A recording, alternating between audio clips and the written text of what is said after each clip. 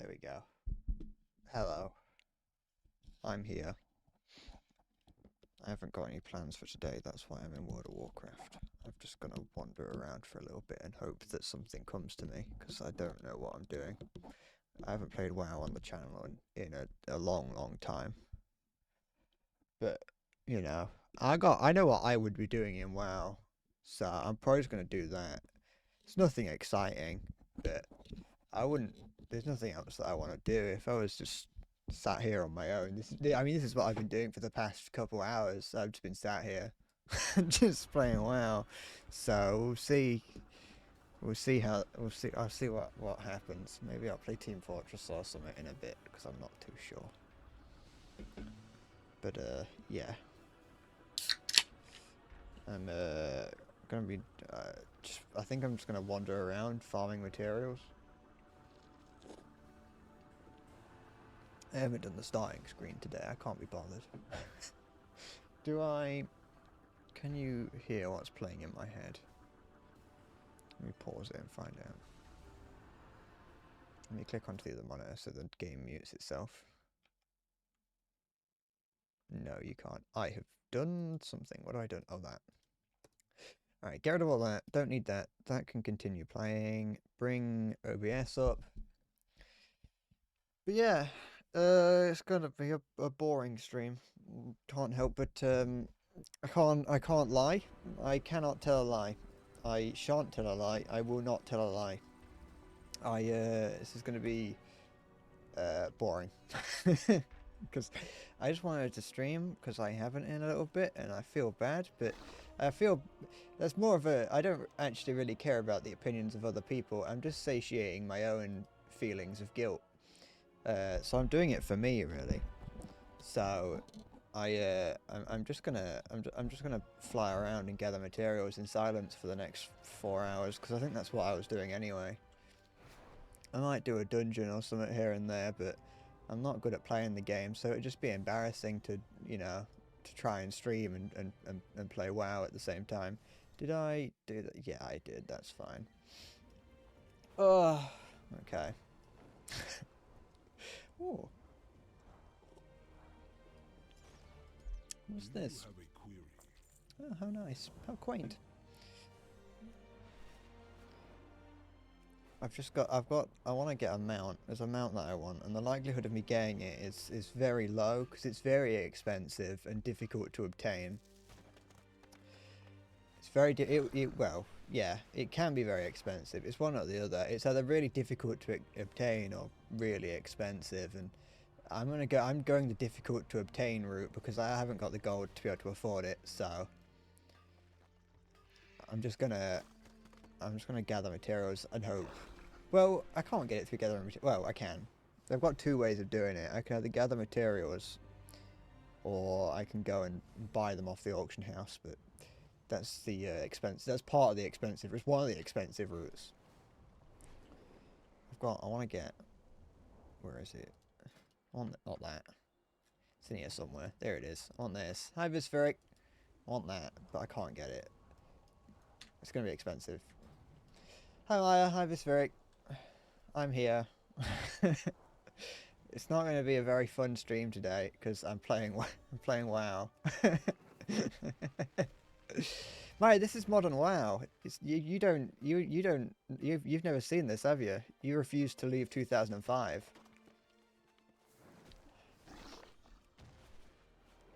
This is what's going on in modern WoW now. It looks like this. I'm gonna move that.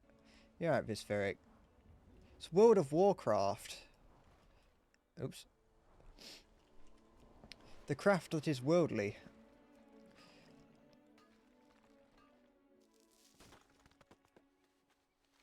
I've been thinking I need to. I had no idea what I wanted to stream recently. That's partly why. That's only part of why I haven't streamed for the past week. But I didn't know what to stream, and I wasn't going to play WoW, and then I tricked myself into playing WoW this morning, and now I've started playing WoW again. Although I only stopped a week ago, so it didn't really take much to get me to start and stop. Where's Steve? He's in Minecraft. Minetopia. Minecraftia. Does the land of Minecraft have a name? Back in when I was younger, watching the Oxcast, they used to refer to it as Minecraftia. But I can't remember. I don't know if the world of Minecraft ever had a name. Will you have a go at bringing me some samples? I know it's already been said, but it really does look shit, doesn't it? The Minecraft film. I know everyone and their dog has said that the Minecraft film looks bad, but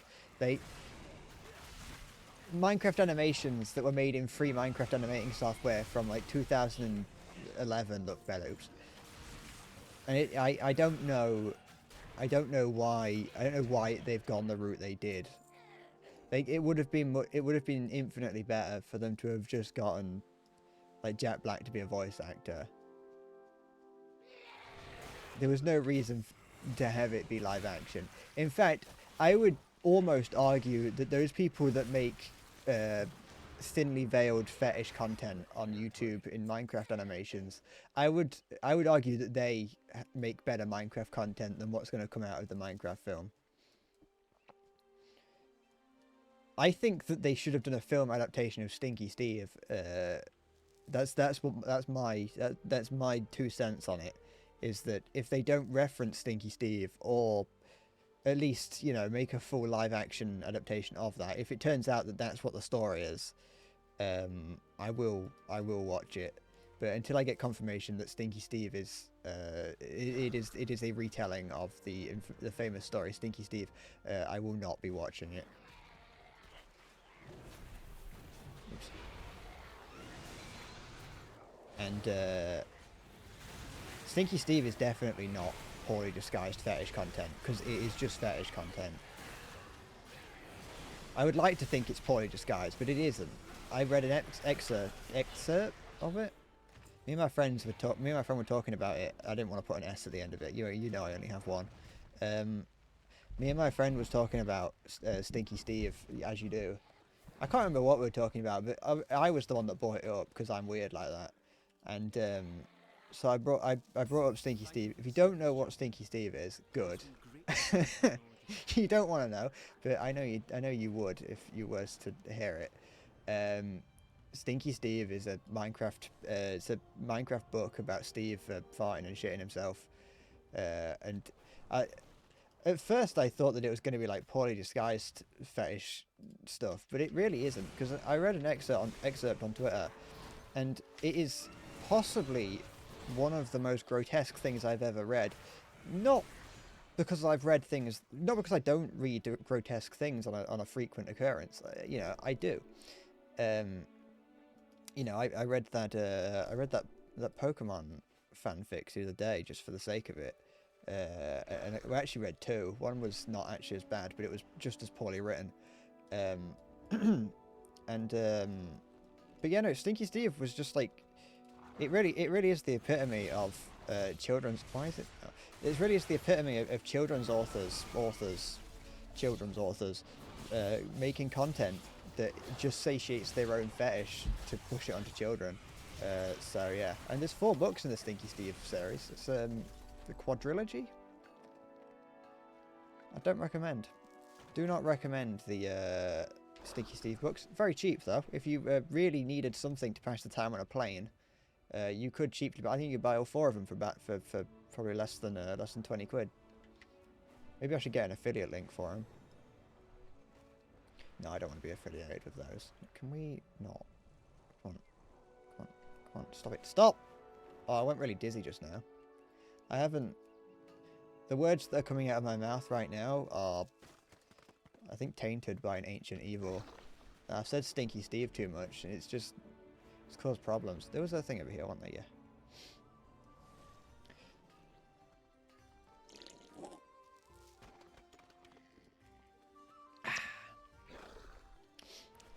But yeah, no, I don't recommend Stinky Steve. I hate saying it. I don't know why I've said it so many times. It's actually vile. It is revolting. The whole thing starts with Steve, like, farting and not realising it. He's, like, hanging around pigs, and he's like, what is that awful stench? It must be the pigs. And he keeps walking along.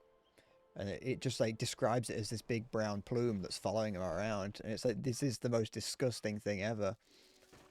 But I just know the fucking person, the person who wrote it slash illustrated it was fucking joking their chain as they were watching, writing it. That's the best part about fetish content, is being able to see the author's abilities break down when they get to the sexy stuff. I didn't really notice it in Stinky Steve because I didn't spend much time reading it because I didn't want to, but in those like in the fan fiction things that me and my friend were reading the other day, you could really tell when the author were getting into it, because their ability to write broke down.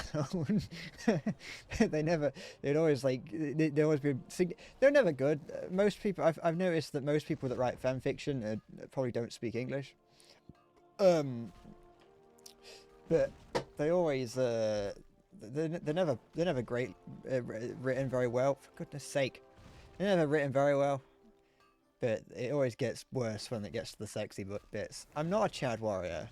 I was going to play Chad Warrior, but then I realised I don't actually like playing Fury or Arms or Protection. I've got a Warrior. I've got a level 72, I think, or level 71. I can't remember. I was going to play Warrior, but I just don't like playing him. I know, I remember you mentioning you're a Warrior. I've been playing Death Knight since I was a young boy. And I keep coming back. I come back to it occasionally. And this expansion, I've decided to come back to it, mostly because I looked at the current rankings, and Frost Death Knight was like at the top, and so, or near the top, and I was like, I know how to play Frost Death Knight. I'm gonna play Frost Death Knight. I was gonna play Hunter. The first character I got to level 80 was Hunter, but I realized once I got to level 80 that I did not like playing Hunter. I much prefer like plate mail characters. Fury's really hard. Yeah, that's why I can't do it, because I struggled with that part. It honestly, it was with there. It was more. It was part of that was having to count to 3. It was just boring. Like, it's not like Frost Death Knight is much different, but I'm not doing that quest. I don't need to, so I'm not going to. I'll do it like when I feel like it. I'm farming. But yeah, no, I just didn't like having to. I didn't like having to have a button specifically for like for doing the spin whirlwind. It was just extra tedium. I used to like Arcane Mage because it was really simple, but they've changed that a little bit now as well, so it's not as simple as it used to be. It's still very similar, but it's not as... There's extra spells and things that you actually have to kind of think about, and they've changed it so that the spell that you use to regenerate all your mana also increases your intellect, so I'm not too sure when you're supposed to use it. And I looked up a guide on how to play Arcane Mage, and they were like, you've got to cast that first. But that doesn't really make much sense, because it's like then you're wasting the regen ability of it. So why don't I just, just use it in like when I need to, and I usually would. I kind of gave up. I used my free boost to get a mage up to level 70, and I just immediately started. I played it for about, I don't know, 20 minutes, and I went, I don't like this. Then I stopped. I went back to my Death Knight.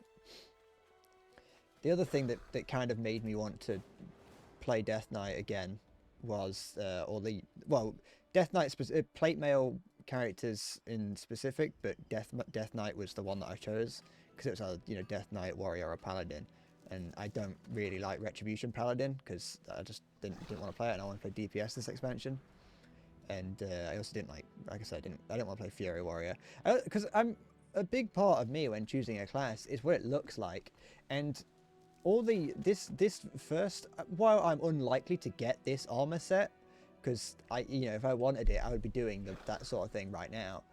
I'm unlikely to get this armor set, but it looks considerably cooler than the other armor sets available. I don't know where that thing is, so I'm not that bothered. So a considerable amount of what I choose, what I look for when choosing a character is whether or not they look cool. and the Death Knight was the one that looked coolest this current season. The Warrior and Co armor it didn't tickle my fancy. Because it looks like that. It's like, that's not too bad. If you really wanted to look good, you got to go Mythic, but there's no way. I'm not even convinced I'm going to go above Raid Finder. That armor looks pretty cool, actually, thinking about it. The Raid Finder one does. Raid Finder looks better. Yeah, Raid Finder looks much cooler than normal and heroic. That's just that's a status symbol for normal, heroic, and Mythic. But Raid Finder, that looks good because it's got a mix of colors. Normal is just one flat color. That's boring. What the fuck? But yeah, I didn't. I'm not. I mostly just looked for. And the Paladin one looks all right. Look at that. That looks so much cooler than the normal one. Because it's just like, that's just a bland blue color, whereas this has got actual variation. Mythic looks cool, but you know, I've never gamed Mythic, so there's no reason for me to think about that. That looks fine. That looks fine. That looks alright, but it's a priest. That's Death Knight. Shaman's boring. You know, I quite like its little top knot thing. That's cool. But yeah, to be fair, Mage is boring. But yeah, I just don't really like playing these classes. I wish I could play. That's shit. I do sometimes wish that I could play at this sort of like. Wait, hold on. Oh no. Oh, that looks cool. I do sometimes wish that I could play at like the highest level, but I watched the guy's video on why it's rude to play. That's cool. Why it's rude to suck at World of Warcraft, and I just hi Zoe. I just don't want to deal with people at the top of WoW, because I've dealt with people at the middle and at the bottom, and they're insufferable.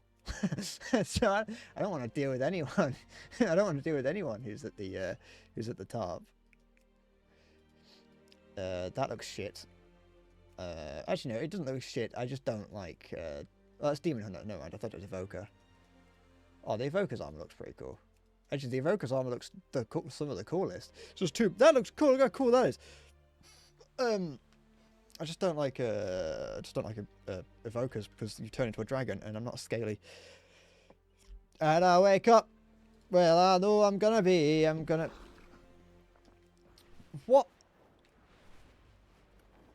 Oh, it's people. It's a fucking copy pasta about Birmingham. Birmingham. It's me. It's Ed Sheeran. Hello.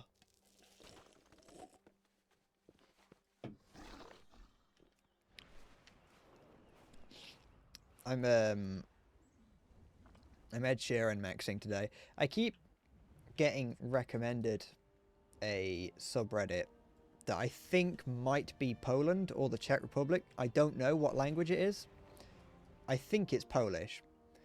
But for some reason I keep getting recommended them, and one of the things that just popped up on my Reddit feed was just an egg with Ed Sheeran's face on it. Hi Hela.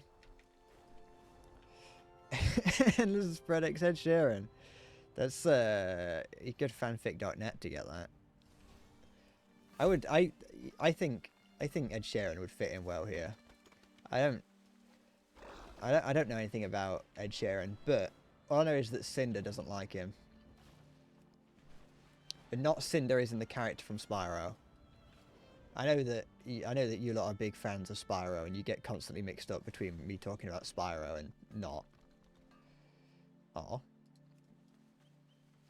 You're right, Halo.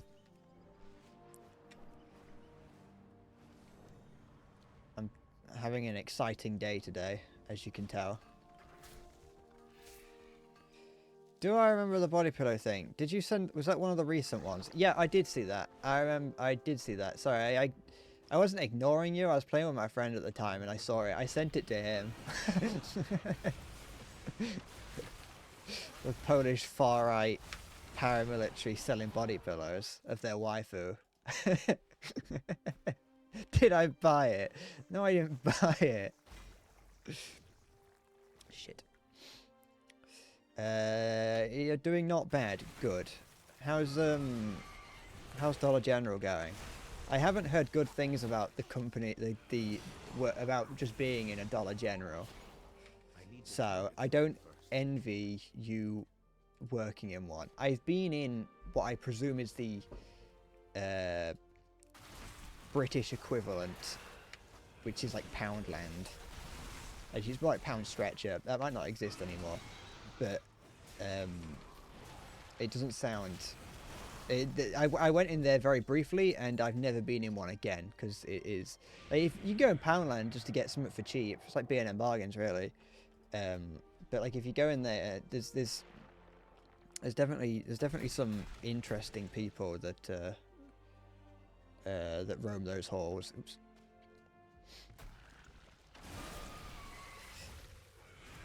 You tried to convince your Polish friend to buy it. We gotta, yeah. We'll send the British Grenadiers over to colonize Poland. Poland's probably stronger than Britain is at the moment. We'd fail. We'd fail horribly. It's not doing terrible. Maybe I imagine, you know, with all due respect, the ratty people go into a Dollar General. I think I watched like a Wendover video on it or something about how it ruins low class areas or something. And so I just kind of imagine that it only exists in the dodgy areas, and that the people people that that's enchanting, so I can sell that. Yes, I just imagine that the people that go there are a little bit scabby. You know.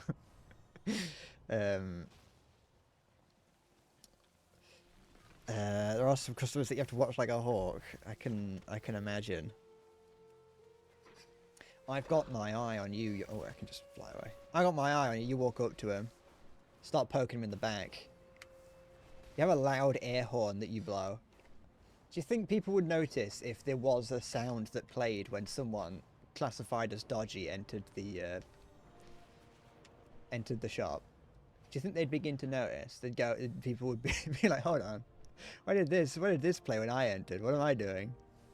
And would you be concerned if it played when you walked in? I've seen quite a few reoccurring stories on Reddit, on Casual UK, about people who I would imagine maybe look a little bit ratty, getting banned from Aldi for not doing it, like just for being in there, and the people that work there just assume that they're up to no good. Which, to be fair, you know, if you're shopping at Aldi, you probably are.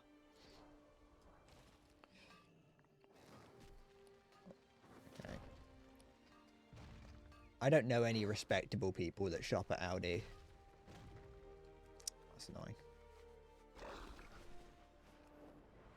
Have I been to an Aldi? Was it Lidl? I've been to both. I know that there's one shop. It might be Lidl actually that sells all manner of strange things.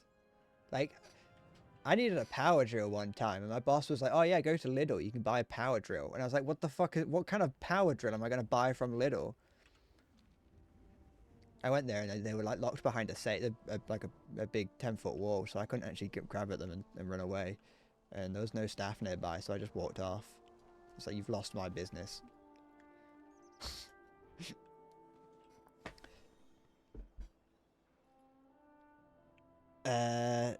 The whole business strategy of Dollar General is to find a Walmarts in the area, draw a circle with a 25-mile radius around each one, and wherever there's not one circle, put a Dollar General. That's kind of how I've heard of it. It doesn't sound good, but it also sounds like you don't really have a choice. You don't. A Dollar General seems like the sort of place that you go to if you don't have a choice in where you go. Sell this. Oh yeah, fine. Yeah. What? Sure, go on. Yeah, I'll sell that for 1 silver. I was expecting to, maybe get a little bit of something out of it. It's probably not going to even it's probably not even going to get bought. Is it normal that a few days after you carry down a light anti-tank guy, run 147 meters into the battlefield to get him to the medic, and a few days later your back actually starts to hurt? That is normal. Yeah, you should expect that. That does happen frequently. You should be... Actually, yeah, that's actually a sign of being an adult. I gathered it was Armor 3. I was like, I was thinking that, I was like, hold on, you haven't entered your mandatory service yet.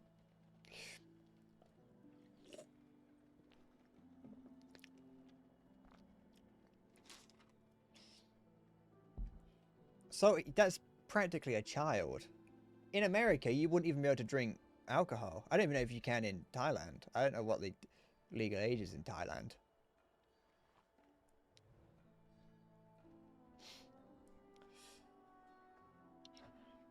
You probably not have used your physical weight too much during your teenage days.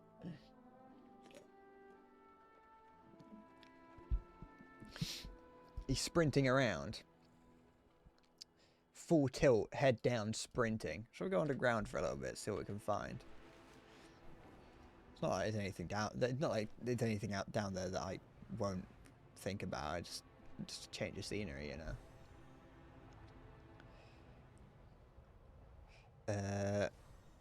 You think you could drive? Drink. I don't know why I said drive. At age 21. Fucking here in the UK, you can drink at age 16. It's great. You can't be fucked to drive all the way to Walmart, or you just need a few things on B. You can't be fucked to go to Walmart because you're so old as fucking can't move well. You say that, Halo, but like, doesn't every single old person in America own one of those mobility scooters? Isn't it like, aren't you like legally required to own a mobility scooter if you're over the age of like 52? That was something I noticed. I've been watching a lot of like videos of people just walking around Japan. Like, it's completely commentary-less. It's just people walking around Japan, and it never occurred to me just how little you see like things like mobility scooters, and to a greater degree, like disabled people. They just don't exist in Japan apparently. They're just like hidden away, which I knew that was a thing, but it's just something that you don't realize until you start looking for it in like just generic footage of like Tokyo or whatever. Middle of night. Gundam Breaker 4-7 make you want to throw yourself into a fucking wall. Why the fuck is Ice Speed in Thailand? Get rid of him. Kick him out. Find him. Find him. Go find him and chase him away. Hunt him down. Throw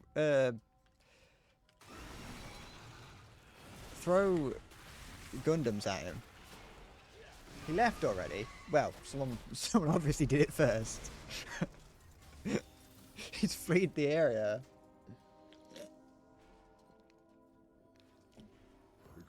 He's defiled sacred land and had to leave.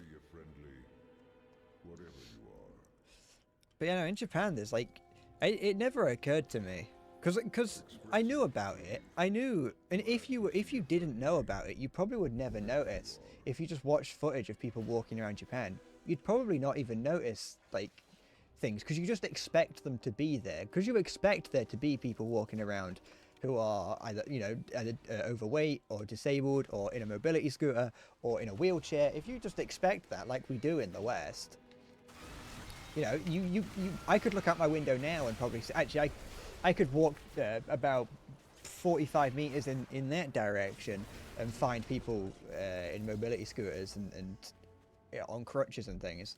It's just like a fact of life, so you expect to see it. And so when you watch footage of a large crowd of people, you just kind of expect that they would be there. Even if they're not there, your brain just fills in the gaps and doesn't be like, oh, that's weird that isn't there, because it's just something that is so normal.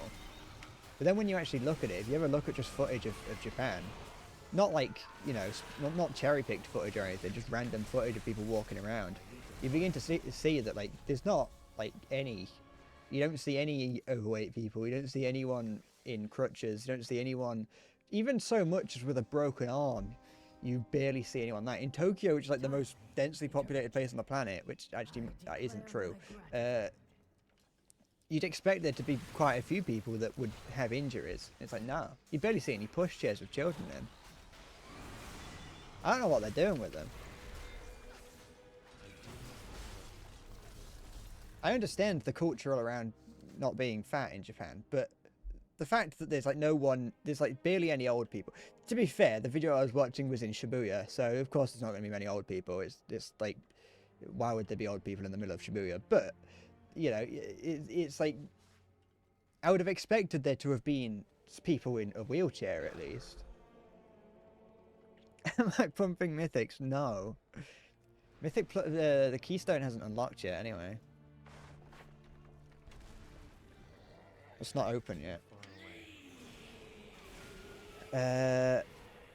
Watch up to a monk. What's up, bro?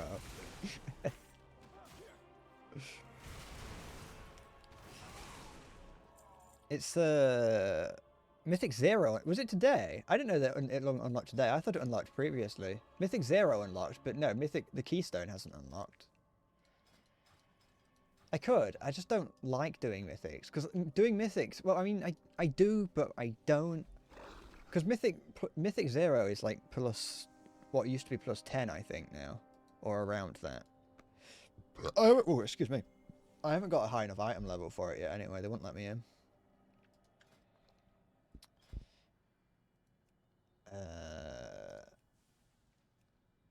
I don't know, some of them would. I just don't like the people that do them. Because they're all fucking tryhards. And they're not fun people to be around.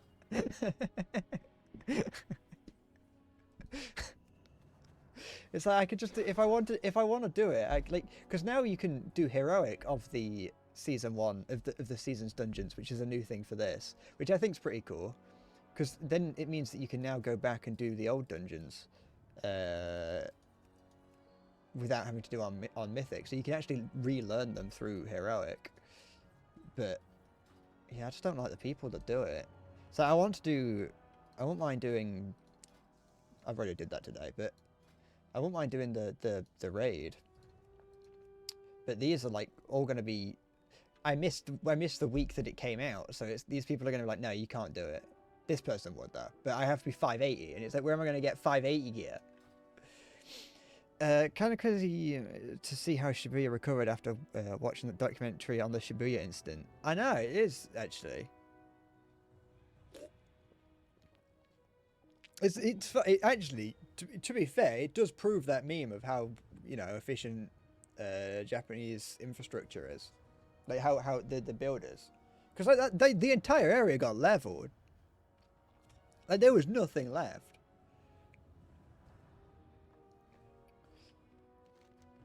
I'm doing, oh yeah, I'm just farming for materials.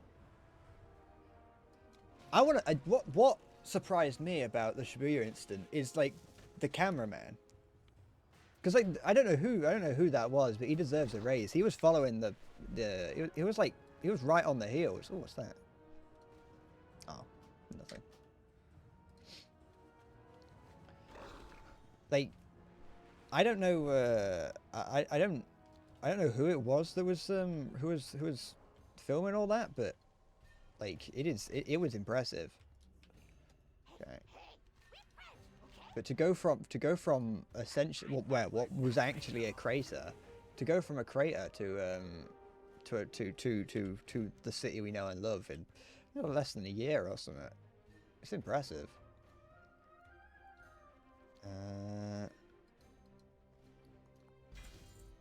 Oh, fucking shit.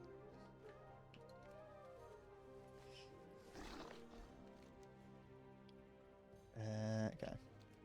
But, you know, my comfort video my comfort YouTube channels or YouTube videos have just been people walking around Japan with cameras.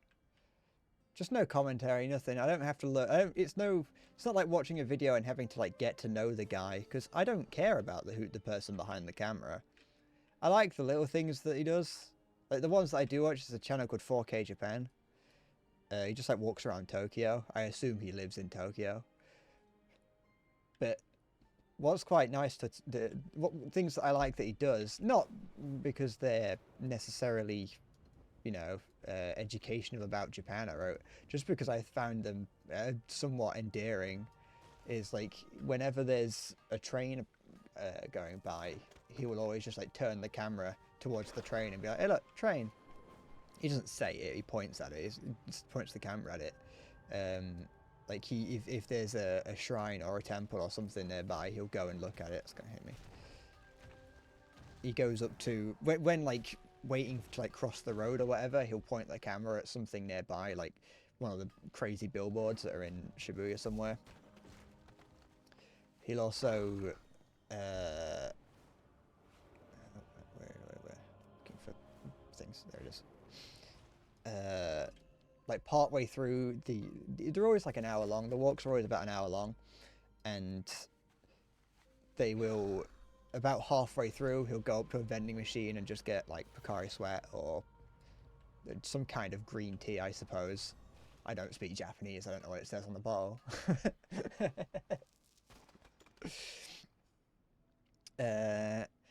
Your favorite moment when you went to Japan was wandering around Kyoto with a beer in your hand and just seeing what was around. It sounds like, if I ever went to Japan, I feel like you could spend like a significant amount of a trip to Japan without doing anything other than just walking around the immediate vicinity of your, like, wherever you're staying.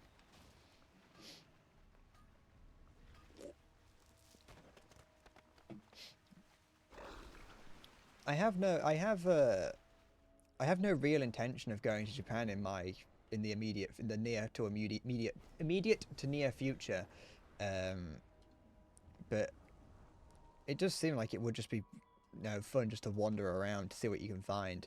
Obviously, from everything that I've heard, the big cities, there's stuff to see, but like you're not really going to have much interaction with people. But if you go into, like, if you're staying like out in the middle of nowhere in just a smaller city somewhere, then you could just spend your entire time in Japan just wandering around and meeting people to see what strange things can happen, get indoctrinated into a cult.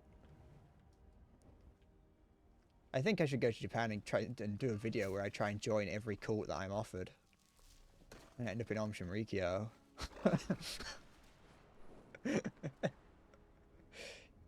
You got a shit McDonald's, Dad. Is that my doing? Yes. Eat McDonald's. I can't reach it. I've got a McDonald's bag on the floor, but I can't reach it because it's too far away. My stubby little arms can't reach it. What is it? It's the streamer told you you're a dumbass. You got banned 3 times and you're going around shitposting after 30 followers. See today. Oh, then guess you might debut as VTuber as soon as goes in. Let's see. I'd love to see Prigozhin as an anime girl. An anime boy. You can join every Yakuza possible. Honestly, I bet like if you weren't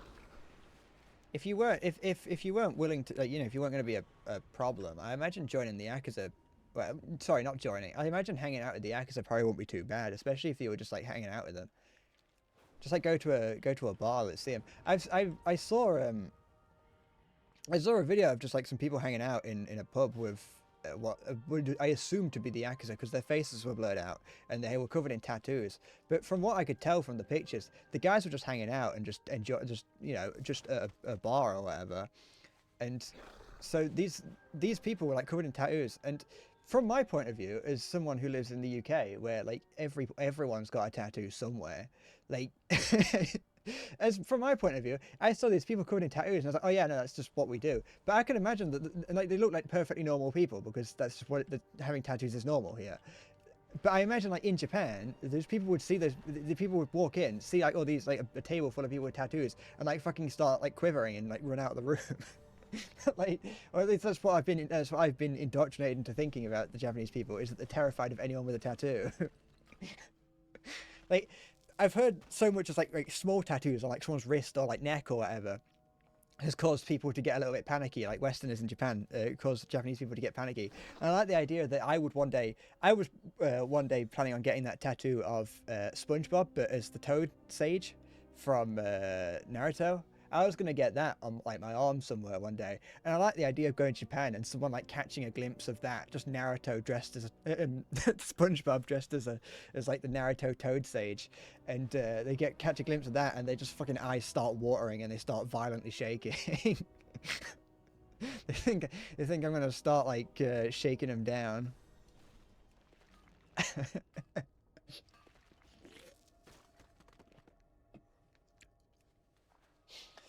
I'm gonna start my own Yakuza, but as a sign of loyalty, you have to come in with one of your fingers already removed. But I want to know that you were loyal in other Yakuza services, that you weren't, that you're not from someone else. So you have to present. You still have to present me with the finger you cut off.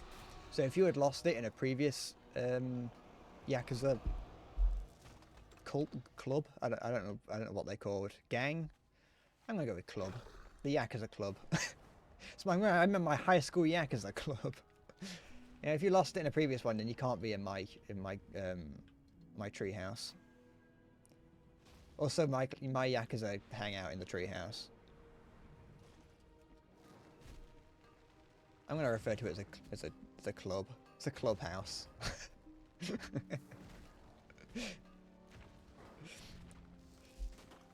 be fun. We could have the Endless Bread Yakuza.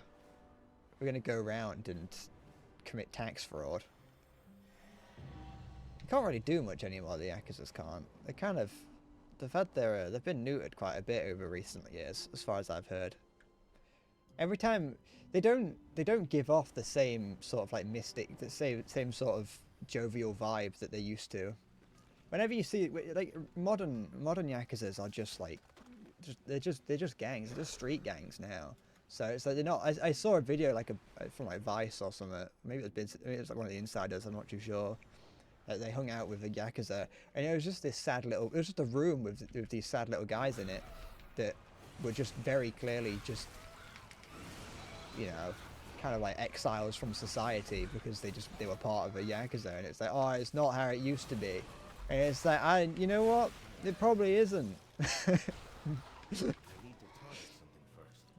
There we go. Oh, for goodness sake.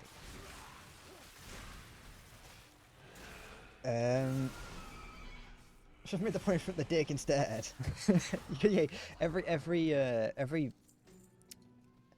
action of every wrongdoing that you do towards the guy in charge, you have to cut off one of your testicles. Each time you cut, so it's like it starts off to the left, then it goes to the right, then it goes to the shaft. But you slice the shaft like progressively. So like it starts off with the tip and it goes more and more. You have to use one of those paper guillotines. Just a shoot.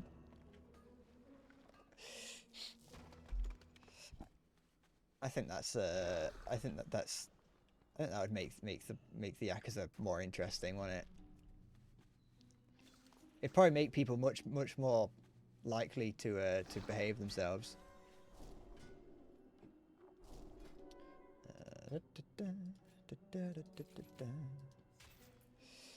Put these in here. I want that, so I can then do this.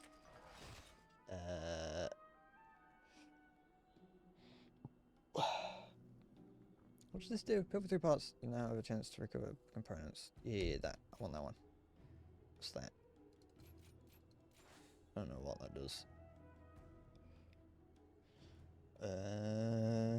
Learn how to craft things, but I don't really care about crafting. Sorry, I almost died. Oh, whatever. I need this. I needed this here because the reason what I'm doing today is just playing this because I feel like it, and you're gonna have to watch because I want this. It's gonna be, whoa, it's massive. It's much bigger than I thought it was. The likelihood of me getting this ever is pretty low, but you know, I want to at least try.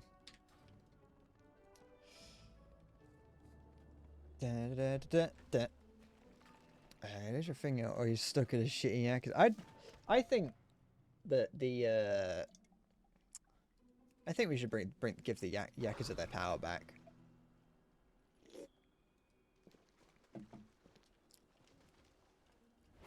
if I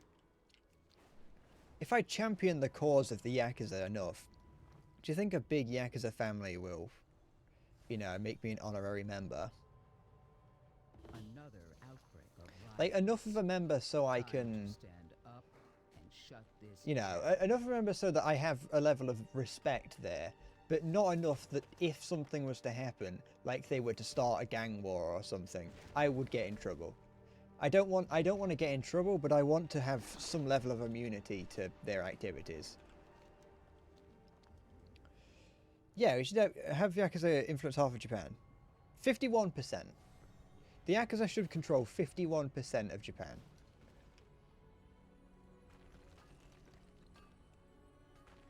Because then we can just have a level of chaos that we've never seen before. That is true. No, but they might get Interpol after me, and I've already threatened Interpol by saying I've got a bomb. So I don't know if I want them to. I don't know if I want to be associated with the Yakuza as well.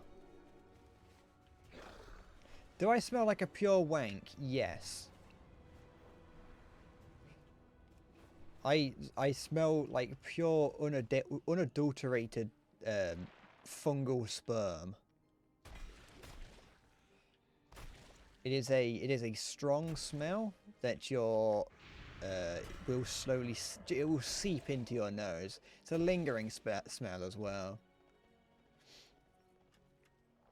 A freshly wanked in blanket. Yes. Well, no, it's not fresh. What does that mount? It's not a freshly wanked in blanket. You know, it's been wanked in several times over the course of, you know, 7 weeks. Cold wank or a hot wank? Cold wank, of course. Well, it becomes a hot wank afterwards. For goodness sake. Like that. Trying to get this here. Once I get to here, I can mine things while still on my mount, and I don't have to get off all the time. So I just, you know, it's efficiency.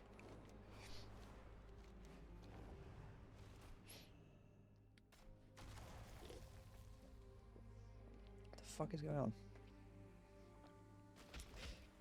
No.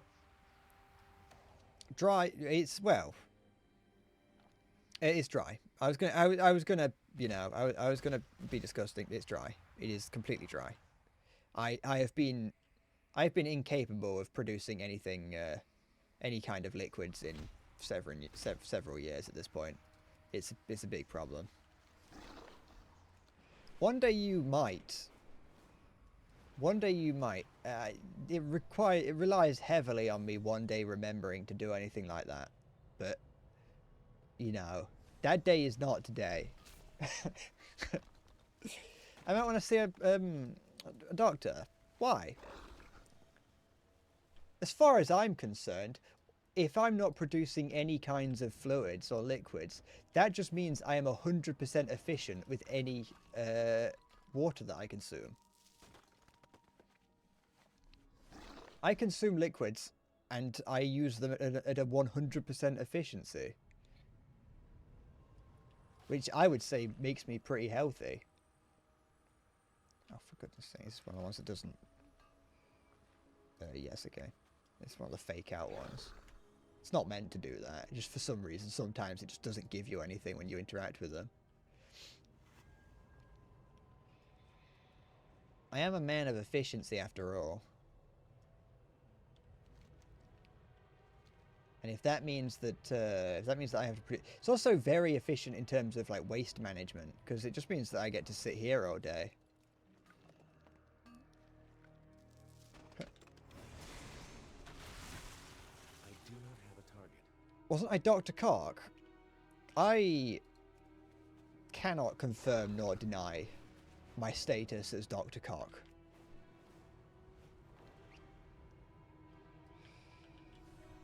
Spirits don't like crumbs of marble-like substance.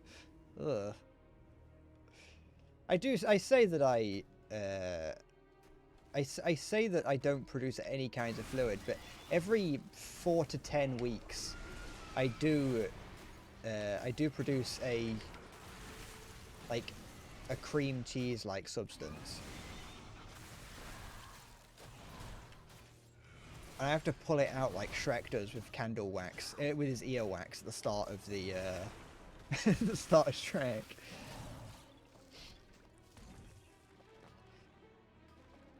Okay.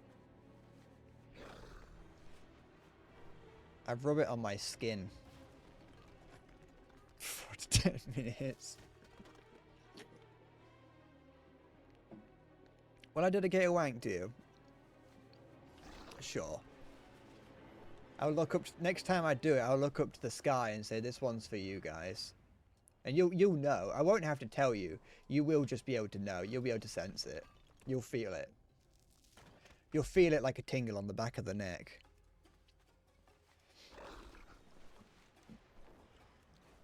All the hairs, all 7 hairs, 7 hairs directly, specifically, will stand up to a point, and it will start to tingle, and that's how you will know that I've just offered it to you.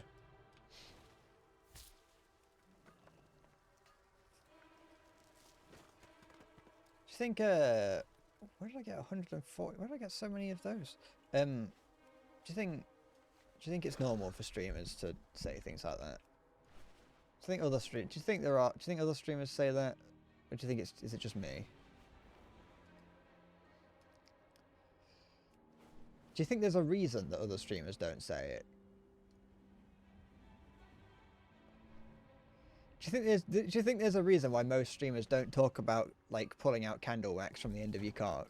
Is that like a...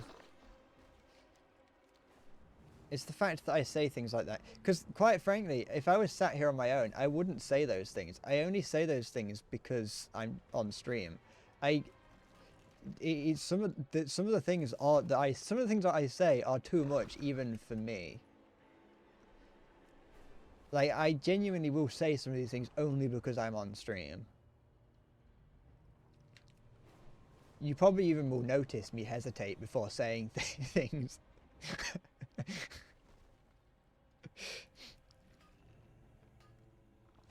What do you mean, Halo? What do you mean, what? Have you never had to pull out a candle wax-like substance from the end of your penis, like Shrek does candle wax out of his ears at the start of Shrek? What am I doing? Oh, have I got to grab those? I think I might have to grab those. Yeah, I do. But I don't know where they're going to land, so I can't grab them. Because it's just falling in the water and I can't see where it's landing.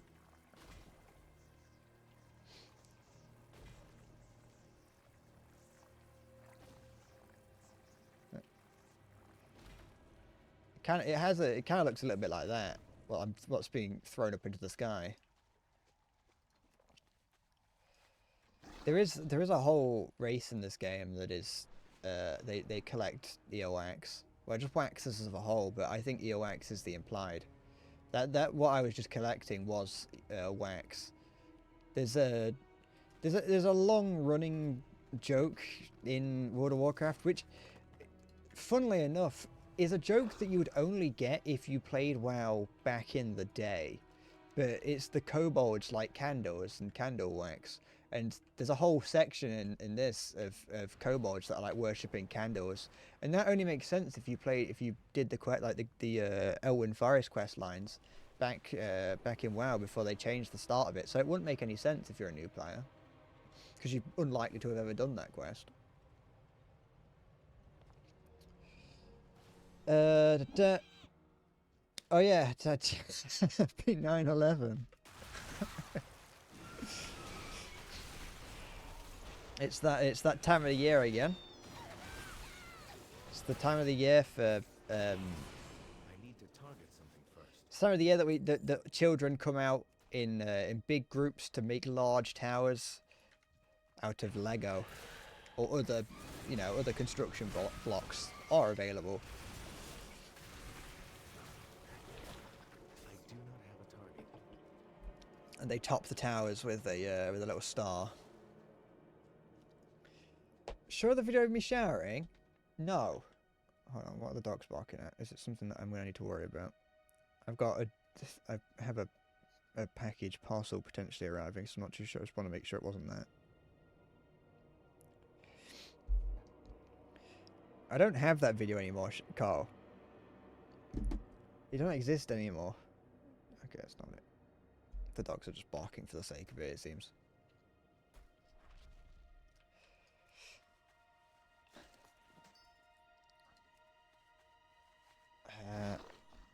You still know what my hall looks like. Every hallway in the UK looks the same. You would not be able to tell my hallway from anyone else's. You would not be able to get me to recreate it. I am not getting in that shower for you.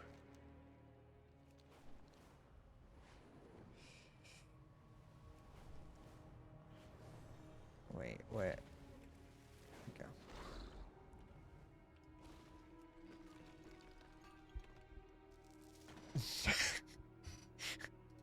Okay. Mine's different. It does look different now, because you wouldn't be able to tell it's mine. We changed it.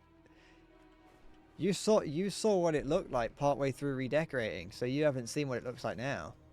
You saw it in its dressed down phase.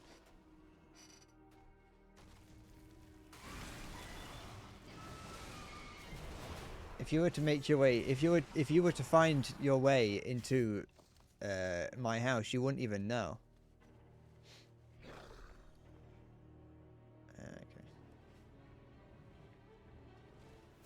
How much bits and bobs have I got? Quite a bit. Ooh, very nice. Don't mind if I do, my lover. Ooh, put it into there. Get in there. Don't need many more, and I can get this. You probably don't care, but you know, I'm excited. I'm excited about getting that.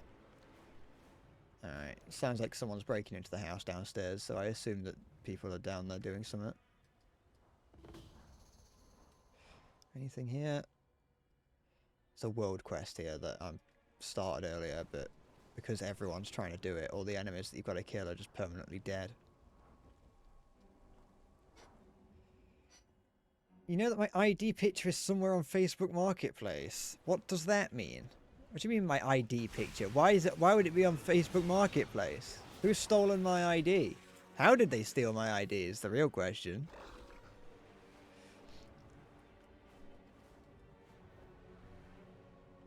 They would have to have made their way into my house. I never leave the house. Yeah, why would that be on the Facebook Marketplace? I showed my... I can't remember. Oh, no, I might have showed off. I might have showed that off. I've definitely showed off, like, the small child ID that I had. Although it wasn't an ID, it was just a card that you'd get in the UK. To prove you're a child or something. But I did show... I've also... I did show off my... the pass that I had to unlock the doors at school, because they never took that off me.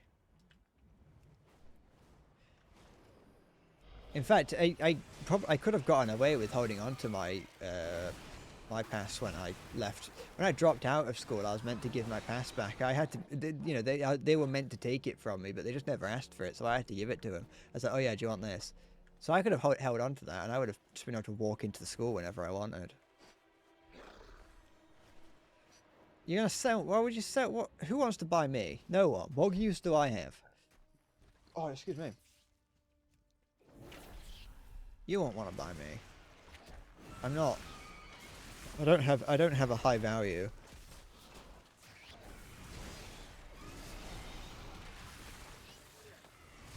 Why is that? I'm a good wanker. I mean, I have got quite the experience in it. But that's... I don't know if that's really something that's worth selling me over. I don't think I don't think what I could do is any better than what someone else could do, you know. If you put me and 16 other people in a room, I think one of them could outwank me.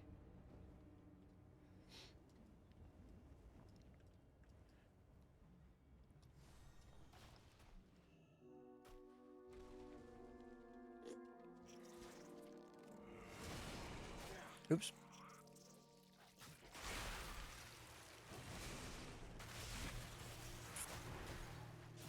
Hello, what are you... Sorry. I need to target something first. What? How are you able to confirm this? What have you been hanging around in here? Are you watching me? Have you hacked into my webcam?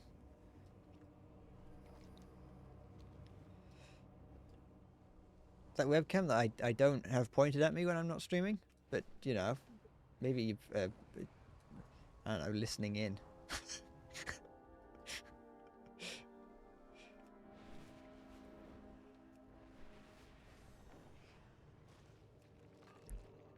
Don't worry about the... Well, I wasn't worrying. I'm going to worry about them now. I wasn't worrying about the noises in my wall until you mentioned it. Now that you mentioned it, there are quite a few noises that come from next door and, like, you know, parts of the house that doesn't have anyone in them. The house isn't, like... It's not made of wood or anything, so there's no... So, like, it's not like it's the creaking of floorboards. Right? Well, there's wood in the floorboards, but it's not like the creaking of... Now I'm concerned, Halo. You can't just say that. The fuck did I just get? And a rubium almanac. 200 gold.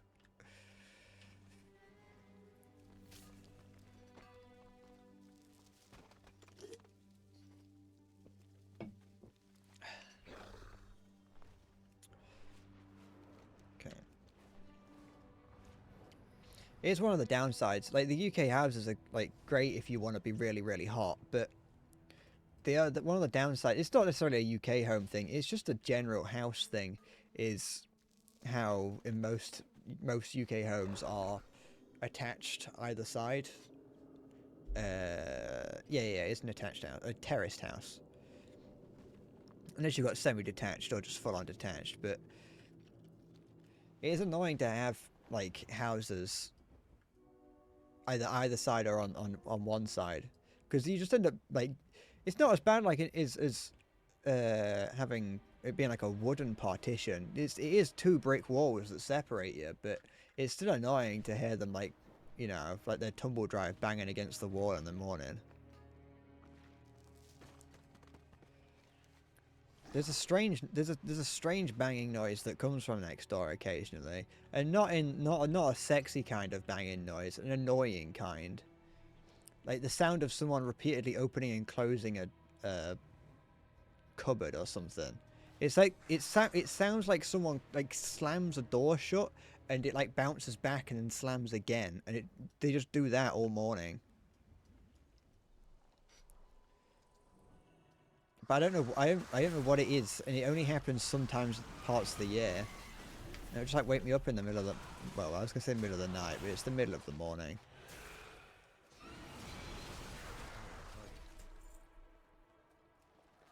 It's like it'll be making this noise at, like, you know, 9 or 10. It's not like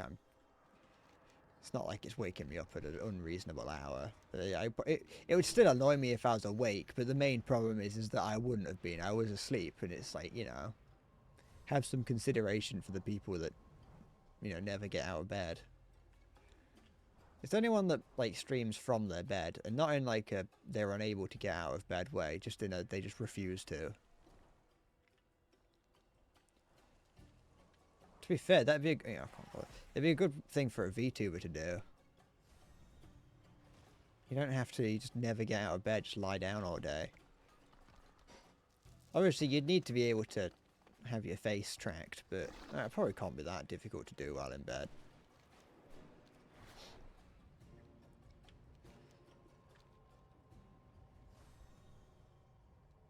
Let's go to a different part of the world for a bit. Let's go up to Hello Fault.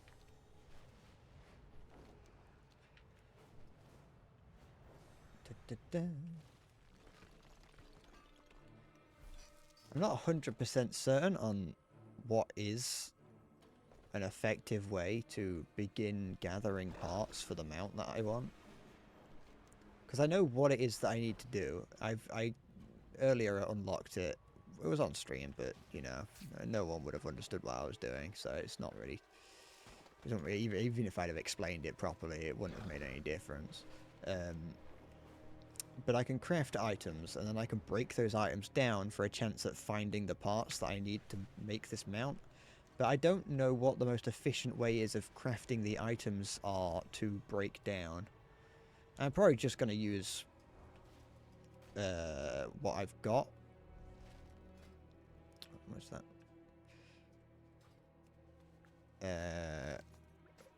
I'm probably just going to craft these, because I can craft 39 of them at the moment. Which is not that many. I'm going to need, unless I get insanely lucky, but I'm going to need thousands of items. So the likelihood of me actually getting anything that I need is very low. There's one item that I'm looking for specifically. Because there's all the items that I want for the mount can be bought if you've got the gold. I don't. I have 28,000 gold. There's an item specifically that I need, which if I'm buying it from the vendor is 1,000,000 gold, and if I'm buying it off the auction house is 750,000 gold. 750,000 gold is the amount of gold I have in total across all my characters, give or take a few thousand. I might be around 800,000 gold in total. So I don't have the gold to be able to buy the items that I want, because that is just one specific part. That is one of the most valuable part is the one that is 1,000,000, between 1,000,000 and 700,000. It's the Pummel permit. And so yeah, that is going to be that's the thing that I just have to get really lucky and hope I find. Which doesn't, it's not impossible. It's, as I said, the fact that people are selling it on the auction house means that you can you can find it. But that's the whole point. The whole point of this mount is that you can't just buy it or find it. Okay, I need to get some of this. It's is there a reason I want this mount? Yes, it looks cool. Because I never get any of the cool mounts in the expansions. I always just get whatever the easy free ones are. And I'm still bitter about not getting the fucking dinosaur, so I won't mind getting one of the more difficult mounts to the more difficult and or expensive mounts to obtain. I've already seen a few of them scattered around. I actually saw one of them on day one. Like, that person must be minted to be able to afford that. But come on, there we go. I don't know how people get so much gold in this game. I understand if you played it for a long time, but I've played it for a long time and I don't have that much gold. I have very little gold. I am very poor on gold. Even if I'd have back in the day not spent as much gold as I used to, I would still not have that much.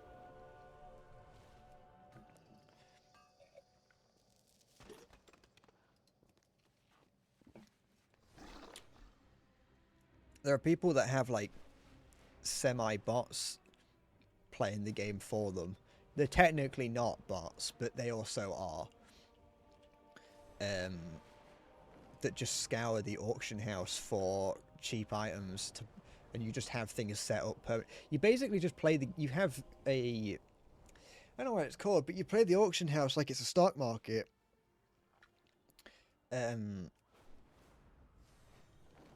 And so like, you have bots set up, you have scanners set up to scan the auction house for crafting materials or armor, anything that is below the recommended price. Have it set up so it scans for it and it buys it and then automatically relists it at a higher price. But it's like that's just common knowledge for that part of the for like gold makers, and so I feel like at that point everyone's going to be doing that, and so all you have to do is everyone's going to be doing that, so the likelihood of being able to do it anymore is like difficult, I imagine. You've got like I've tried doing it in the past, but I don't understand it. It's too complicated for me. I'm not smart enough for it. Get closer. The most I ever did was probably make a couple gold selling copper that I bought off the auction house. I one time tried to do transmog flogging. That also didn't work. The whole idea behind that, behind doing transmog selling, was that you would just go to like old dungeons that no one did anymore and just run through the whole thing, killing everything. Anything that was a bind on equip item, you would just sell on the auction house. And like some of them you could sell for a little bit more, but the whole point is that you either sold them to people that wanted them for transmog purposes, or you sold it to people who wanted it for disenchanting purposes, to level enchanting up. And in theory, that would be great because you could just have like loads of products up on the auction house, and over time people would buy them. But that never happened with what I did. To be fair, didn't do it on a huge scale because you also couldn't do it on a massive scale because of how limits to what you can post on the auction house. I think there are limits. But the point is that you just have loads and loads of things up on the auction house, so eventually someone would buy it. But the most of time, you can only put things on the auction house for up to 48 hours at a time, and then you've got to pay the deposit again. And so eventually you're just, because of how expensive you're putting the price of everything that you're putting up, eventually you just run out of gold because no one's buying anything, and you're putting it up for ungodly amounts of gold. And so I just kind of stopped doing that because I just sold everything to a vendor because there's no reason for me to keep doing it. If you get some of the rarer items, some of the rarer bind on equips, then you can do it. I'm not. Do I want to do that? A little bit, but I feel like I'm going to struggle on it. See, at least when I'm playing. Yeah, fuck it. But yeah, no, you just people. It was in theory you could make a lot of gold from it, but in practice you were unlikely to. Let's risk this. I'm going to be doing it at tier 6, which is for my item level, so I'm going to struggle, but you know, might as well. Might take a while as well.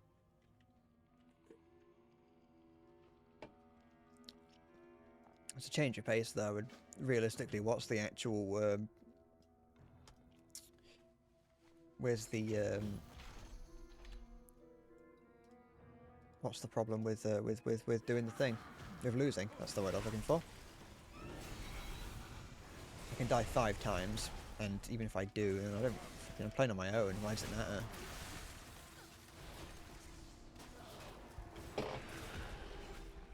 But yeah, I will forever be bitter about not getting that dinosaur in Battle for Azeroth. What's this flare do? Why am I grabbing a what's this? Throw a signal flare at a location, lowering away the attention of flying bombardiers. Okay. Watch your step. Keep Oh, for moving. goodness sake. I see.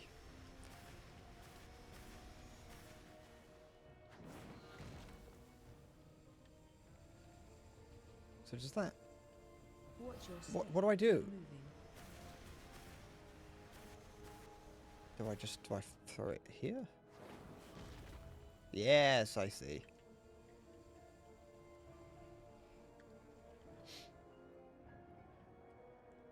I know I've mentioned it several times in the past, but the dinosaur was an amount you could get in Battle for Azeroth, which cost several million gold, and it was this big dinosaur. I think it might be the biggest mount in the game, without any other modifiers, and it is quite possibly the coolest mount in the game as a result. It's not just because it's the biggest, but also because it's a dinosaur. It's one of those really cool long neck dinosaurs that's like massive, and it came with an auction house on the back. And a guy on the other side. I didn't care about the other guy. I also didn't care about the auction house because, quite frankly, I didn't want it for its utility. I wanted it because it was a big dinosaur. And they, at the end of Battle for Azeroth, they removed it, and honestly made me like sad. It made me not want to play WoW for ages because I wanted that dinosaur so much. And it was just an absolute fucking travesty that they removed it. Like it was a slight on me. It was purposely designed to piss me off. That it was like I just could not take it. I sent several letters to Blizzard with flour in it. That just said, you know, seek antibiotics. For legal reasons, I have to say I didn't do that.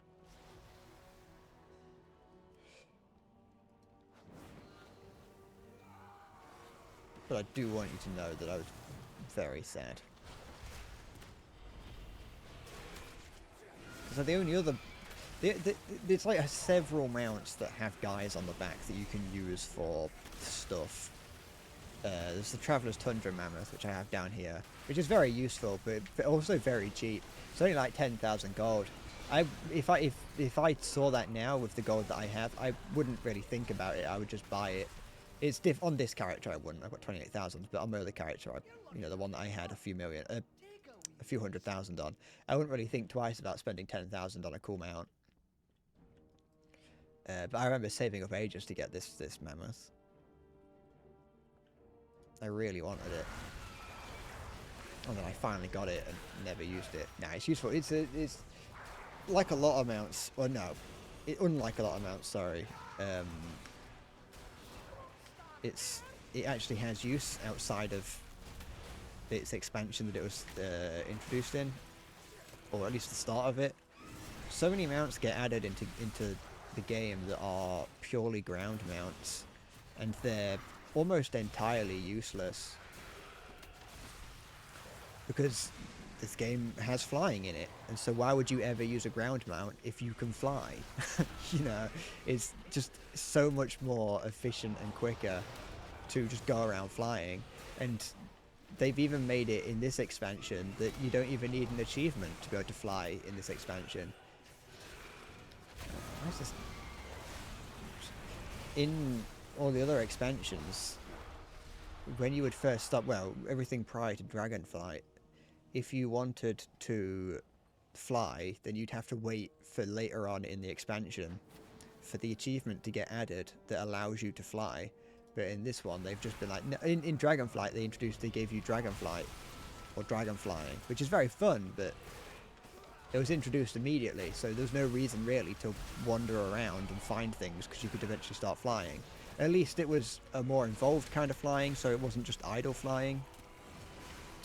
And then in this expansion, they've started it. You've started with Dragonflight, or with Skyriding, or whatever it's called now,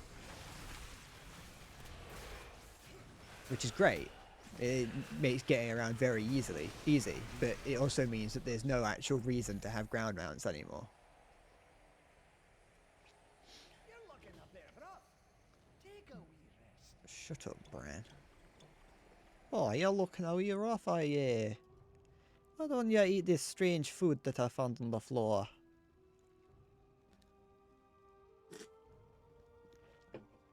I am very much, very much just barely, barely geared enough to be able to do this. I'm taking a lot of damage. I don't know how you would do this if you were other classes. Actually, I luckily as a Death Knight, I do get quite a bit of self-healing, which is useful, but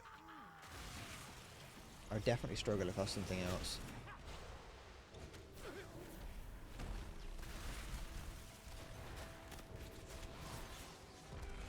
But I'm struggling now. If I don't pay attention, I will die.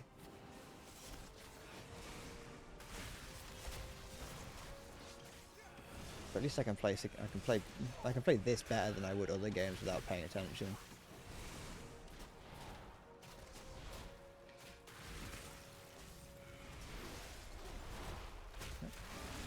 It's not like trying to play Sekiro or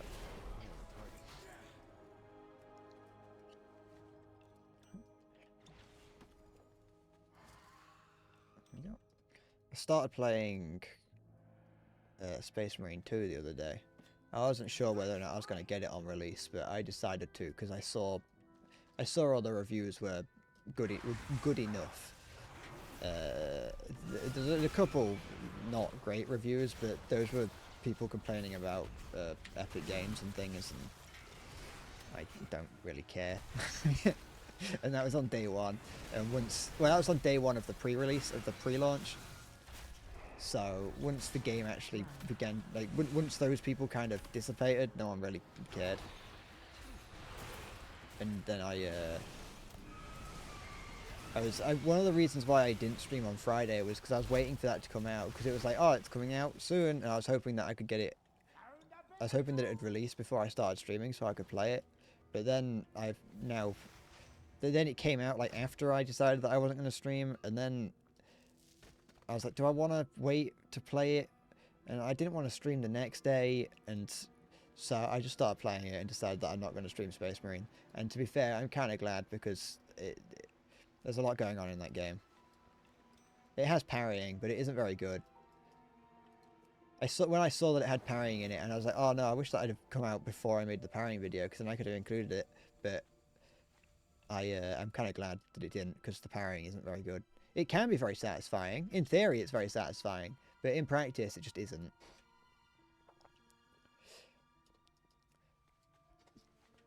The game looks really nice, though, and for the most part, plays alright. Do I want to... Yeah, I think I might. You. Oh. There's a lot more than I thought. Never mind. Oh, no.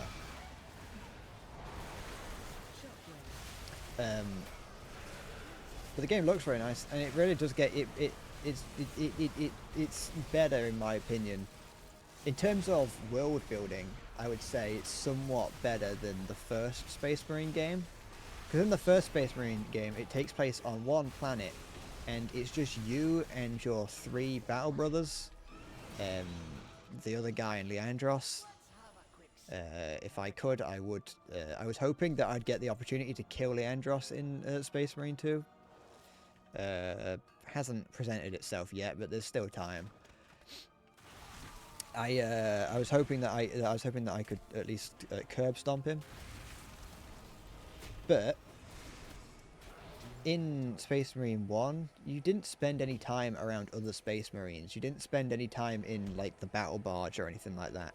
It was just one zone of the planet to the next. Whereas in Space Marine 2, I originally was concerned about going back to the battle barge after every mission, but now I like it because you get to go back and you see the Space Marines like as the people inside the armor. I mean, you don't. You see just the armor, but you hear about them. And it's you see them like mourn the loss of some of their battle brothers, and it's like, that's cool. I've never really thought about Space Marines as anything other than the hardened soldiers, and so you see them like interacting with each other like normal soldiers would, which is pretty cool. Have I done the dungeons? What? Just in general, I have done dungeons before, but I haven't done many. I haven't done any today. This is a like a solo dungeon thing, a delve. It's like dungeons for people. It's like dungeons for people that don't like groups. Although you can group up and do this, but that's for the more difficult ones. I've done some of the dungeons. I haven't done any. I haven't done any mythics.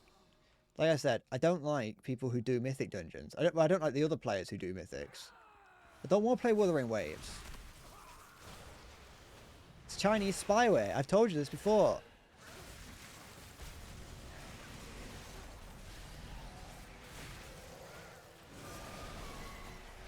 It's not World of Warcraft. I don't want to play it.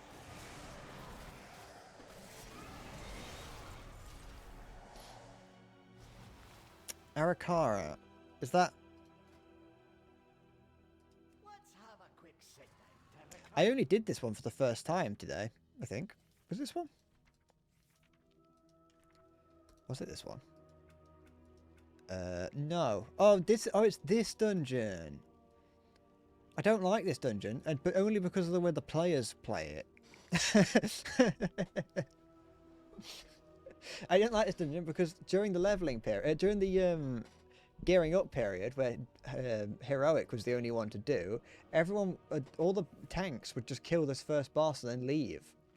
And it was like, it was annoying. They would just kill this and then piss off. And then that would just cause the whole group to disband.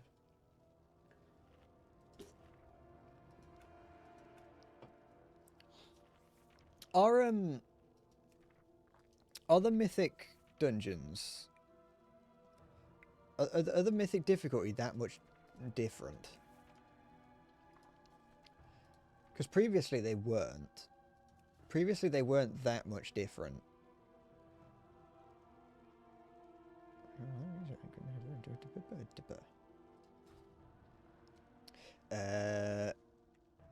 You didn't Mythic Zero, final boss, all DPS died within a minute, and you and the healer duoed the boss to death in 9 minutes. I'm surprised they didn't have the rage timer.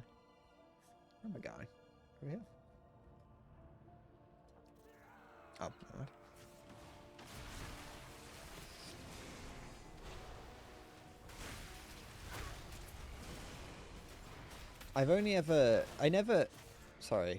When I have fought the final boss of that dungeon, I've only done it on heroic, as I said. But every time I've done it, I've had the thought that there's more to it than meets the eye, and we've just been brute forcing our way through, which for public groups like that is usually the way to go. But I feel like I don't know how to do that boss. I have no idea how to do that boss if I have to do if I have to actually do anything, because like I said, I've just brute forced my way through it so far. A lot of things going on. The second boss is cool. Oh, excuse me. It was actually, which dungeon was it that I was thinking of? This. I think that this was the dungeon that I did earlier for the first time.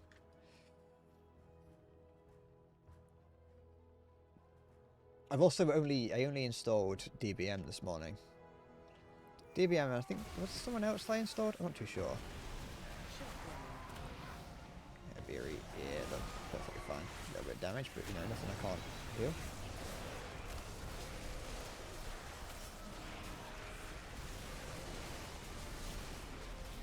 Oops.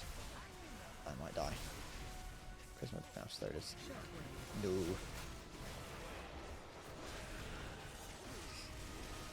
I wanted to do, I was considering doing a mythic slash just a general any kind of raid, be that normal or otherwise, and so I installed DBM for that. But I then changed my mind. But I did do a raid finder, although only one wing of the raid is open at the moment. I did get 3 pieces of armor. I got 3 pieces of loot in over 2 pieces of loot, sorry, over 3 bosses, which I would say is pretty good. I just don't think there was many people. Oh no, there was quite a few plate wearers. Oh, for goodness sake, that wasn't even the full boss. That was only the first half.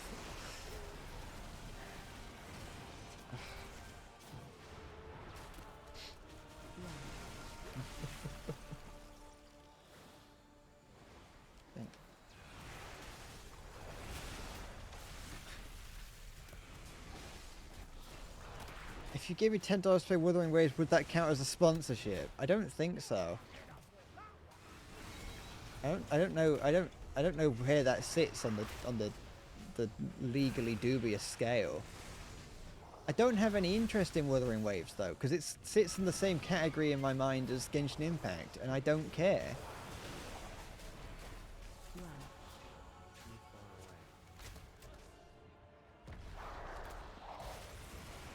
I was trying to avoid putting DBM on for as long as I could, but it's very useful to have.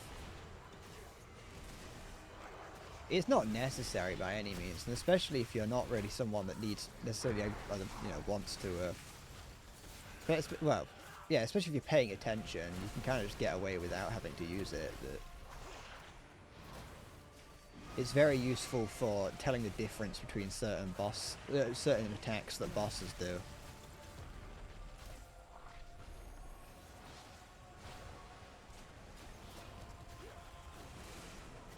It's very nice to know whether or not you should soak an attack or whether or not you should run away from it just without having to think about it. Oh, okay, that's not. It's not exactly what I was expecting to do.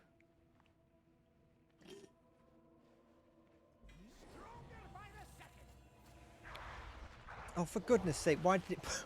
It's okay, it's fine. But no, it isn't fun. Why did it drop me next to that? For fuck's sake.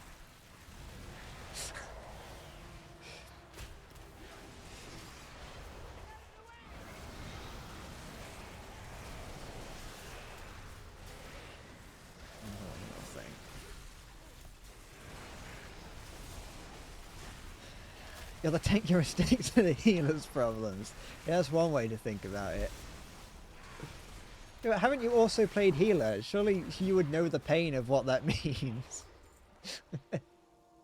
I'm not going to open the Bountiful Coffer because I've heard that it's... maybe I will. Will I? Nah, you know what? I will. I'm going to open the Bountiful Coffer. I wasn't going to. I was going to save my keys until later, but I'm going to open it. I want my reward for doing that. It might help me in future. But phew, turns out won't, actually. Oh, no, it will. It's 590, which is better than my Fang. Use that. That's a crafting recipe. That's nothing. There we go. You've played Genshin, Tower Fantasy, never heard that one, and Wuthering Waves, and that one's the superior of the three. Yeah, but just because it's the best doesn't mean I care. It's like saying Final Fantasy VII's the best one. And it's like, yeah, I don't care about Final Fantasy.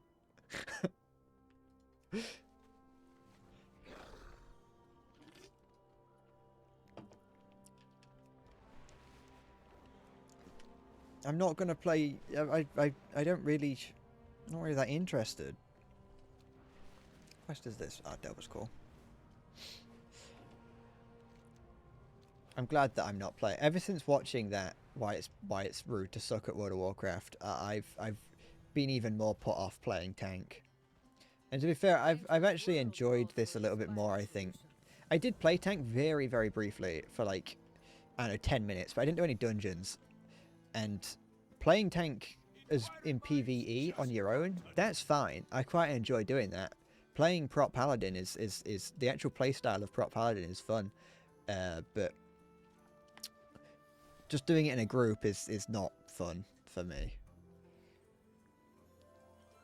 I am quite afraid. I am afraid of groups in this game. Especially because of how nice everyone can be until things go wrong. And that's when the gloves are off.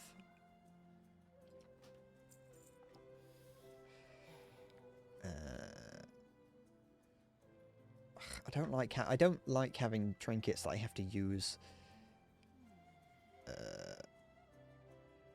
I'm definitely never using that. Can I get rid of the... Oh yeah, fucking go on. Get rid of them. We're all down here together. Da-na-na-na. We are the If I need a tank poke you... Yeah, but then I'll know like the region that you exist in. Because I'll know what server you're on, what realm you're on. I would safeguard my people.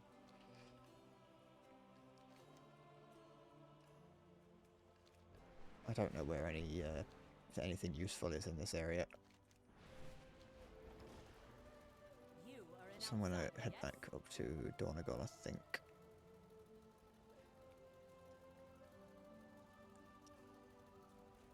Take your lead. Yeah, I would be. I am on an EU realm. I didn't know you played Modern WoW. I thought you like exclusively played Cataclysm.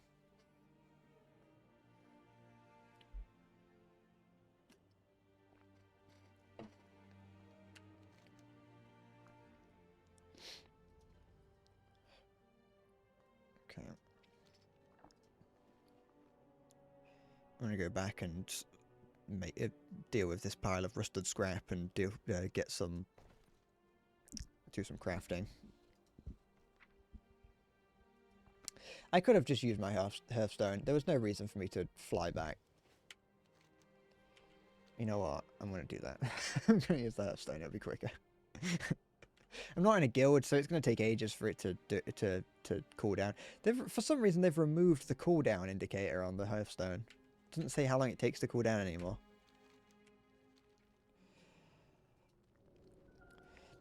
Back to the home and hearth.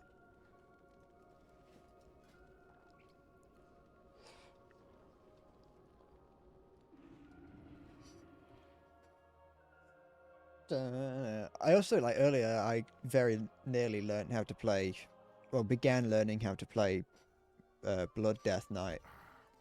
I like using two-handed weapons. That's why I was originally going to play Arms Warrior before I realized that I didn't like playing Arms Warrior, because I just think that two-handed weapons are cool.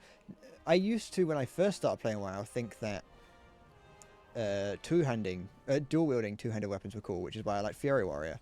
But I don't think that's as cool as as it used to be. And so do I actually need these for anything, like crafting wise? No, I don't. Oh, I do here, but I'm not going to be making those anyway, so that's not a problem.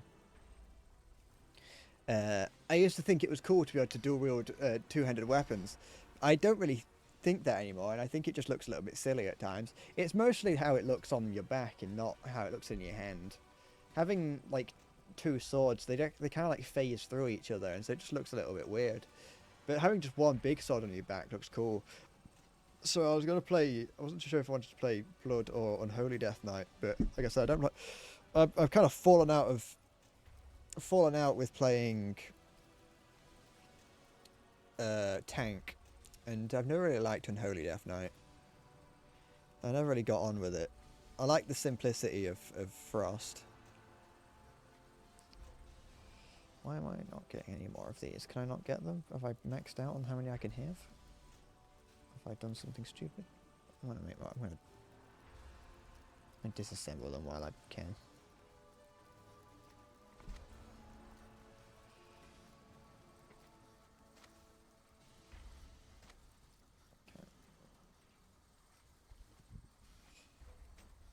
I don't really need to do that. It's not like it actually matters. I don't know why I really went on my way to do that. Because I'm only doing this to get... I don't actually need these hastily scrolled notes. Because the only reason I was doing that originally was I needed to do that so I could get the crafting recipe to get the mount. And I got that on like my second roll.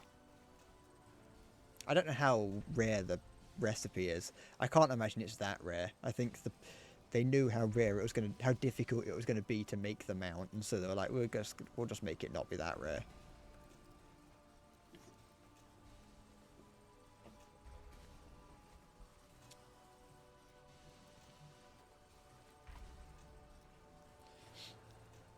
I might do some heroic dungeons at some point, because I've still got to level up, gear up.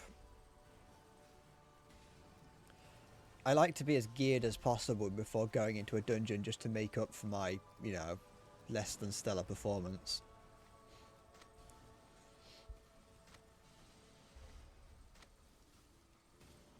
I don't consider myself very good at playing Death Knight, even though I've played it for as long as I have.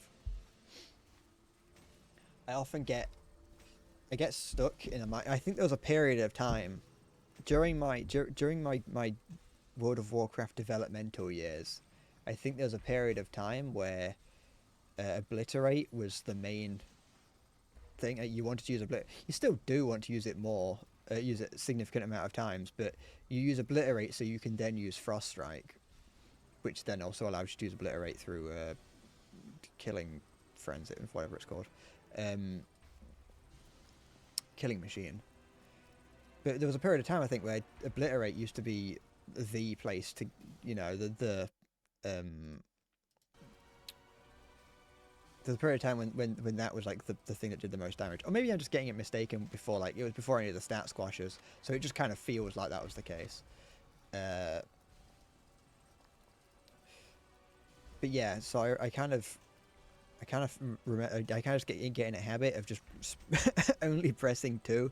I kind of switch between Howling Blast and Obliterate and forget that Frost Strike occasionally is something I'm meant to be pressing.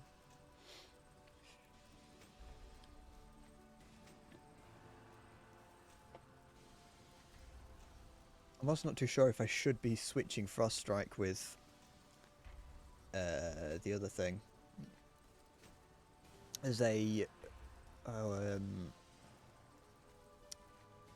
AoE version of it that you can switch to. And I'm not too sure. I feel like I want to be using that. I feel like I want to be using that when I'm going into like Mythic and such.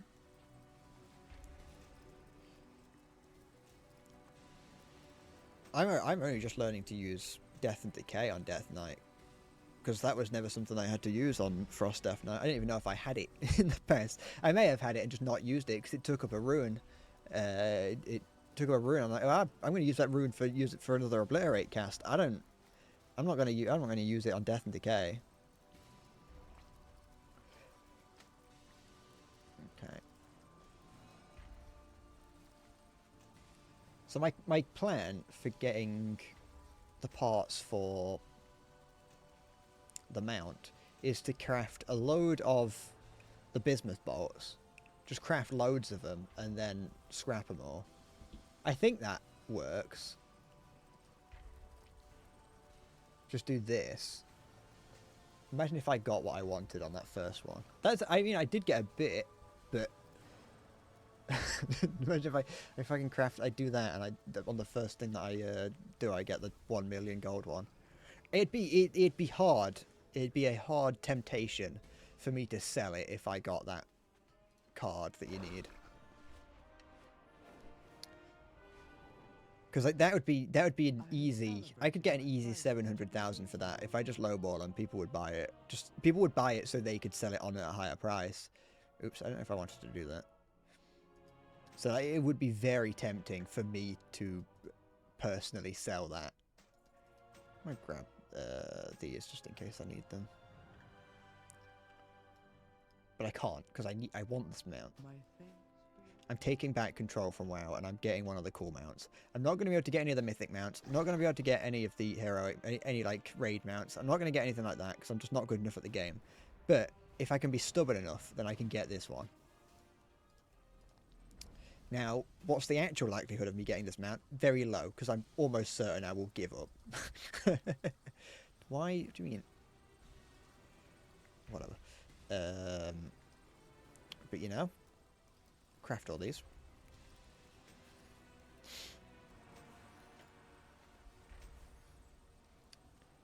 It's possible to craft more. No, okay.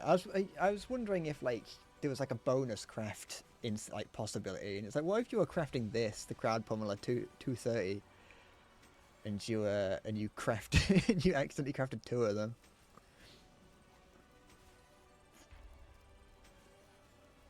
I wonder if you can sell it.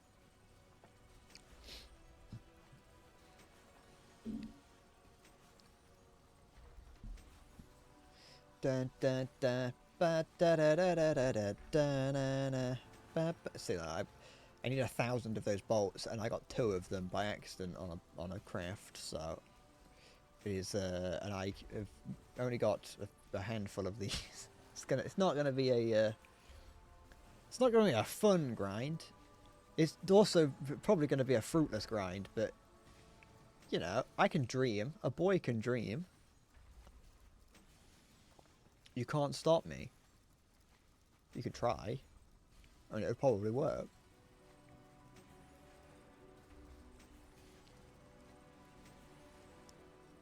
I think on the wiki page, or one of the pages for the mount, someone did talk about using old crafting engineering recipes, because you can use older ones, I think. I mean, I know you can. Like, I needed a handful of copper bolts, which could potentially be like more efficient. But I don't know if there is a higher chance of getting them from modern recipes than there are from getting them from older recipes.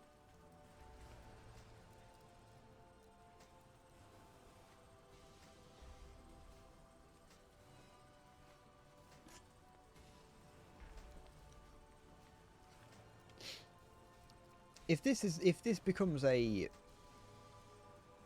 ends up being like sorry, if it's gonna be a amount that gets like removed eventually, I might just end up giving up.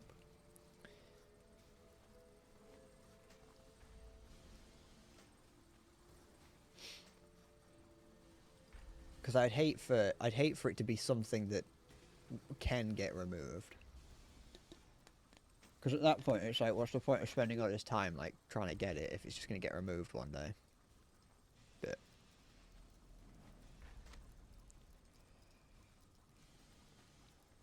ba ba ba ba da da da da. Why am I getting? What's the difference between these? They're identical, but for some reason I have 4 of those and whatever. Oh, unless like, where are they? There they are. Yeah, no, they are all together. Unless I've got 4 of them in the bank. Could be that.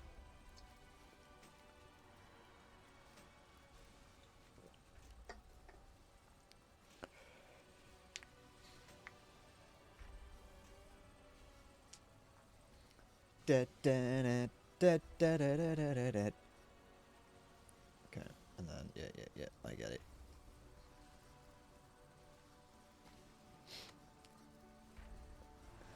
Okay, can I? Oh, I can do a little bit of pilfering.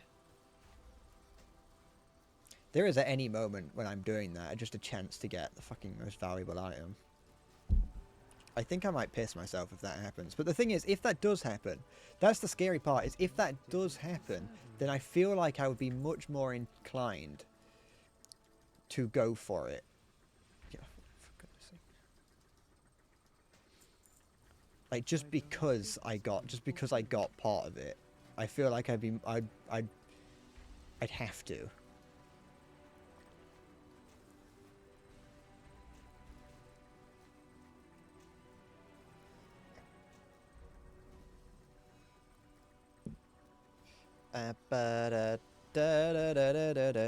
Alright.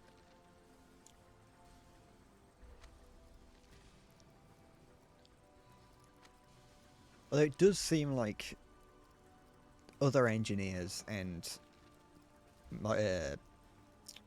auction house, the people who play the auction house, it does seem like they haven't completely caught on to the fact that older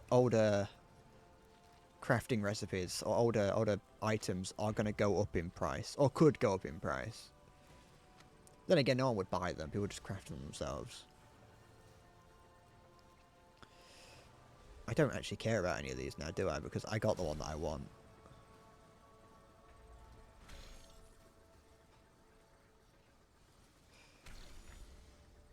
There is nothing in this that I would need. In fact, I'm not even 100% convinced that there is anything that anyone would need from these. All crafting in this game, at least from my perspective, is pretty much useless.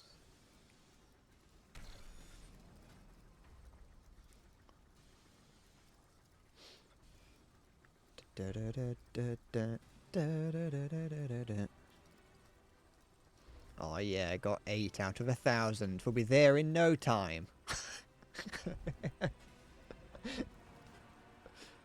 Oh, it's gonna take me years to get this.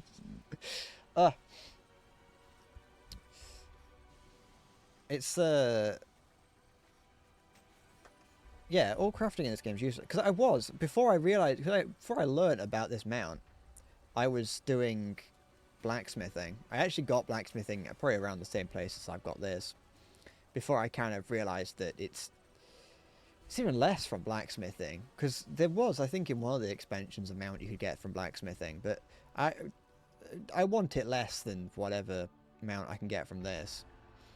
And to be fair, if I really wanted that mount, then I'd have to do a similar level grinding for this as I'm doing for this. But what's it about the Great Vault? Why did it give me a quest for that? Hello, Hagrid. I said that might actually be meant to be a joke on Hagrid.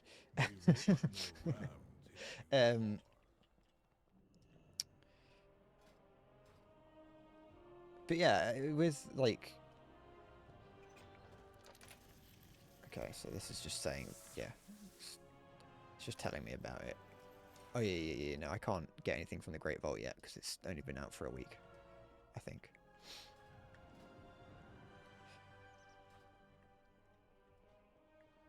Because everything that you can get from blacksmithing or tailoring or leatherworking, it might have a unique look to it. That's the dinosaur right there. Look how cool that is. They were like, oh yeah, let's fucking put the greatest dinosaur on. Let's put the best mount in the game and make it impossibly expensive and then remove it. Yeah, that'd be a right lark. Look at it. I love it. And they're like, oh no, you can't have it. Fuck you. I think I would personally suck Mr. Blizzard's dick for it if I could. It would be a hard thing to say no to if he offered it. I'll be honest.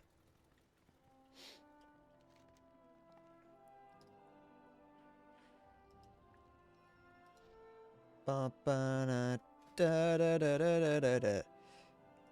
any items that you can get from crafting, I feel like you can just get better from doing raids and dungeons. They tried to make it a little bit more reasonable, I think, in one of the expansions. I can't remember which one it was. Maybe in the previous one. Maybe the one before that. They tried to make it more like, you know, oh, do crafting because you can get really good gear from it. But then it just immediately gets superseded by what you can get from dungeons. And it's like, you could, for the time it took you to spend like getting the crafting materials and learning the crafting recipes, you could have just spent that doing a dungeon. Da, ba, ba, da.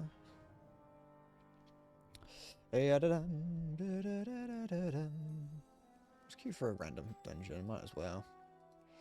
Do a thing just to try and gear up a little bit more, because I think there are still a few things that I could get better.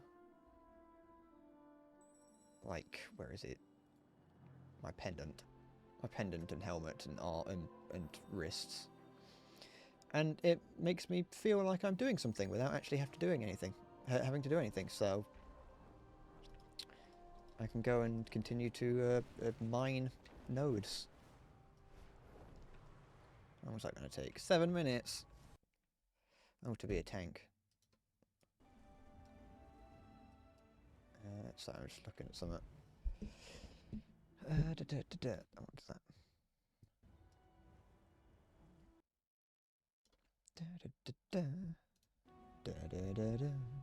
Ooh.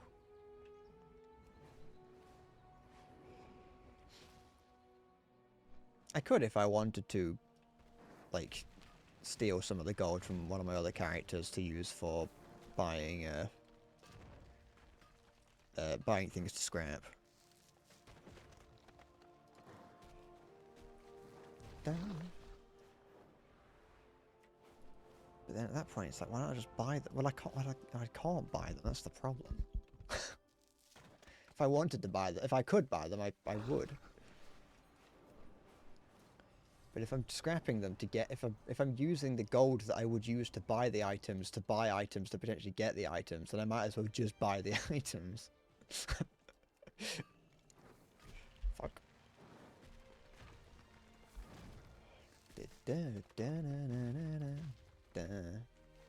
I found a high quality video of Jesus is a friend of mine the other day. It's just been out in the open. Never realized. I always just thought that that video, that like Christian show rip of it was the only one. But I was just hanging out on the internet as you do, looking at YouTube videos, listening to a ska remix of Jesus is a Friend of Mine, and then like a proper version got recommended to me. It doesn't sound any different, I'll be honest, but it was still cool to find. If I ever need an isolated rip of Jesus is a Friend of Mine, I know that I've got it. Is this going on? Yes, okay. Oops.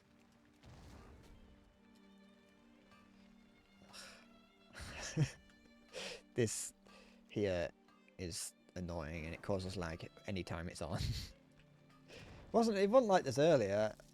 I managed to take part in it. It's probably because it's like, when I took part in it earlier, it was only a few of us because, you know, work and school was on, and now it's 5 o'clock, so everyone's out of school and or work.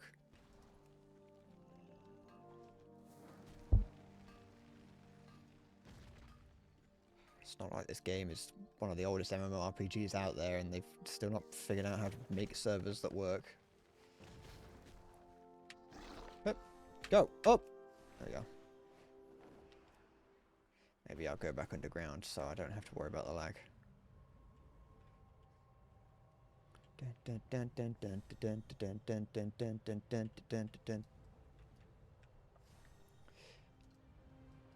You know, I think I really could just do like mining forever in this. Mining and herbalism are two things that I could just do forever because it's it's a perfect time waster doing this. I used to do it with the intention of selling it.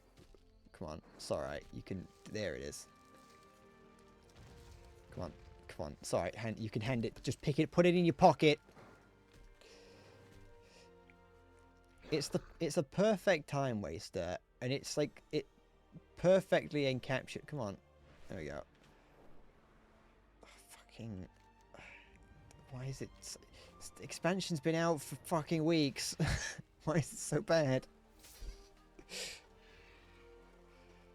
What the fuck is that? What is that? Oh, it's a kakapo!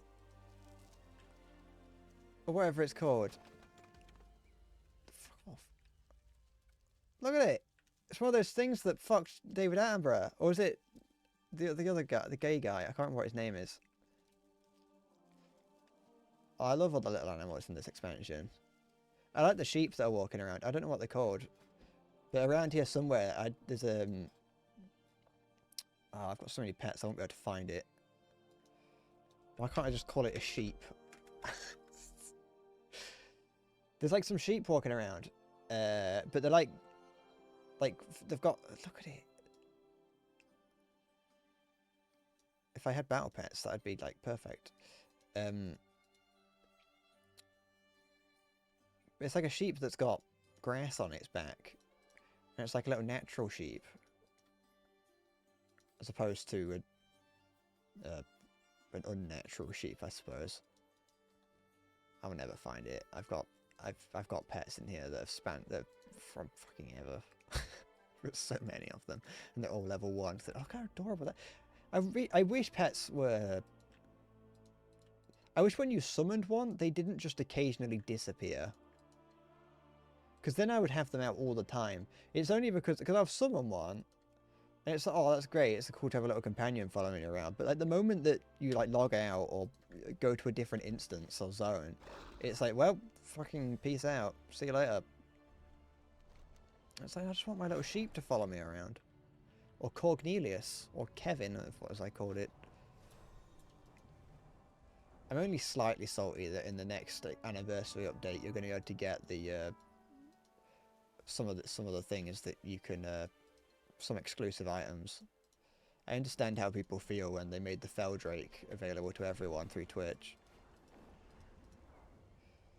I saw a number of people. Was it that? I don't think it was that.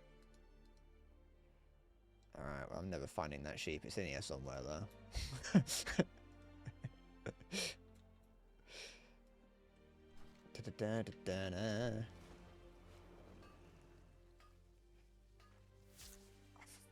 How long is it gonna... Is it still going?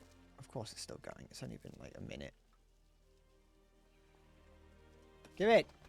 I don't even need it. I just want it. There we go. Take me out of this lag hole. Go up! I like dragon riding. Oh, it's right next to it. I've unlocked... Oh, I haven't done this dungeon in ages. And by that I mean I barely did it when I was in the game because I didn't play Shadowlands.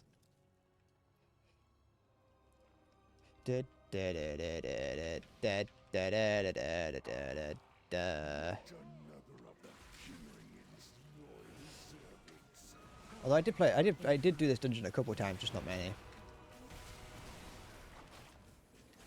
I played it enough to get annoyed when people didn't know what they were doing in it. Because I'm a true WoW player, and if you don't know how to play the game immediately, then you're fucking scum.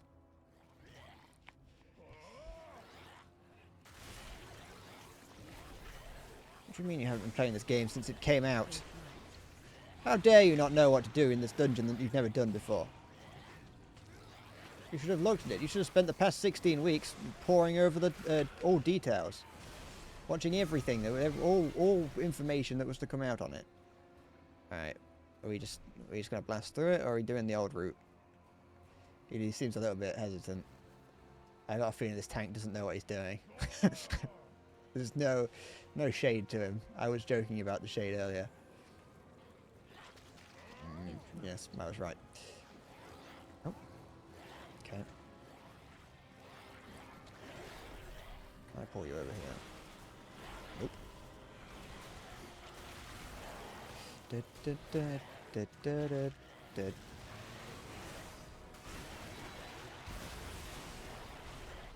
Fine, I'll use that. Oh, for fuck's sake. Fucking hate that. Wait, have we got... I don't know if we do. Come on. Heal me, there we go. I am not a fan of classes. It's not going to pull over the guy. You can't just have to fucking... You have to just fight it.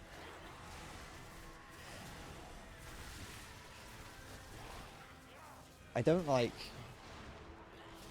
classes that have the ability to throw mobs around. It's not like a huge problem, but it's like when you've just gathered a load of mobs into a big pack and you're trying to AoE them down, and then a druid comes along and pushes them away, or like a mage. I think mage might be able to do it. I'm not sure. And it's like, can you not? Can you allow them to be? Can we still skip this? Or is that what we're doing? We're skipping it. I say still. I didn't even know we could skip this. Should we skip it? This feels a little bit unnecessary. What's the point of doing a dungeon if we're gonna skip the fucking boss? We're not leveling. What the fuck? Surely we're in here to get gear. What's the fucking point? Are we skipping it? Or are we just killing these? Are we just, you know? Are we sorting the? Are we like clearing the field?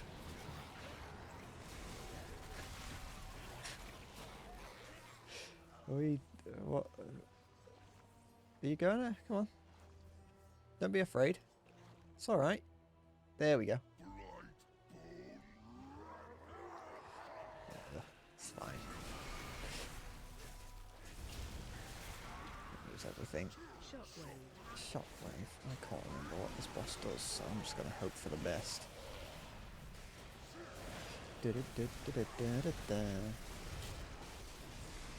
It's not too bad.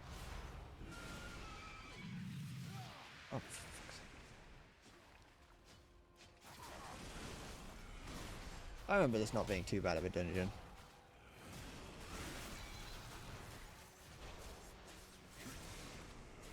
I'll probably be alright doing it in here in Mythic.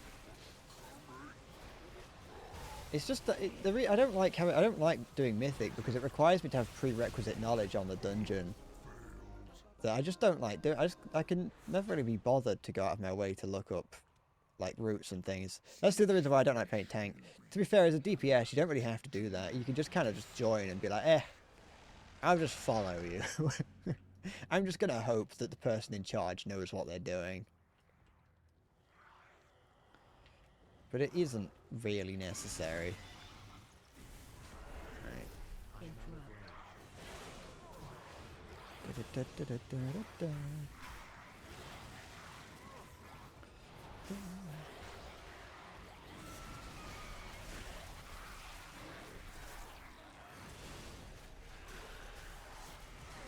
Well, yeah, it's much nicer. It's not. I've tried playing WoW before on stream, and I was playing tank then, and it wasn't very fun. I mean, playing tank was, but like trying to. What are you doing? Trying to play tank and stream at the same time was not good. Oh shit, it's fine. I didn't see it until it was too late. That's another reason why I can't play tank, because I'd have to be paying attention for things like that.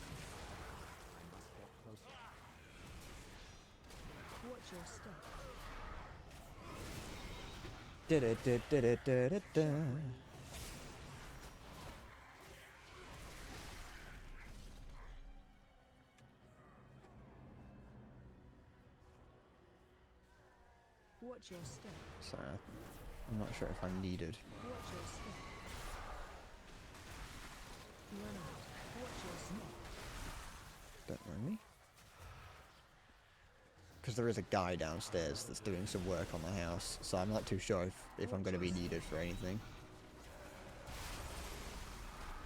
Like, there's nothing that I could do to help, really, but it's still... I've still got to be a little bit aware. Okay. It's not just some random guy, it is the guy who lives nearby. He's known to the house. I don't know if my dad would like someone who he doesn't know working on the house without him being around. Shockwave.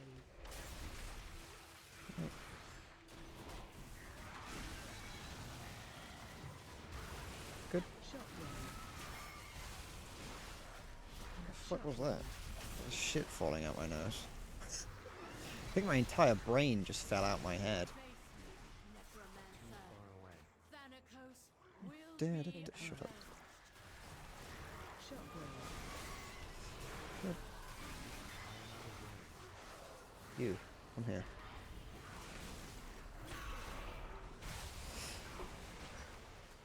Interrupt. You. What do you want me to interrupt? I can't see it. I can't see, can't hurt me. What? Okay. Oh, excuse me. You trying to do something cheeky? What the fuck? What are you doing? That's not how this works. You got tiny little legs. You ain't jumping up there. Oh, fuck. Hi, Carl. I don't... That's not going to work. It's an invisible wall. Let's go the long way. Stop cheating. You should get a shout out on the OnlyFans. Well, you've not been subscribed to the OnlyFans for all that time. Shockwave. You get a shout out for your commitment to the cause only on the things that you are committed to. Watch your step. Ow.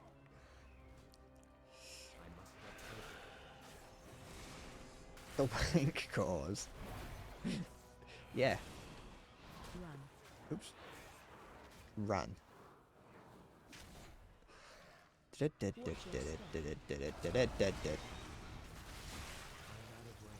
is a we champion the cause of wanking over on the Endless Bread OnlyFans. I could do a thing where oh yeah, I forgot about this. What, it's still there? You dare It hasn't gone anywhere. sky? Then I shall answer. I could do the sort of content where I could do jerk off instructions or like praising. I could just like sit there and be like, oh yeah, well done. Do that. Keep wanking. Congratulations. There is no cock like horse cock. Send your asshole into shock. See? There is truly no cock like horse cock. I would never consider getting rid of horse cock. I mean, no, I would never consider getting rid of it. It is a holy relic. The only way I would get rid of that is if the people who made it told me to get rid of it. Or my channel got so big that I had to stop because there was too many people redeeming it. You know, two conditions. Timely, yet the battle rages on. We cannot rest But yeah, I until could give you like, I could do, from our skies. you know, there's those like ASMR where it's like emo girlfriend who works at Wendy's, you know, praises you. I could do that, but be like, you know, degenerate streamer, you know, asks you to jerk off. Hi, Oak. Would you not like that? Would you not like it if I gave out if I did If I did jerk off if I did jerk off encouragement ASMR. Run.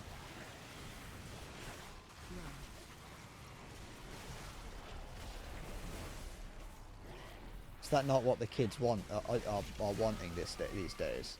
Is that not hip? Is ASMR not hip and cool anymore?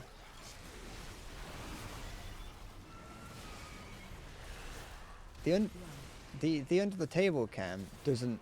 That's never existed, and it's never going to exist. I wouldn't like it. I don't know if you would. You're the one that keeps asking about the OnlyFans, so you probably would. Am I sick or is it winter already? I mean, it's a little bit chilly. I just kind of felt like wearing a hat. Unless you're talking about how I feel, like me sounding dead. And that's just me.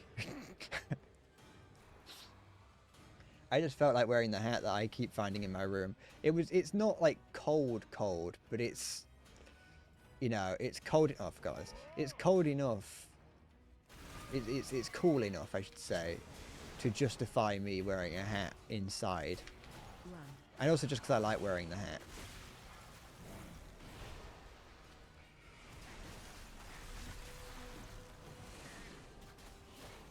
I never promised anyone a under the table cam. That was never a promise.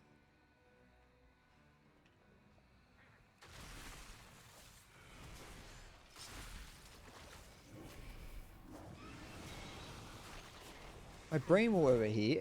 I need my brain to be as warm as possible. I need it to be working in overdrive. What's going on? Why am I taking damage? Stop that. Stop hurting me. Why am I meant to...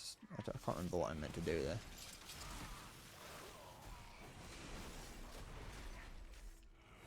The hotter the brain, the more efficient it is, isn't it? Because the particles inside it start vibrating faster.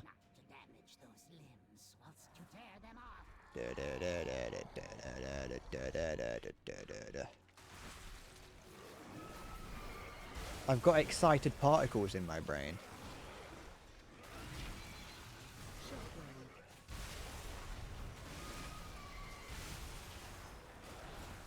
Good.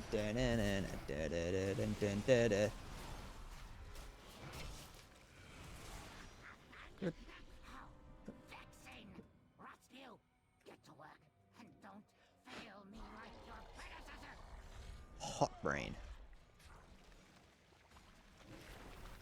What would you rather eat? A cup of cold brain or a cup of hot brain? Do you think there's a difference? There's like brain-eating parasites and like amoebas that you can get from eating brain. So maybe maybe eating it hot would be best.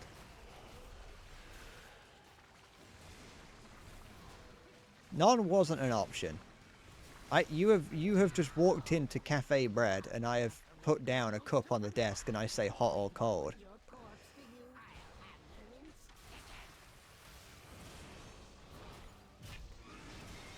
You don't get a choice in the matter. Oh wait, this isn't the boss, I forgot.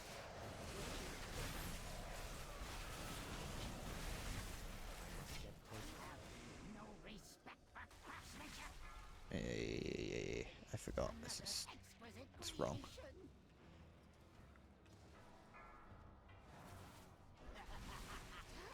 I mean, hot would technically cook it, but that would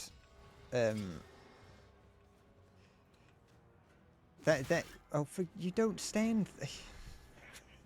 Almost, he's almost there. We're almost got the right idea.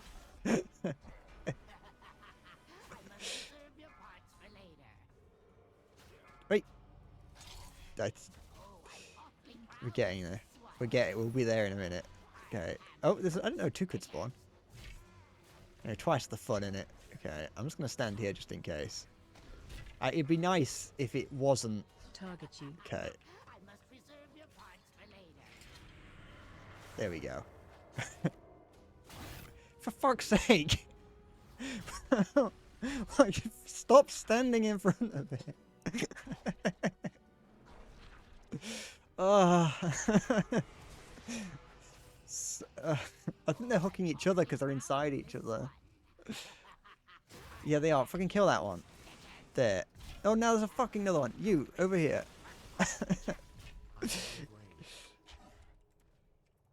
Target you. Target you.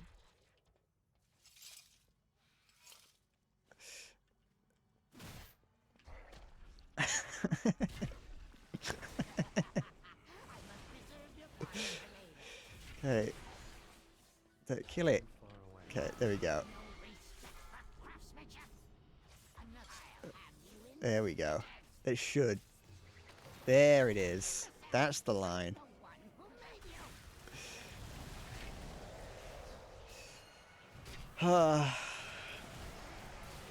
Dun dun dun dun dun dun dun dun dun. Beautiful. We're getting there.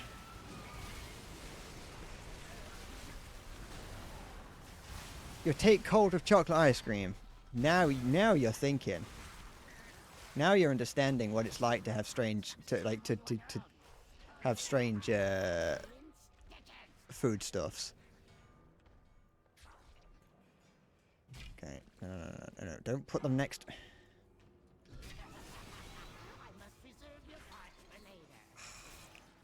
That might be alright. No. I was so close. It was almost working.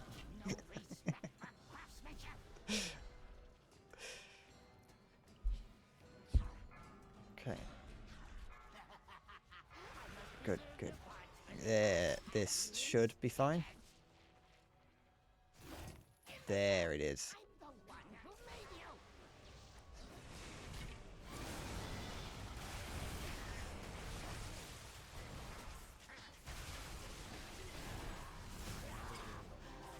I bet brain doesn't taste that bad.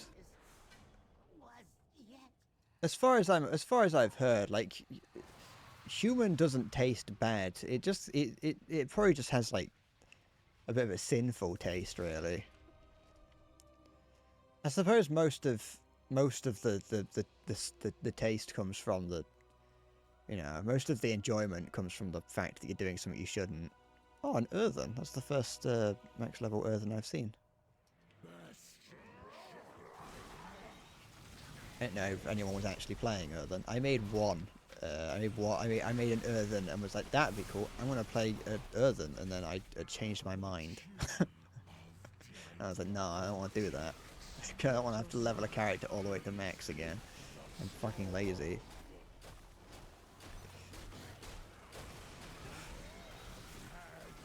And I'd already used my max my level 70 boost. Target you. Yep. Run, everyone. Leave me. Watch your step.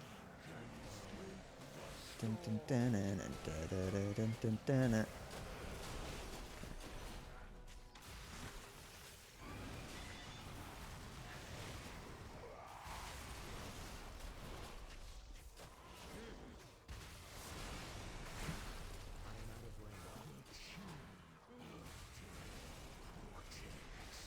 Watch your step. I'm not sure if my anti-magic shell can repel those spikes. I don't want to try it. Okay, there we go, we've done that. We did it. I did one. I did a dungeon. GG. I'm leaving. Leave. Yeah.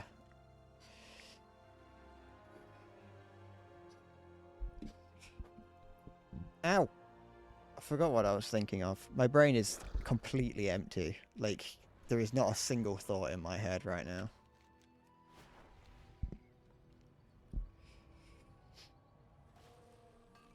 The microdoses of dopamine I get from mining are just keeping me going. I love it. I mentioned in the past that I used to do mining before I went to school during Battle for Azeroth. Every day I had a route that took me around. I used to go mining and herbalism. It was mostly herbalism because I was doing it for anchor root or anchor weed. Or whatever it's called. I think it was that. I used to have a route around one of the areas, I can't remember where it is, that was specifically going out searching for that. And I'd do that every morning. Like, twice. I'd just go around it. It was great. You'd get quite a few of them. You get a few thousand gold every day. Didn't, you know, it was unfortunately nowhere near enough to ever get a million gold, the millions of gold I needed to get the dinosaur. But, you know, at the time, I didn't know that the dinosaur was going to get removed from the game. And so I was like, well, I'll get there eventually if I just, you know, if I just keep working on it, eventually it'll be... I don't want it for the status of having the dinosaur. I just wanted the dinosaur.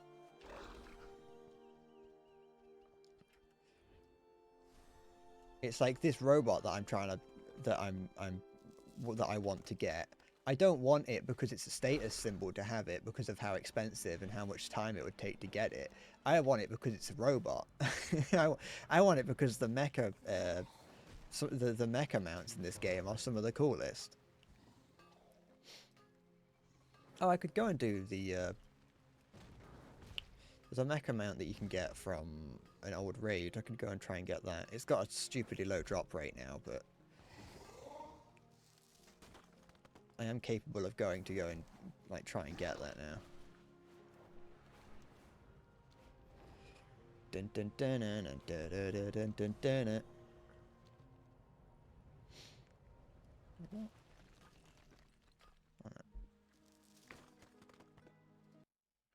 Oh, that's the DM from earlier. I can hide that. There's a DM from Salty showing me a Polish right-wing body pillow.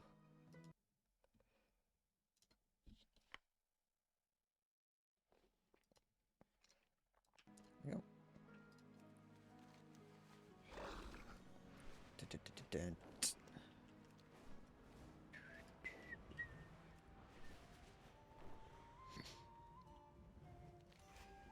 Skywriting glyph.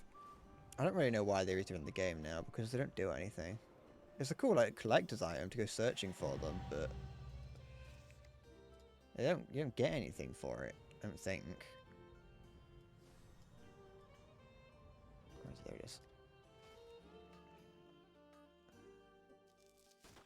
Yeah, no, you don't. I don't think. Wait.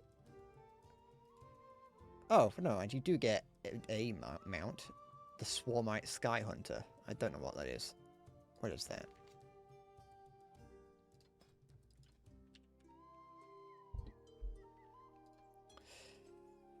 Oh.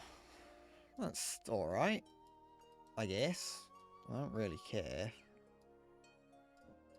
But, you know, it's something to add to the list. Dun.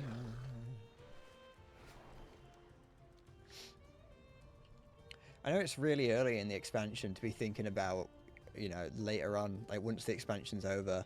But I hope that this death charge remains for the Death Knights because it's a really useful ability.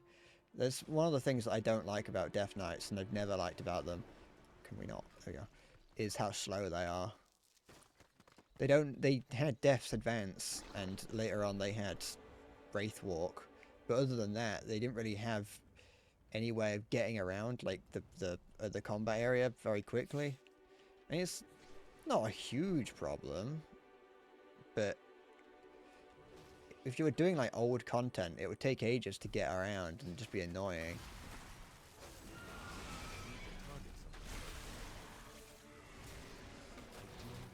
And with it just being the Death's Advance being just a flat like speed boost, but not a very high speed boost, like it's probably not too bad, but in actual use it's probably not too bad. But the most times I used it was just to get a little bit of boosted speed to wandering around, and for that purpose it's annoying and shit.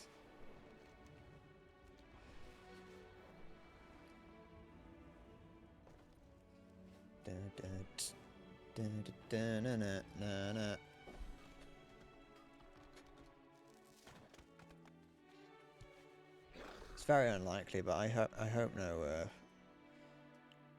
like top tier WoW players come in and make me feel bad for the way that I play. They don't really have a leg to stand on because I'm not doing anything that's like high level. So it's not like they can come in and be like, you're not playing it right, when I'm not doing anything, I'm not causing any problems for anyone. But I've seen people get annoyed at the way that other people play for, you know, no reason. Like, yeah, the way you play might be inefficient, or the way I might be inefficient, but, you know, there's no reason to get annoyed. I think I saw somewhere on the subreddit people complaining about other people complaining that someone was still clicking on the hotbars instead of pressing the buttons. And it's like, that's such a nothing thing to get annoyed at. So what the fuck do you mean? Just clicking on a hotbar. So yeah, it might be inefficient, but if it works...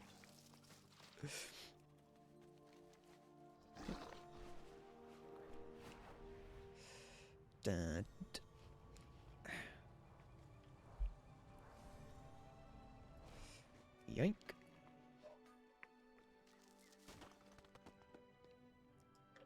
I require a target. Is my attention outside?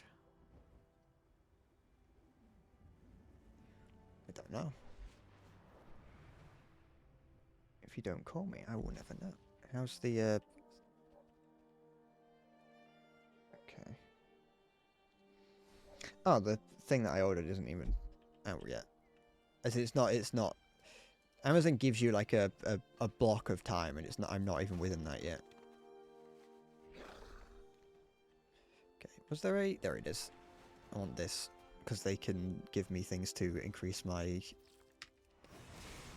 like, give me skills for mining. Because the moment that I can start mining while still on my mount, it's gonna, like... Everything's gonna go so much faster. I think there might be a limit to how many knowledge points you can get a week. I'm not sure though. I think there was during Dragonflight, but I don't know if that was like something that people didn't like, so they're like, right, we won't do that anymore. I would like that. I would like them to have done that. But it doesn't sound like something they would do, because that wouldn't encourage you to come back. So come back next week so you can get some knowledge points. Knowledge points. You like your knowledge points, don't you? Ooh, you are a smart young man with your knowledge points. Imagine if knowledge points were a real thing and you went to school to get them and you put them into the wrong thing and you couldn't respec. So, great, I have 1 point in mechanics. That's useful. It's like, I mean, I feel like that's the case for, like, if you do certain... I feel like I've got 1 point in engineering because I did a GCSE in it, but then did nothing else. So I've got 1 point in bench joinery because of my apprenticeship in that. Maybe like 2 points at most. I got 1 point in... one official point in ICT.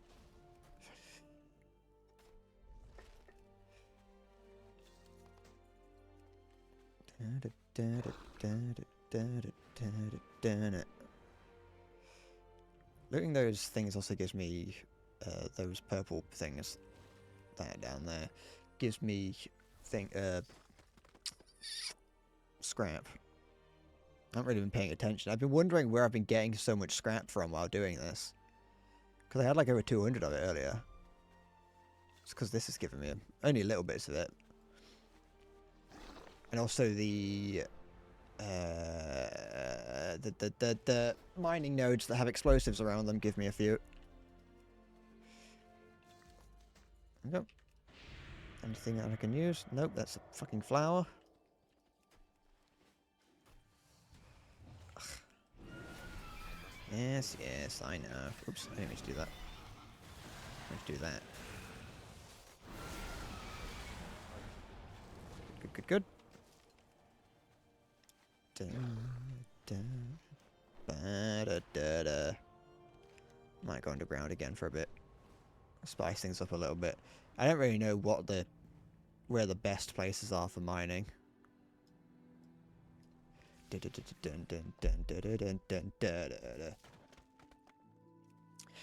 There's a place, I don't know if people are still doing it, but there was the one thing that is always like mildly annoying at the start of expansion packs is that people always find like places to farm and just like repeatedly kill loads of enemies.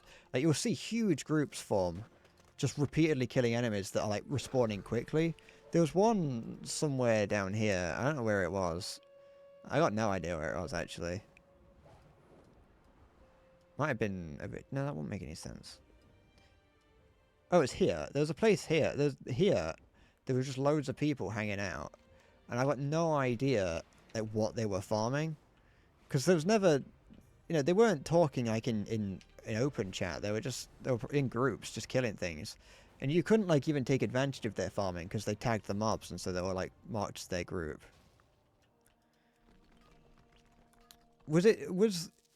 I saw something because I was checking. I got the wrong mount. I checked on the group finder to see what sort of groups were like farming groups there were, and people were mentioning a bee. Did it just drop? It got nerfed today. Ah. Was it just something that dropped, or was there like several items that you had to farm? Because it happens every expansion, is that there'll be something, and I'll see a load of people like farming it, and I'm like, what are you doing? And to be fair, if you go and ask them, sometimes they will tell you, but sometimes they won't. Sometimes I wish I was clued up on things that go on in WoW, but other times I don't really care.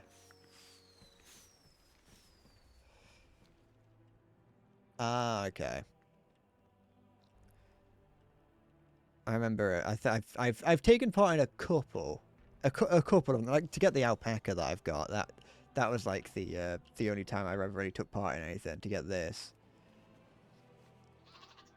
which was, you know, and this only took advantage of like a slight little exploit, I guess. There was something in Dragonflight. There was at least something that there was a couple of things that I like grinds that I took part of that were very easy because I just did them at the start of the expansion when everyone was doing them. But I don't think there's anything that I did that was like taking advantage of an exploit or something.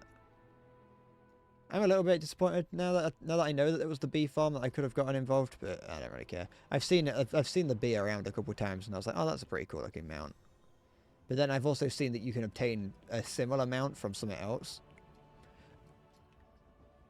Most those sort of mounts do tend to be, what are we called? It's like it's a show-off mount in it, and there's like there'll be like two versions of it. One that isn't, you know, isn't very valuable, so to speak. Not very socially valuable, and then one that is. But at a glance, you just wouldn't know the difference. It's like the mount that I'm trying to get now through engineering. It drops in one of the dungeons. There's a reskin of it, a recolor of it that drops in one of the dungeons that you can get. It's a mythic one, so you can only try it once a week. Do mythics drop? Is it a day or week? I think it might be day. You can only try it a couple of times anyway. You can't just farm it, but it's still. It's probably easier to try and get than doing the engineering route. But it's like, well, the engineering one, in my eyes, has more value. I remember seeing this in the like patch notes, or in the list of things that were being added. This alpaca. I remember seeing it and getting excited. I'm not going to do that quest. Wanted to hand it in. Does the High Speaker know? I remember seeing it get added and frantically looking up how to do it, and then going to the area in southern Kalimdor and just seeing everyone lining up, like trying to get it. That's probably one that's a bit more difficult to do now because no one's doing it.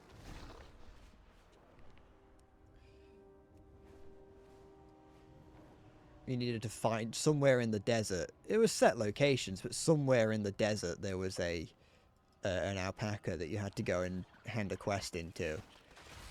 getting the items that you needed to hand in, you just had to find them on the riverbed, on the river shore. Yeah, that wasn't too difficult to find. But the actual alpaca would be difficult to find because it spawns in for a few minutes at a time. It's a significant period of time, but it spawns in at set locations for only a certain amount of time and then despawns. And so if you just happen to not see it, then you're not going to get it, and it'll potentially spawn somewhere else. I don't know if it just goes from one place to the next, or if it what the fuck? Huh. I don't know if it just goes from one place to the next, or if it despawns and you have to wait a little bit for it to spawn somewhere else. But back then, people would, if you found it, people were constantly looking around for it. So if they found it, they'd just shout in trade chat where it was, or in general. They'd shout, well, trade or general, or people would just have groups open. It's like, I found the alpaca, just come to me. But yeah, I don't know how. I'm glad that I'm not doing it now. There might be other ways to get the alpaca, I don't know. But, or like a different one. Actually, I saw there was one called Molly. Molly. The pure form of ecstasy known as MDMA.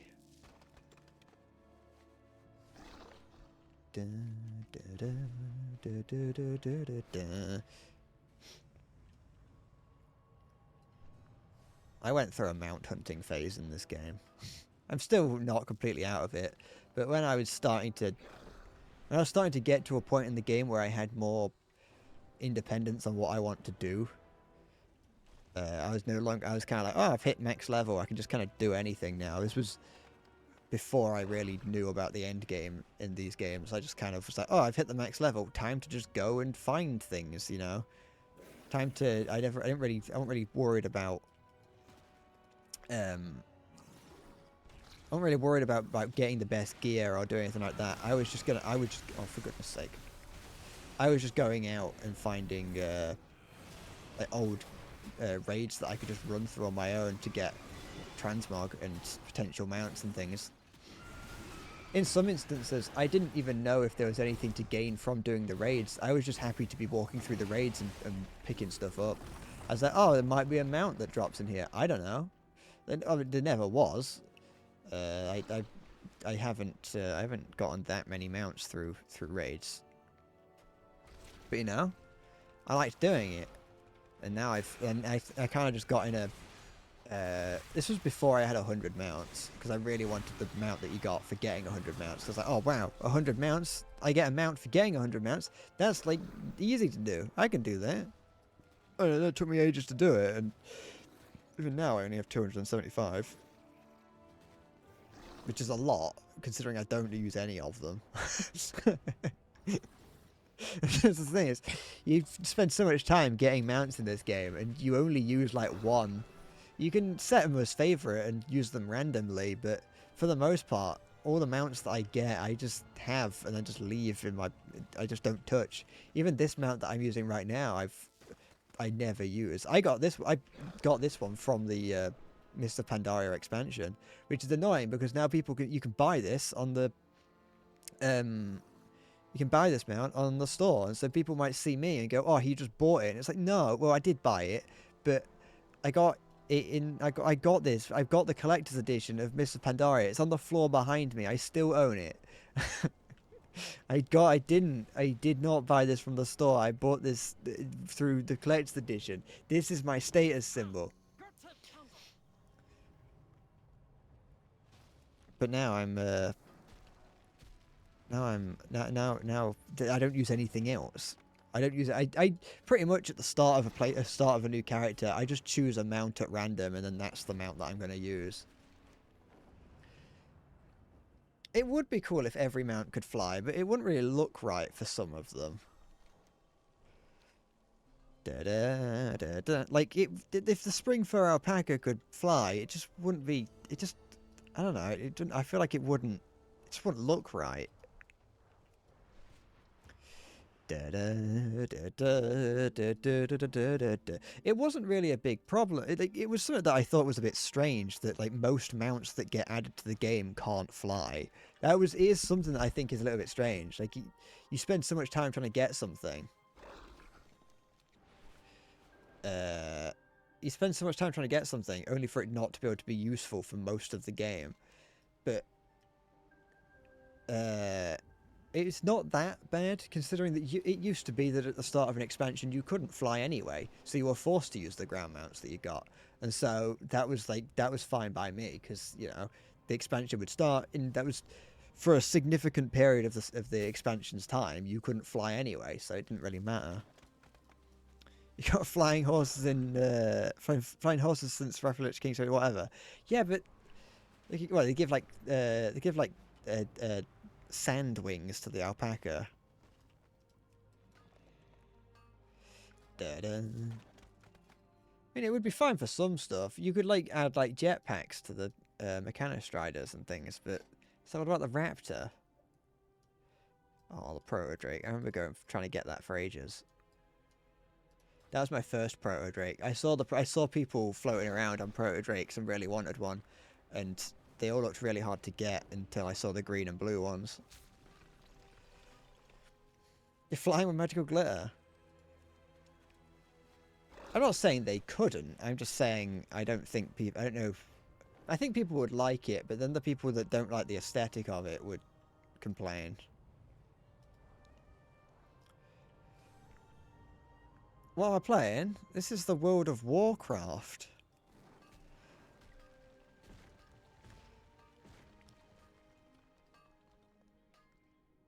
The aesthetics of a 20-year MMO is shite.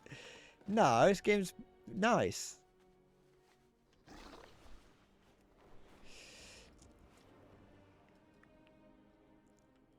Oh, the thing's gone. To be fair, Team Fortress 2 is basically the look of that has dissipated over the years, so they could still do it. How did you have fun? Well, you have to be a certain kind of person to have fun. Some defenders. I know you're good at this.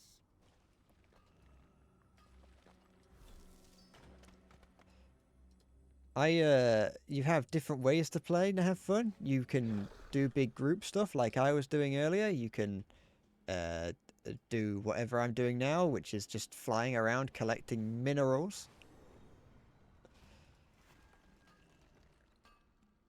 I don't like doing the... even though this is an MMO, I don't like the MMO part about it. So I spend most of my time just flying around the open world, mining. I'm mining to get rocks to then turn into stuff to then break down to try and get more stuff. Sony mounts at least one you can't use because they can't fly. But that's the thing. I would love to use a lot more of our mounts. I don't like that. I don't like this. Not that. This. I might be a bit of a World of Warcraft boomer, but I don't like that you're just given a flying mount and that you're just given flying. When you first enter Boralus after reaching flying level, you just get given this. And like, I used to remember seeing these griffins and really wanting one, and they were like pretty rare because I think you could only get them through PvP. And now they just give you one of the like the royal looking griffins, and it's just not as cool. I am a gatekeeper. I don't want it anymore because now I've got it. I'm not like I like the redesign of the Heart of Aspects, by the way. My friend bought me this ages ago, and I hated it when it used to be just a sky snake. And now they've made it into like a land dragon that can fly, and I actually quite like it now. I like this, though. I'm glad this can fly. I'm only a little bit of a gatekeeper. I'm only slightly a gatekeeper, because I remember how much I used to look for... I don't mind it being easier to obtain. I just remember when I first started playing WoW, one of the key things that I remember looking up to people having and being excited for was the ability to fly. I remember that before I'd gotten to level 60 for the first time, I remember seeing people flying and looking up how to do that and seeing that, oh, you had to get to level 60. And then you had to buy the ability to fly and have a mount that allowed you to fly. And that was like an exciting thing to build up to. But now you learn to fly at level, I think it's like level 30, and you just get given it. And it's just a little bit... I don't mind removing the, like, the cold weather license, cold weather flying training, and I don't mind removing the license. That's fine. Is it 20 to fly? I don't mind them removing those things. I just feel like going out of your way to have to buy the flying skill was just an extra thing. That was like, it just made it exciting, you know. Having it be something that you earned at the end, like after a while of playing, was just something I enjoyed. I remember going up to a random person that had the skeleton dragons that you get from ICC and being like, "Give me a dragon," and I was like, "No."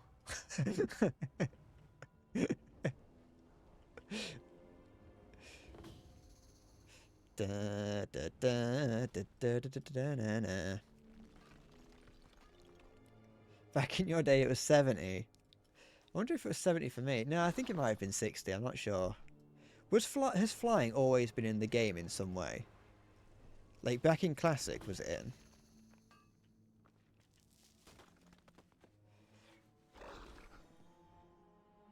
Was it TBC? Okay, I wasn't sure if it was. I wasn't sure if it was TBC or not. Da, da, da.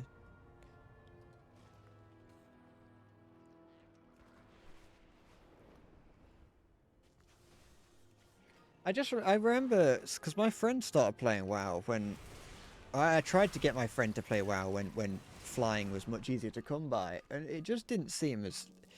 I mean, he just didn't really like WoW that much, but I just remember him learning how to fly and it just becoming a thing, you know? It's just like, oh, okay, now I can fly. Which is just like, it's not exciting, is it? I think Sarah's a struggle. You haven't played with mere mortals in a long time and they're bad. The mortals, the World of Warcraft mortals are special. I assume you mean doing it through the dungeon find. Well, not actual, but the group finder, and not doing it with a guild. They have to learn somehow, and it's not like you're communicating in the same way you would in like a Discord call or something.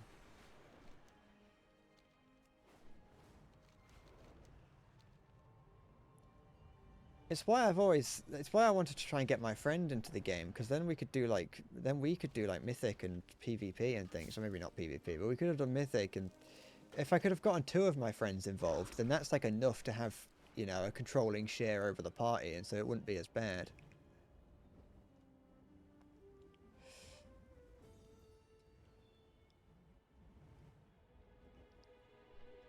But like I said, my friends didn't like WoW. I think one of them I could have forced into playing WoW, because he probably just would have done anything that I told him to. But the other one doesn't want to play WoW. No, I had more than one friend. Then I tried to get him to play WoW and he stopped talking to me.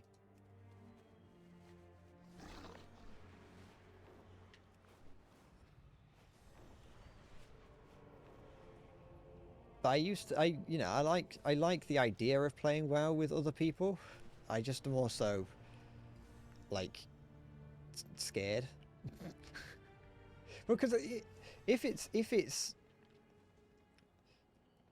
I feel like doing something on the scale of like a guild scale, so raids or anything like that. That doesn't sound fun even with a group of friends. Because that sounds like, even with a group of people that you know, it's still like a tense environment where everyone's having to play their best, and that you've got like the raid leader shouting instructions at everyone. I feel like, considering that you can do Mythic Plus you could do Mythic Plus just in public groups rather easily. I just feel like that's probably not as bad to do with friends. Dun, dun, dun, dun, dun, dun, dun, dun, dun. Do I want to go and do this world quest? I should, because I've got I've got to do 10 of them. It's fun with friends and can be unfun with strangers. I'm just always on edge when I'm playing around other people. Because they never... You can never tell whether someone's going to be a fun person to be around or not. There's no like universal signal like, oh, this person's fun, because you'll see someone and they'll be like, you'll mess up something and you're like, oh, sorry about that, and they're like, oh, don't worry about it. But then like you'll mess it up again and they'll be like, you fucking moron. You know. And it's like, oh, I thought you were cool. And so I just I don't really and you're always like on edge that they're gonna like try and kick you from the group or whatever. I don't like this one. This is fucking shit. It just gives me wax.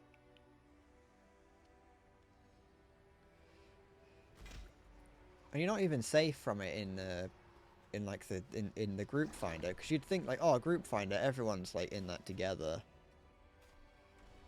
But no, everyone's not in that together. No one, just because you're in the group finder doesn't mean you're not expected to play the best.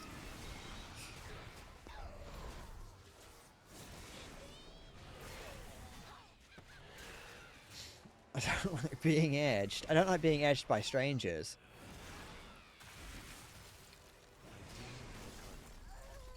My friends can edge me all they want.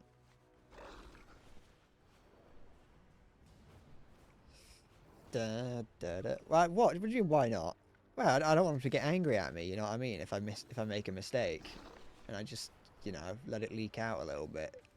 If my friends, they can laugh it off and like, you know, suck it off their finger and go, ha ha, how are you?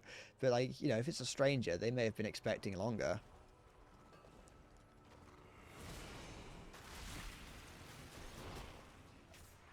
Yeah. Like you yourself are edging the edge, and they're putting it as close as possible, but you're on top of that trying to get as close as possible. You know, you're trying to get as close to the point of no return that you can before telling them no to stop. And you just leave it a little bit too long, and you tell them to stop, but it's too late.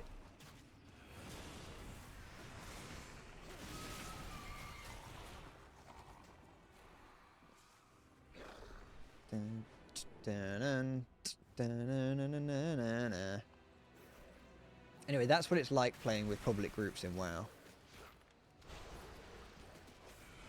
It's like, oh, for goodness sake. Use that.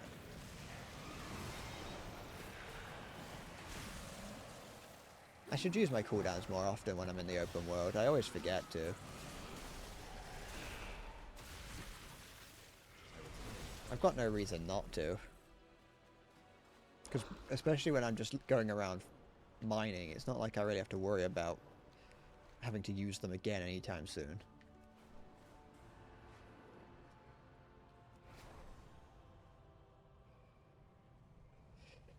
Well, that's the thing.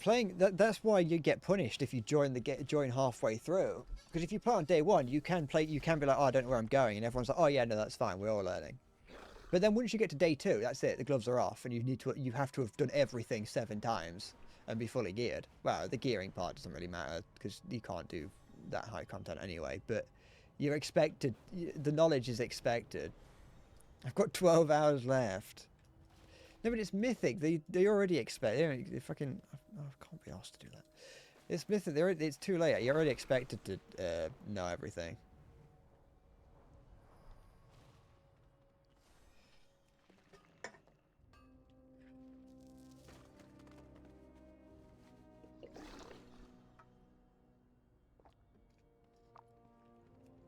It's like doing the raid, doing whatever this current raid is.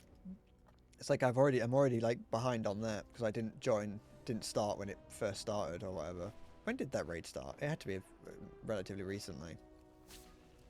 Play a tank and tell people to fuck off, but it's not gonna work. I can't be bothered doing with like the routing that being a tank entails. I don't like having to manage all my cooldowns to do tank. Every time I look, it's like I'll get an idea, I'll be like, oh, I want to. Yeah, but that's mythic. Yeah, but when I want to go higher, I'm going to have to deal with that. When I every time I'm like, oh, I think I'll play tank again, I then look up how to do it, and it's like, in Mythic Plus, you have to make sure that your cooldowns are being tracked and that you're doing everything perfectly. And it's like, I can't do that. I'm not good enough at the game. I just want to get cool gear.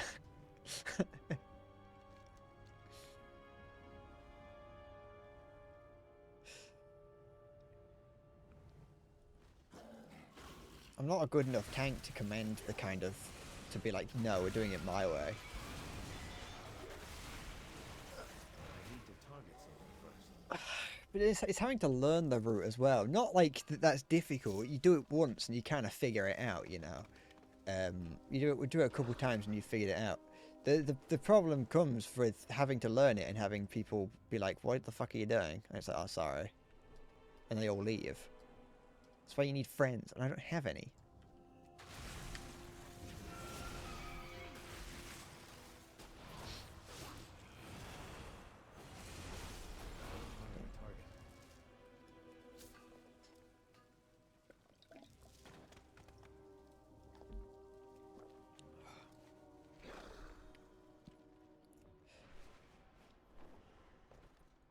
I might do some Mythic Zero, I'm not sure.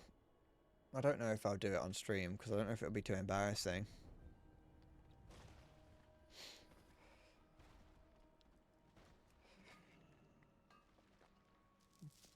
You get loot from every boss on Mythic Zero, don't you? It's just the same as a regular.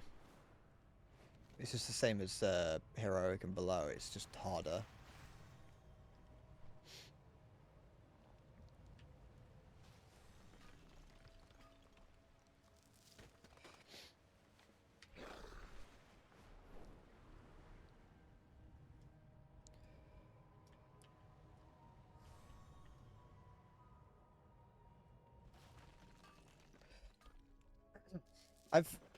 I've toyed with the idea for like Mythic Plus. I've toyed with the idea of doing like starting my own groups and then just being like and specifying in the group description that it's, you know, it's a chill group that we just get it done at some point. You know, we're not.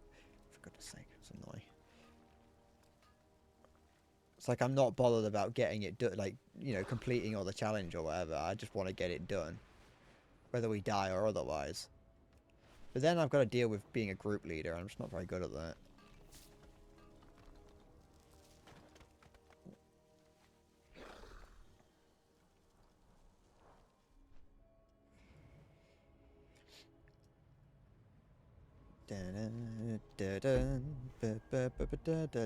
I've heard that the jump's higher. I've never. The scary part is that I never actually got to the key level that Mythic is now at.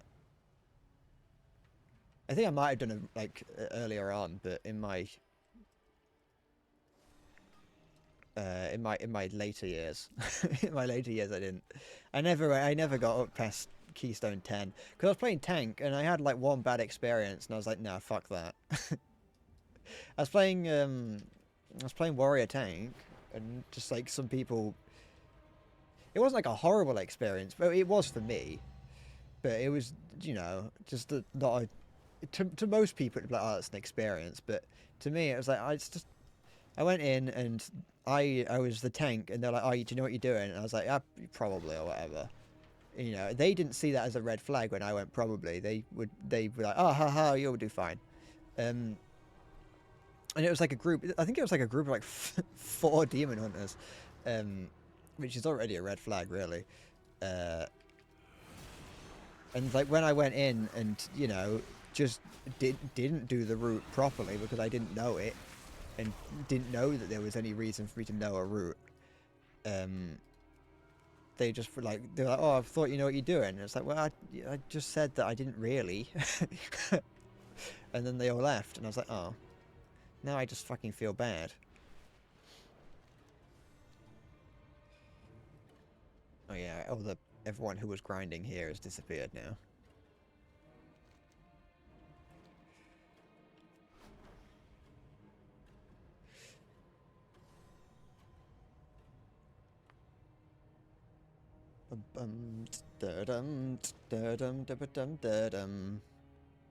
I could just, you know, I don't have to do Mythic Plus. I could just do this for fuck's sake. I can just mine forever. I can just mine and craft. I could spend my whole time mining and crafting trying to get the items that are really valuable and just sell them. Make a load of gold, then pay someone to take me through the final raid.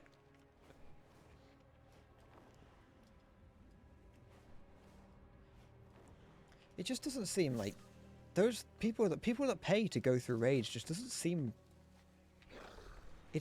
Like, I don't know where you get that much gold from to be able to just casually do that, because they're always charging stupid amounts of gold. Like, I understand having enough to do it like once or twice, but that just doesn't seem worth it. Maybe for the mount, if they can guarantee you're going to get a mount from it. But like, for a few 100,000 gold, it's like, oh yeah, you come in, you get all the gear, and you can get all the mounts. But it's like, yeah, but I'm not necessarily gearing up. Like, I'm not guaranteed to get like gear that I need. Like, obviously, if you're paying that much, then you're probably you probably don't have very many high item level pieces of equipment. But that's still a lot. It's still like, still a lot of gold. Like, it's taken me 10 years to get even close to a fucking million. Ugh. I don't care. I don't know what these wax drops are for, and I don't care. Unless I can unlock kobolds as an allied race, I don't want them.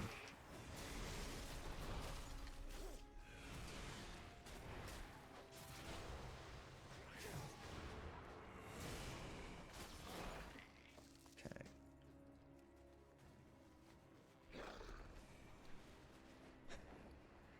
I've definitely gotten all my daily or weekly allotted knowledge points. How am I doing on things? I've got some. How am I doing on scrap? 121. Da, da, da, da, da, da, da, da, da, da, da, da. Da, da, da, da, da, da. Oh, some of these groups have been up since the last time I checked. I think. No, wait, no, that's wrong. I'm stupid. I'm just being stupid. Don't listen to me.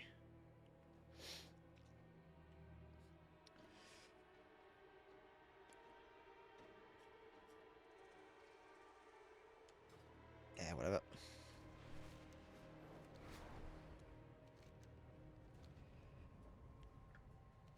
You really have to have to settle in to do a raid anyway.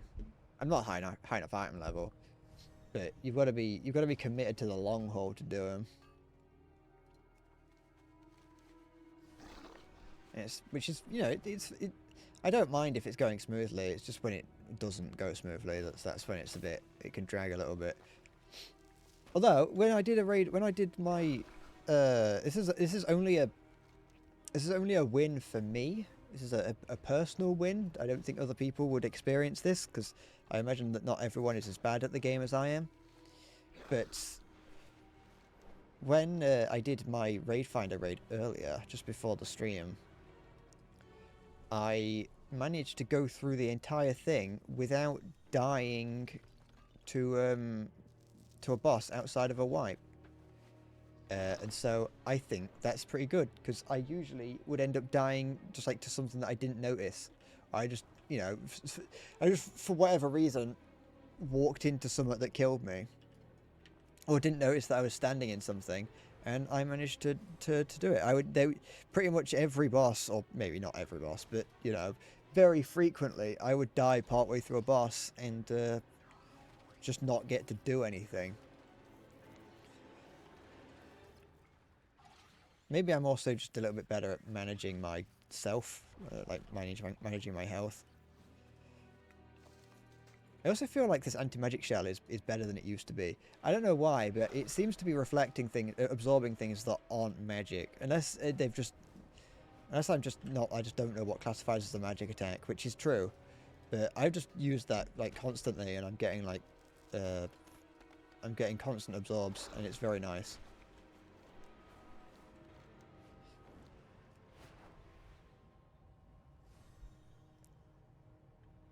But I managed to survive, and I was proud. Like I said, apart from the wipes, there was a couple of times that we wiped, but that isn't a problem, because if everyone else dies, then I don't look stupid. Especially if it wasn't my fault, which it never was. Miscreants have tracked crime all over our prized royal preservatorium. See to it that the facade shines like a well-polished beetle shell.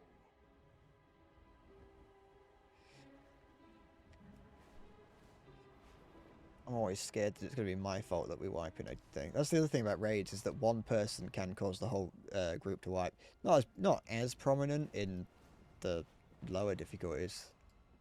But when you get to, like, Mythic... well, I'm never going to get to Mythic. But when you get to, like, Heroic... I don't know what's doing... Oh, thanks. It is possible for, like, one person to cause the whole group to wipe. And that's pressure that I don't want. I don't want to do that. I want to cause those kind of problems.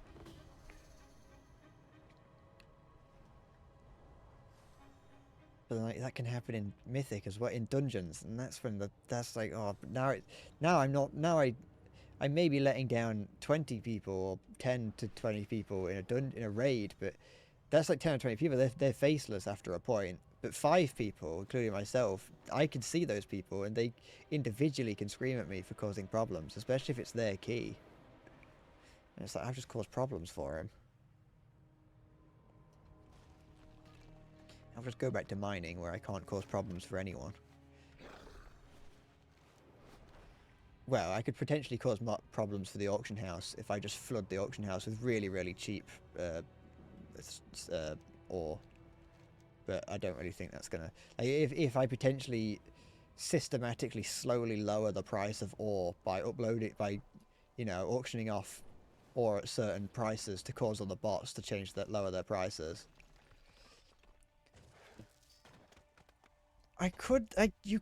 No, because then that just causes them to say fuck off to you, and it causes problems. It's like a circular thing. It's just an Ouroboros of fuck off.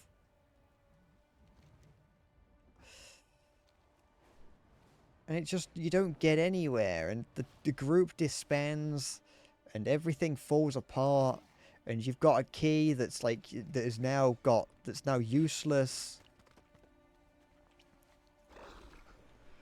An Aurora Borealis of fuck off. You look up to the sky, your granddad goes, look, David, it's the Northern Lights, and you go, wow, granddad, there is the Northern Lights. And he goes, and then he points to him and he says, look closer, and he just says fuck off in the sky.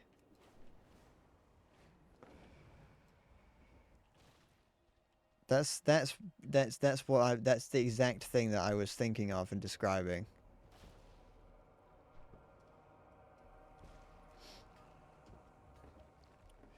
And your granddad goes, yes, that's what I wanted you to look at. And then he pushes you off the edge of the cliff that you were hanging out on.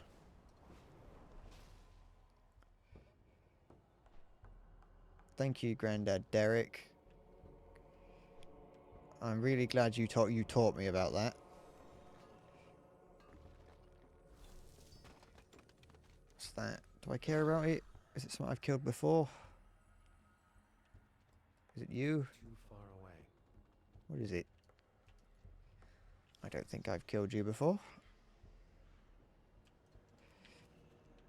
You, yeah. I might have done, actually. Doesn't really matter.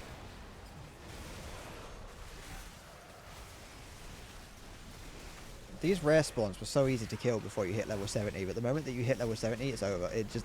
Their health pool gets massively inflated. Maybe it might be item level, actually, but I remember just the moment that I hit level 70 and started trying fighting one of these, and was immediately like, I've made a terrible mistake. Even now, I think that every time I do it. Ugh, don't hallucinate me.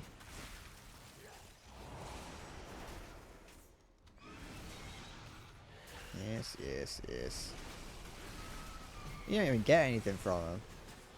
I'm just doing it because I might have an achievement associated to it.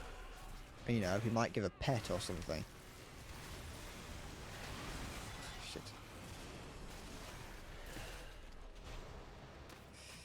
I'm a little goblin collector at heart. Shit.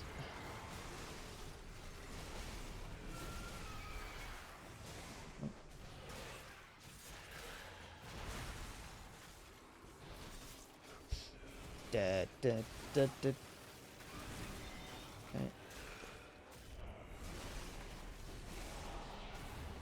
Oh, I can't get him with blinding sheet. Okay.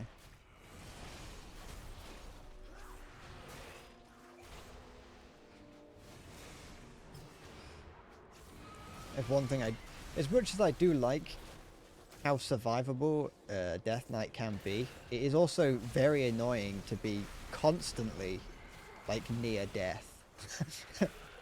It's like I can survive in a lot of situations, but I will be one mistake away from dying the whole time, and I will be constantly afraid of that fact.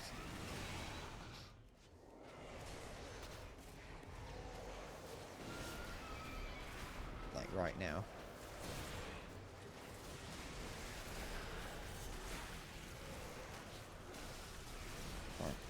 I can't use any of my good spells because I've got to replace my main damaging spell. I've got two spells. I've got Frost Strike and then Death Strike, and I'm having to replace Frost Strike with Death Strike, which is, you know, not always the worst thing ever, but right now it is because I have to use Death Strike to get my health back, but it just doesn't do that much damage. It's not the Frost stuff not here. So it takes me a lot longer. It's like I will survive, but it is going to take a long time. There we go. I could use my health stone actually, but I've had that for ages.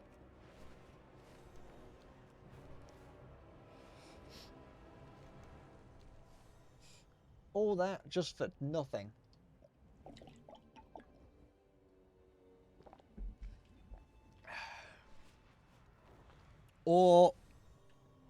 Or spotted, or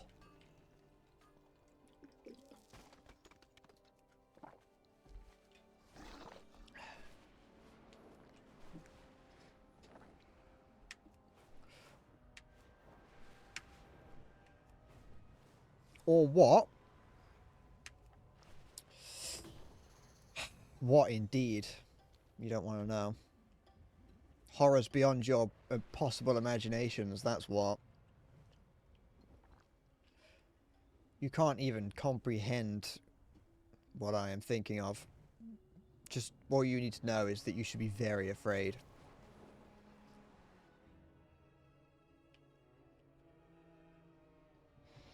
Ugh.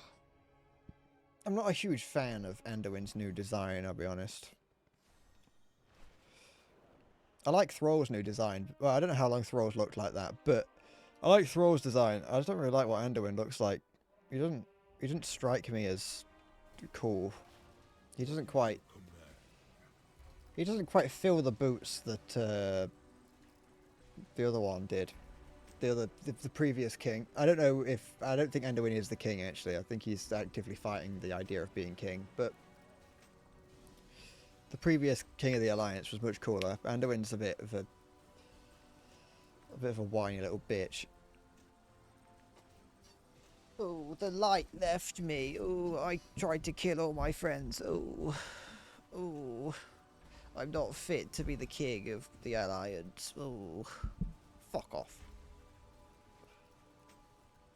twat.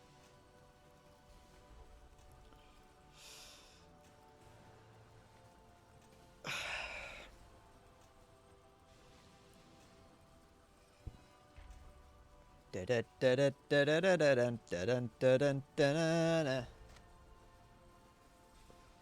don't even know the lore of World of Warcraft. Stopped paying attention to it ages ago.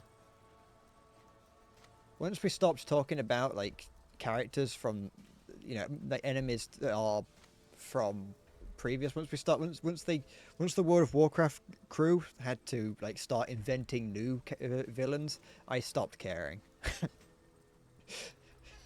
I didn't know anything about Warcraft lore, but once like all the loose ends of Warcraft got tied up, I didn't care. Once the Legion was gone, that was it. I don't care anymore.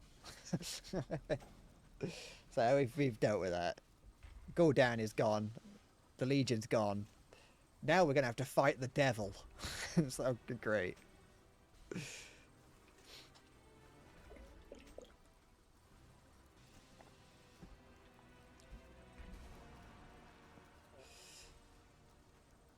Now we are adding lore into the world that makes no sense because we could just revive people and it's like, well, okay, we can go to the Shadowlands, we can go to the afterlife, but like, how does that work? How does the Shadowlands work when we have spells that allow us to revive people?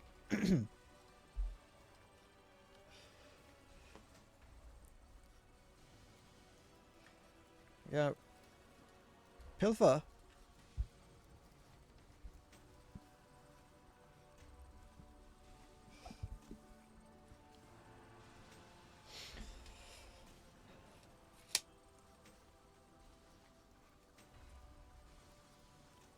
Got a tape measure on my desk. It's not important why. It's quite honestly, I don't know why.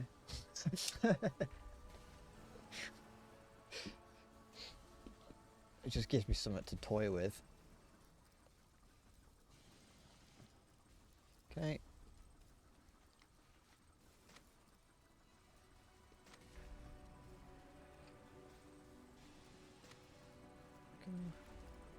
Don't know if my mum's downstairs or not. I don't know if I can keep... I hear the dog barking in such a way that implies that my mum's downstairs. You know, all dogs have several different types of bark, and this is the bark of he's trying to get the attention of someone. But I don't know if it's my mum or not.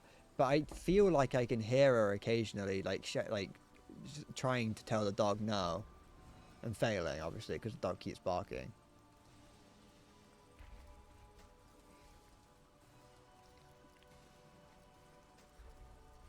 Okay. Oh, more scrap, you say? Doesn't really change anything if my mum's at home.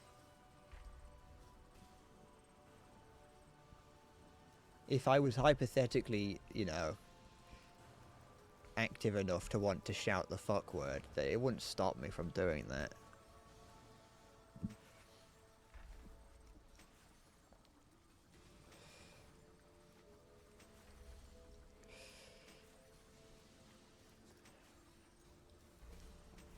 I don't know where you get bountiful bolts from other than this. A lot of there are some of the more rarer components that you need for the mount you can buy, but I don't know if you can buy the bountiful bolts. I don't know if I will buy any of the parts because they're expensive. You need loads of them. It's like 25,000 just for one, and you need like 20 of them.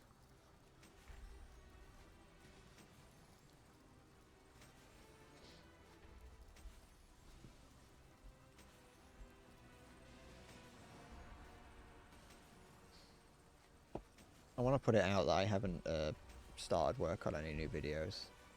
I wasn't sure if I wanted to say it or not, but I feel like, you know, for transparency purposes, I haven't started any.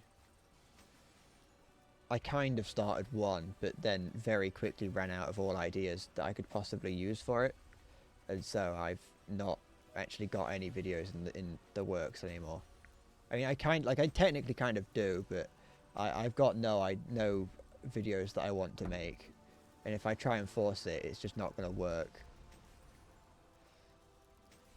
So I'm kind of just sitting around, just hoping that one day an idea will come to me.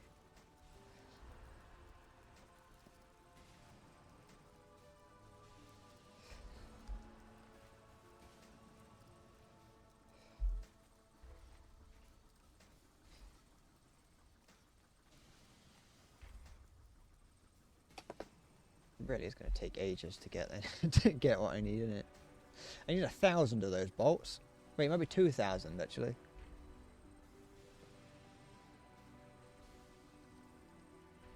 I need 1,000 of those bolts, and I get hardly any of them occasionally. Ooh, oh, I didn't know about this. What the fuck? How does this? I don't know. You could make this smaller, but that's. It's like kind of cool, but not really. Because like, how do I then go and search for things? fuck off. I suppose you could like you could start it crafting and then fold it away.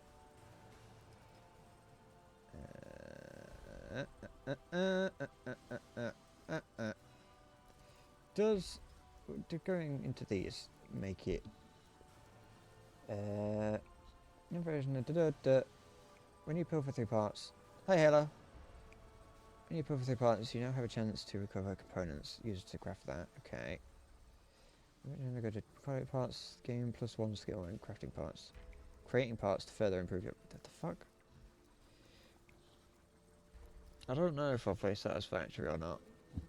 I didn't. The thing is, I didn't get on with it. That's why I didn't really get very far in it. I just didn't. I don't know what's changed. I didn't see if there's any change logs or anything for it. But I didn't really get on with it. It was a little. It didn't really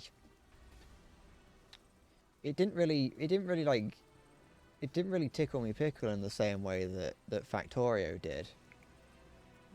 Cogwheel by game +1. To create the cogwheel, I'll just put it into.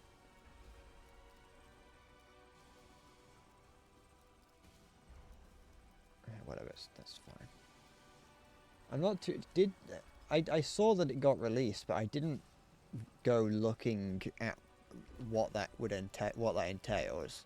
I have calibrated my prices to be reasonable. It piqued my interest, but that was about as far as it got. Like, I'm gonna go to the bank, check if I've got any more of these pile of rusted scrap, because it's saying that I have more than I actually do. I don't know why. I kind of liked Factorio, but not Factorio, the Satisfactory, but one of the more annoying parts of it that Factorio kind of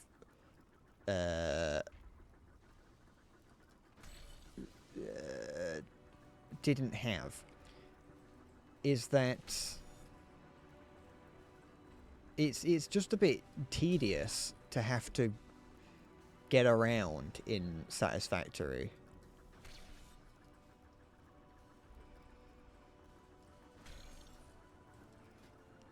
Like, I never really enjoyed getting around the world in Satisfactory because it was just annoying. Like, in fact, in Factorio, you can just place everything where you need it because you've got above an Overwatch position.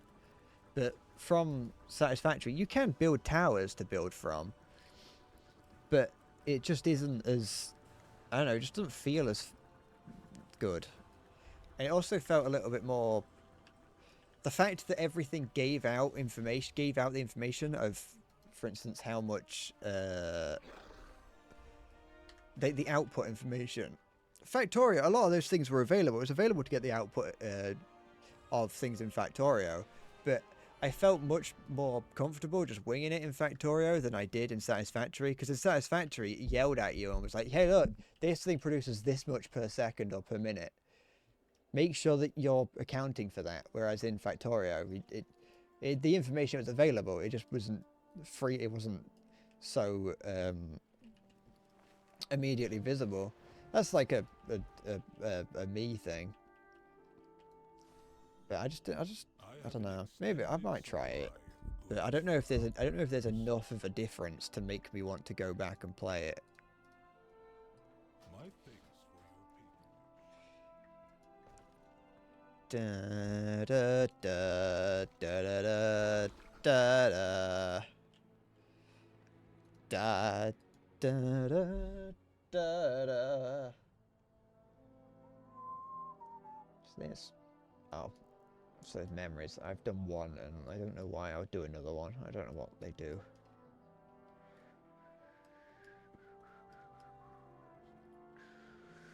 Da da da da da.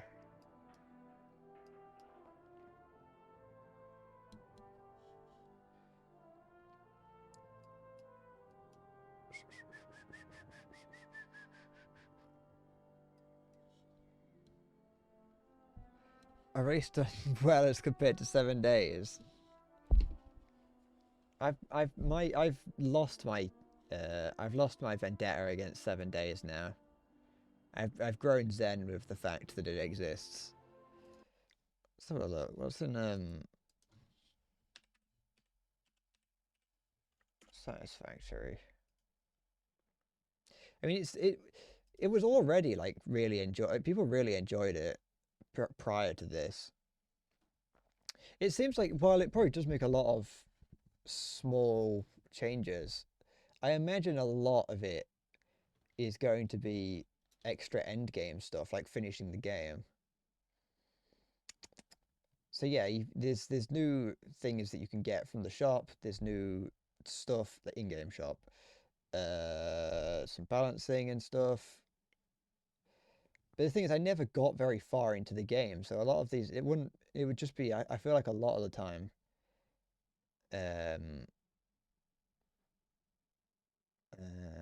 well, they've added a conveyor input to biomass burners. That's nice. That is a nice quality of life update. Oral cum shot.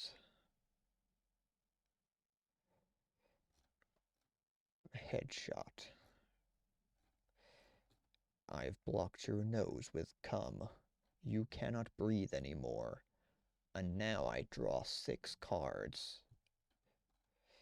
After you activated my trap card in the previous turn, which filled your nostrils with cum, I drew 6 cards, and of that, I drew 17 extra cards because I also triggered one of your trap cards, which incidentally triggered one of my trap cards, which allowed me to draw 17 extra cards. And within that, I got Pot of Greed, which allows me to draw 7 more cards. And within that, I got Pot of Greed again, which allowed me to draw more cards. And then within that, I got Pot of Greed, in which I play Pot of Greed once more to draw another Pot of Greed, which I then play and draw Pot of Greed once more from my deck.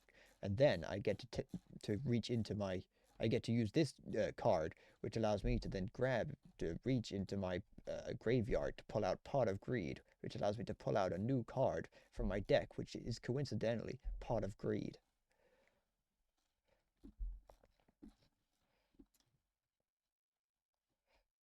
I wish you could have a deck in Yu-Gi-Oh that was just nothing but Pot of Greed. You will always lose, but it will be mildly annoying to the other player.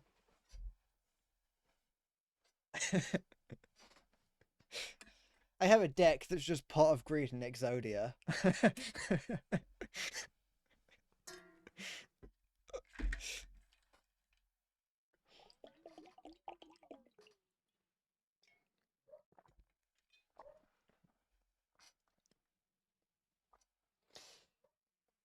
It's for Chaos Yu-Gi-Oh. 3 Pots of Greed and Exodia. Yeah.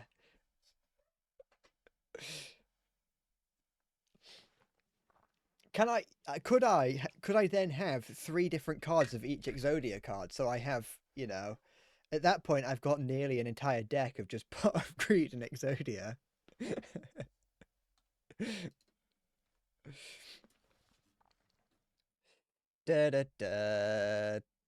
Maybe I'll try out Satisfactory at some point again, just to see if it tweaks my nipples at all. See if it lies longingly on my chest, looking up at me, sucking on my nipple, and then tweaking the other one.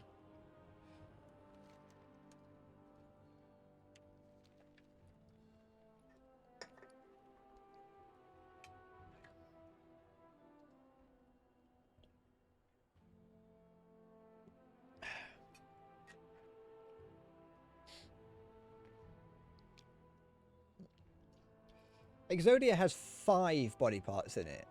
Or is it 6? Arms, legs, chest. Is the chest and head together? Arm and leg. Arm, leg, chest, head. Can I have 3 of each Exodia card? Is that against the rules? Because if so, that's boring. I want a broken deck that is 3 of each Exodia card, 3 Pots of Greed, and several other cards. That's 5 right there. So that's 5, 3, 6, 9, 12, 15. That's 15 cards right there. 18 with the Pot of Greed. I bet you can make a deck that is stacked to win with an Exodia victory. Yeah. Just keep pulling out cards that allow you to pull out new cards.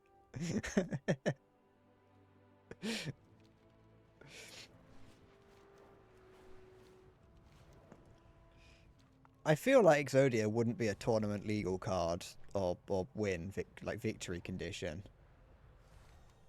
I don't know why. It just seems like the sort of thing that they wouldn't allow you to do.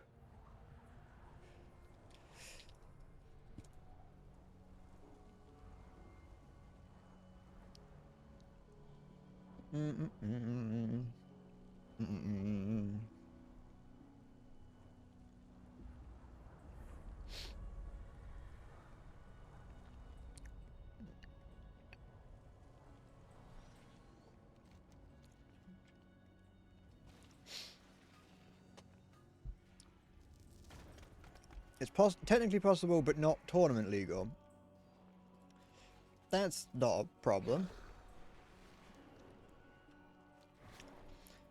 As long as I'm only playing against my friend, or, you know, Barry down at the pub. Me and Barry have weekly Yu-Gi-Oh matches. And I show up and just do nothing but pull cards for 45 minutes and then draw Exodia.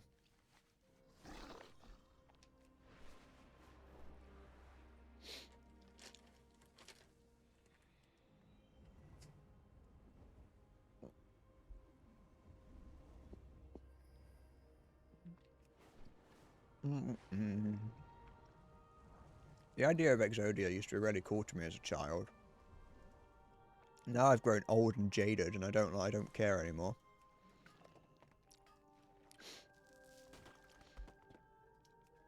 Egyptian god cards and Exodia used to be like the coolest shit on the playground, and now it's nothing. It's just fucking shit. Oops. I don't know what I was... Oh, I would have been using a mount.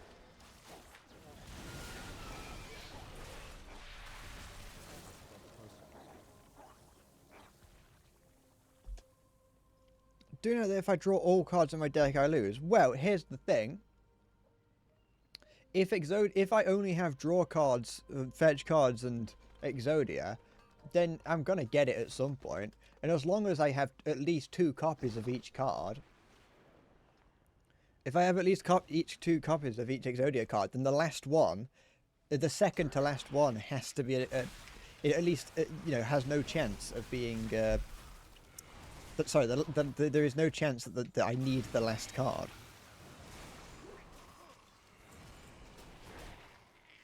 Why the fuck did I get off here? What did I do? Did I get the wax? Why was I not on my mount? I blacked out for a second thinking of Exodia. Is that the power of an Egyptian god card? It affects you in the real world.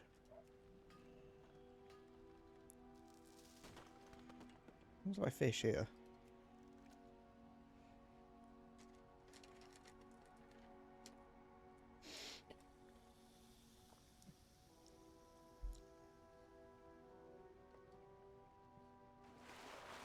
Ooh, I've got a shield. Oh, nice.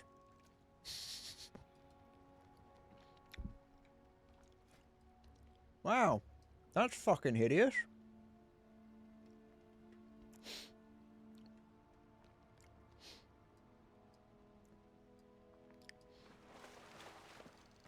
Oh, what a crusty Dark Moon card. How nice.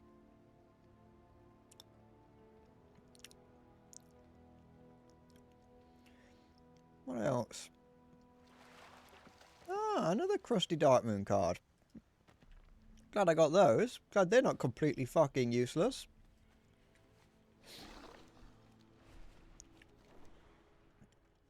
I remember like being excited about the prospect of getting a Dark Moon card when I like at the start of expansions, and being like, oh wow, if you get Darkmoon cards, you can sell them for like hundreds of thousands of gold. Never fucking got one, so never got a chance to. It's like BOE equipment. Early on, if you get one of the lucky drops and get like a top level BOE drop, it's like, oh, you can sell that for fucking millions to like the ultra elite that have to have the best of the best. It fucking never happened to me. It happens like, you know, 6 months into the expansion when it's completely fucking useless. Another outbreak of violence. And it's like, it's great. I'm glad I got this useless item. This really rare yet useless item.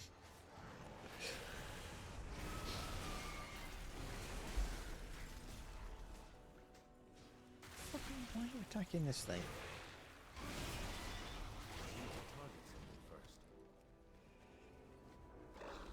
Never been into deck building games, not gonna lie. Only ever played one, and that was to Hearthstone, and didn't really like it. I have owned Yu-Gi-Oh! And Pokemon cards, as I've mentioned in the past several times, because I know that even if I don't know if I've mentioned them that much, I can at least guess that I would have done. I never really cared about learning to play card games. I don't even know how to play poker. I know it's not a deck building game, but it's still a card game.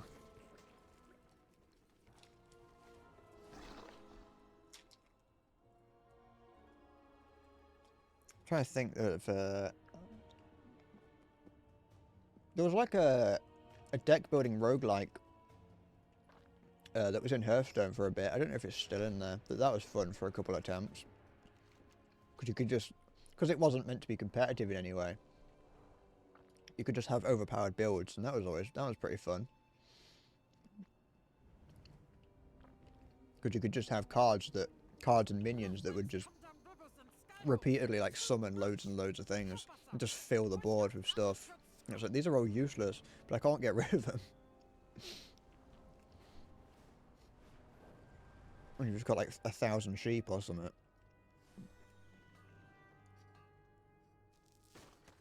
I don't have Lelouch brain. I can't imagine how to do deck building games. Yeah.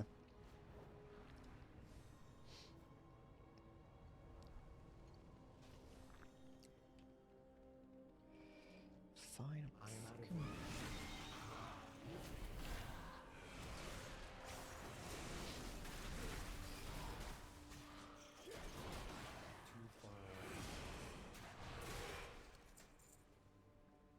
Lulu. I fucking love Lelouch. If I could have sex with any anime character, it'd be Lelouch.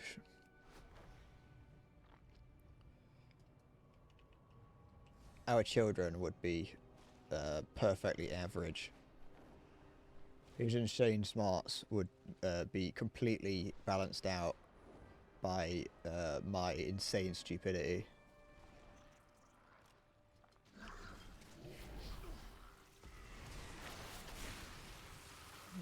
Get here, don't run away.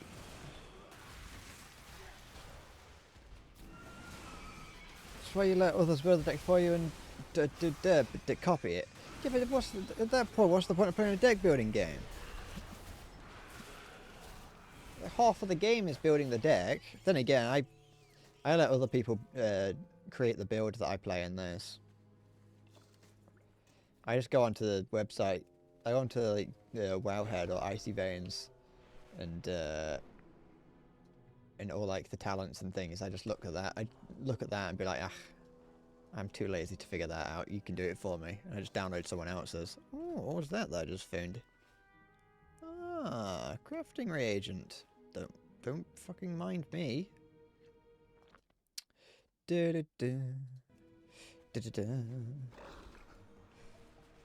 No. Because you'll win. I told you, I'm not fucking Lelouch brained.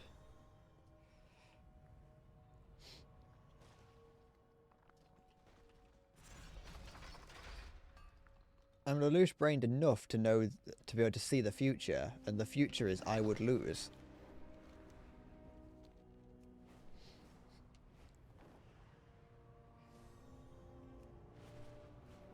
The hills are alive with the sound of morning. There we go. How are we doing on bismuth? Bismuth?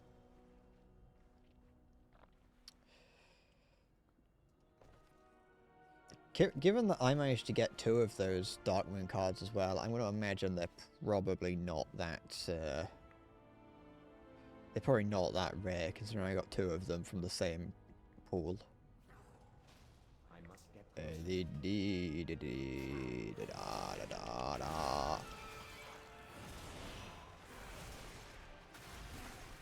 Where's the panda then? So there's no OG pandas in the... no pandas in the OG Death Knights. Come on. Give me my ruin.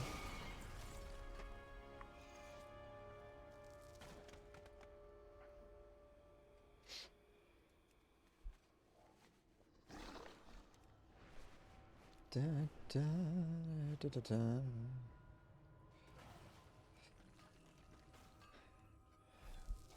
Use the starter deck. You in the game. You're shit tier. That sounds like a high level ploy that you could only only make the most of if you were a superior chess player like you are.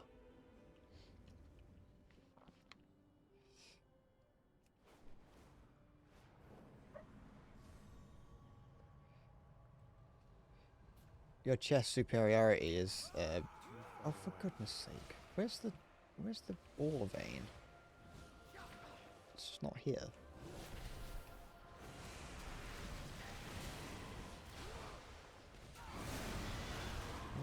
Yes. There we go. Come on. Good. Dig it out.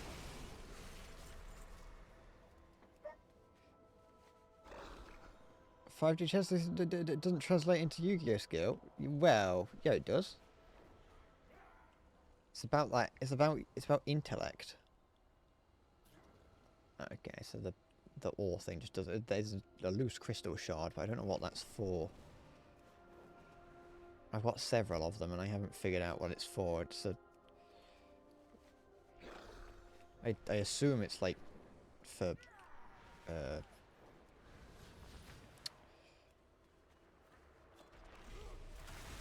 I've already got that.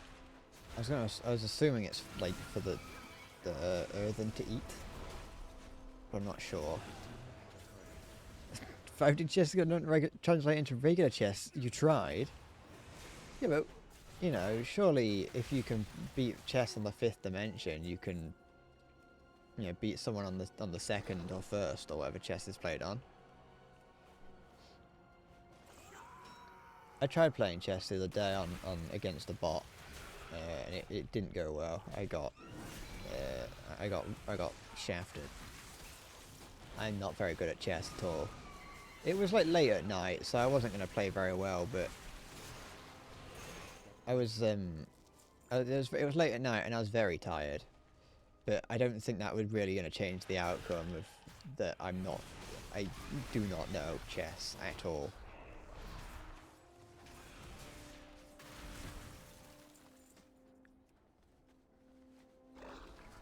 Because I almost always just pick a random piece and move it. And there'll be many times where I'm like, oh, that's going to leave me to checkmate, or at least put me. That's gonna, you know, I'm going to be able to put the opponent in check or checkmate. And then I do it, and then they just immediately move one thing, and now I'm in check somehow. I wasn't playing against players, luckily. I was just playing against a chess bot on chess.com. I don't dare go near another player. Because real life chess players are scary.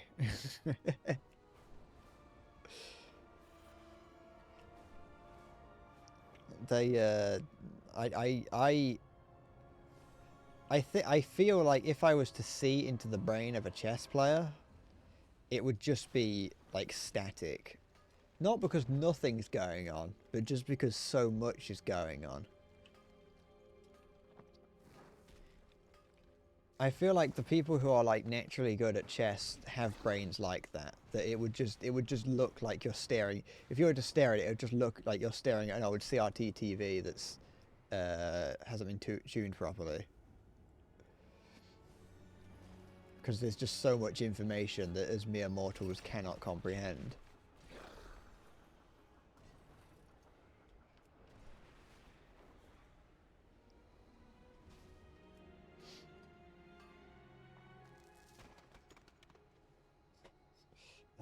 Did it 2 days, 6 months, and figured out how to counter the Terminator Gambit, making it one of the most useless strats in the game against experienced players. Well, it's that's why it's got a Gambit. You're gambling everything on it. But yeah, a proper. I mean, it's the same in anything really, but with chess specifically. It's too intimidating of a game to get into. I don't. That implies that I want to get into it. I don't. The problem with saying things like that on the internet is that the moment that you say something like that, everyone's like, "Oh, you can try doing it," and it's like, "Yeah, I don't want to." It's like the other day I'm playing Sekiro, and I was like, "Oh yeah, I've never written anything before. You know, I'm not a writer." And the guy was like, "Oh, well, you know, have you tried?" And I'm like, "No, I don't want to." And he's like, "It's still time." I'm like, "No, it's not. I don't want to do that." I wasn't saying it because I wanted to do it. But no, chess is the only time I ever wanted to get into chess was when I watched Code Geass, and then once I stopped watching Code Geass, I didn't want to get into chess.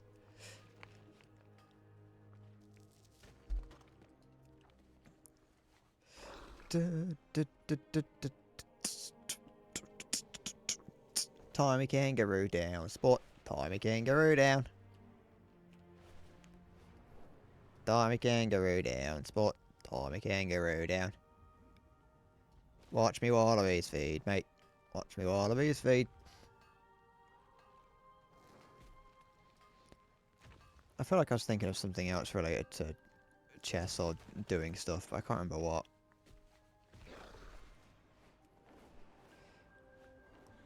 Oh, it's when I was thinking about like watching anyone, or you know, anyone who's good at something would probably have a, you know, a brain that looks like static because of the amount of stuff that's going on. And then that made me start thinking about the people who play Call of Duty and are really good at that. And I was like, no, I think there is static in their brains, but I don't think it's because of the amount of stuff going on.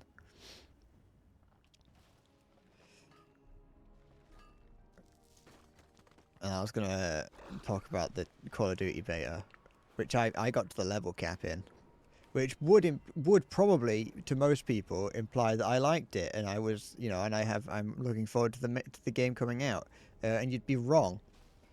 I got to the level cap because I wanted the free stuff that you got for getting to the level cap in the event that I did buy the main game, and also because the game just kind of, you know, the game made me want to play it.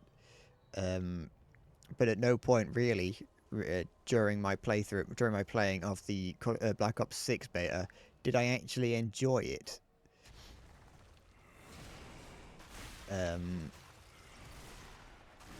Black Ops 6 is a testament to how just fucking shit Call of Duty has become. I had bits of fun. Don't get me wrong. I wouldn't have if there wasn't a modicum of fun, I wouldn't have played it. I wouldn't have continued to play it. But there was a lot about it that I didn't really like. And not necessarily things that I think will get fixed with the full game. I wasn't gonna. I would have had to have really liked the game to have wanted to pre-order it, or at the very least buy it. Now, I'm not saying I won't buy it, because, you know, there is time before it comes out. But there is also time before it comes out, which means that any addictive feelings it was starting to put into me have time to be removed. But there's a lot about it that I didn't really like. I'd have no intention of buying it, but I might. I'm just going through everything that I was saying. I'm not gonna. I have no intention of buying it specifically because of how expensive it is. The game is not, will not, and has never been worth 70 quid.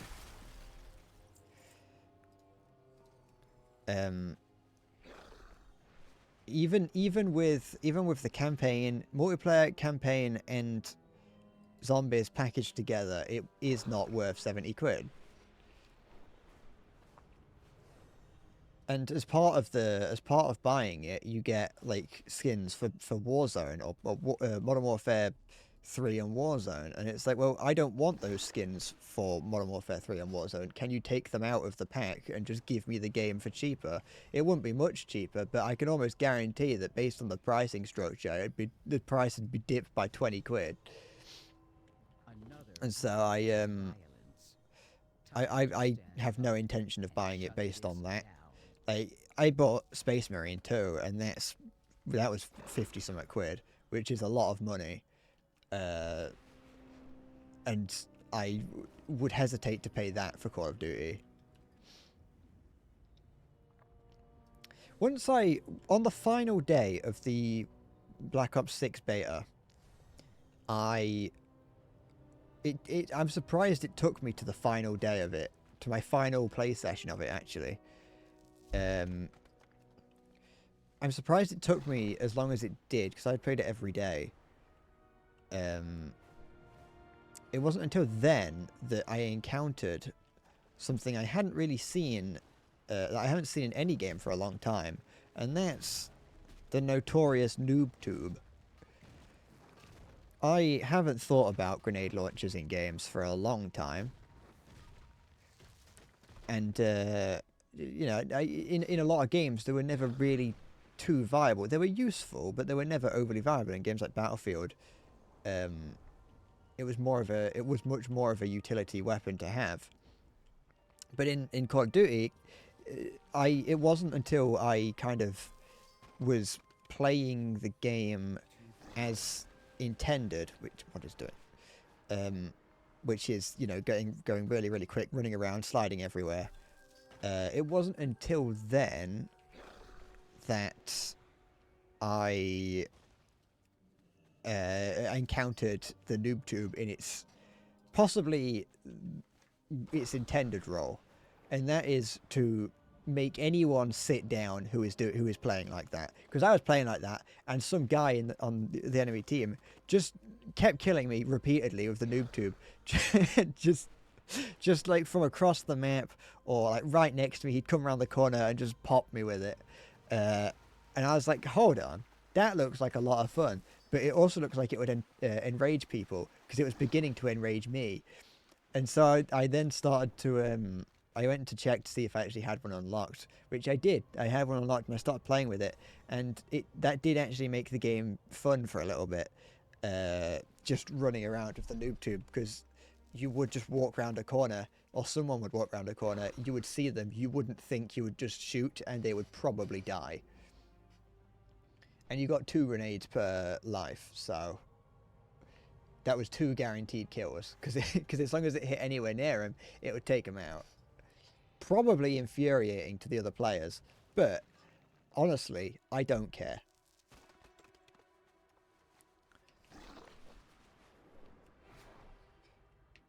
But I played with that for a bit, and it was fun.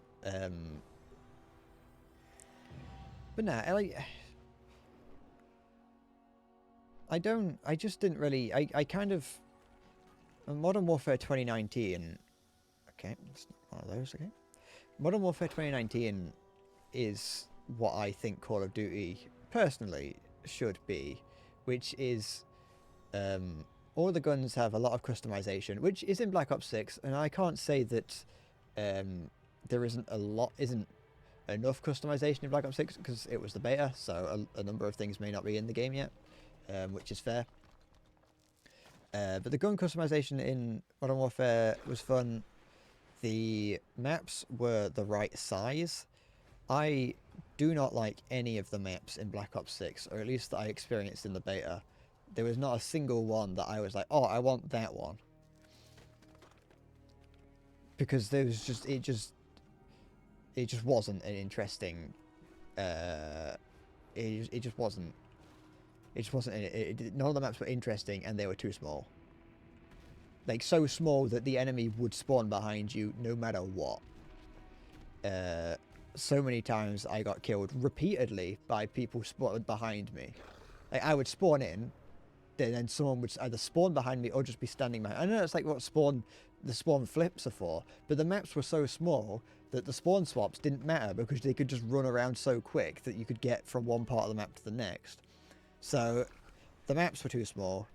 The guns sound like shit, which is, you know, it's Call of Duty. They've never sounded great, but I like the guns in my games to sound good.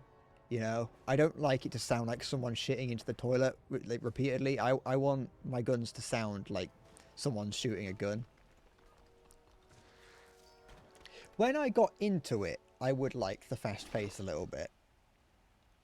I can see why you would like it. Not you specifically. Like I can see why one person, like a person, would. I just feel like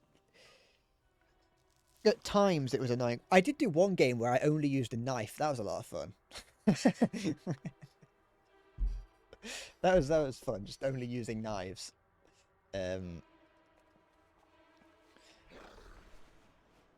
I can see why people like the fast pace of it. I'm not going to say I was playing it wrong because I tried it in different different play styles. I think in the long term I don't like it. In the short term it's fine, because the more I'm thinking about it, the more I did like playing it. There's several things in my head that are fighting each other, and it's the part of me that wants to hate everything, and the part of me that wants to not hate everything. Like the part of me that is scared of being a hypocrite, and the part of me that is a hypocrite are fighting each other. And neither side is winning really. Because like the more I think about it, the more I was like, oh no, yeah, no, I did quite like this, that, and the other. Like you said earlier, not enough to pre-order it, and maybe not even enough to buy it when it comes out. You know, I'm not going to judge it based on the number of the fact that it crashed all the time. I'm not going to judge it on that because, you know, that's the point of the beta.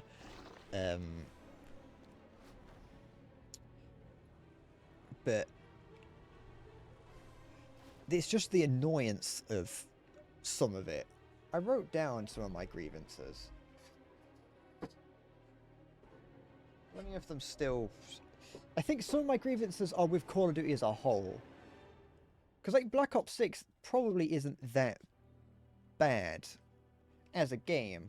But I think as a Call of Duty game, it isn't right. That's not going to make sense because the idea of Call of Duty has changed so much. But I think that's part of the problem. Call of Duty has lost its edge. The sound of... Oh, you know, actually, do you want to know what I want to actually... The one thing the real thing that fucking makes me the most annoyed about Black Ops 6. It's none of the problems that are actually in the game. You know, not all the crashing, because beta, not the gun sounds, even though I don't like any of the guns that are available to us, because they're late Cold War guns, and I just don't really like that era of technology. It's just not very interesting to me. The guns weren't, you know, it's whatever. All of that, nothing, yeah? Apps just... I would be perfect. The one thing that's stopping me from wanting to buy the game is the sound effects on the emotes in the end screen, in the after battle screen. I despise those sound effects because in my eyes, and this is going to sound a little bit grand, in my eyes, those sound effects on the emotes in the end screen are the embodiment of what Call of Duty has become, which is a game for children disguised as a game for adults.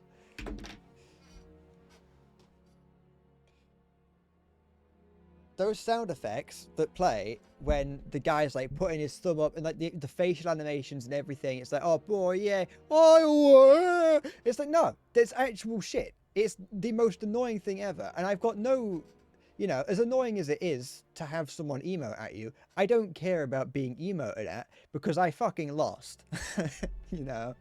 But the problem is like, even when I won, I had to experience those sound effects. And they're cartoon-ass Tom and Jerry sound effects for them, and they're shit. They're just annoying. It's like, I'm 25. I don't need some fucking slide whistle to play when someone puts their thumb up at me.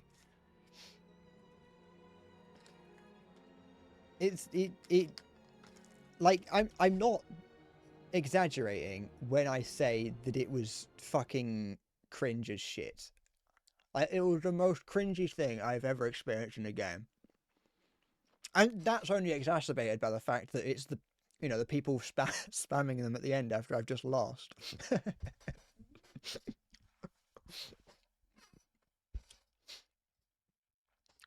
So it's, if I could turn off that sound effect, I'd be fine with it, but I couldn't without turning off all sound effects. So what's the fucking point?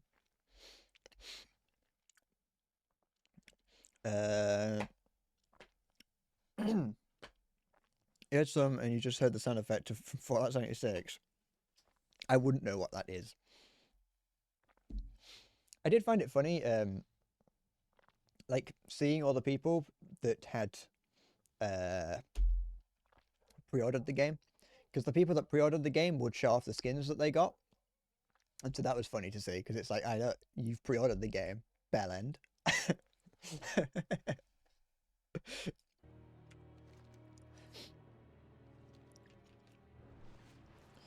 We caught you pre-ordering Black Ops 6. Absolute fool.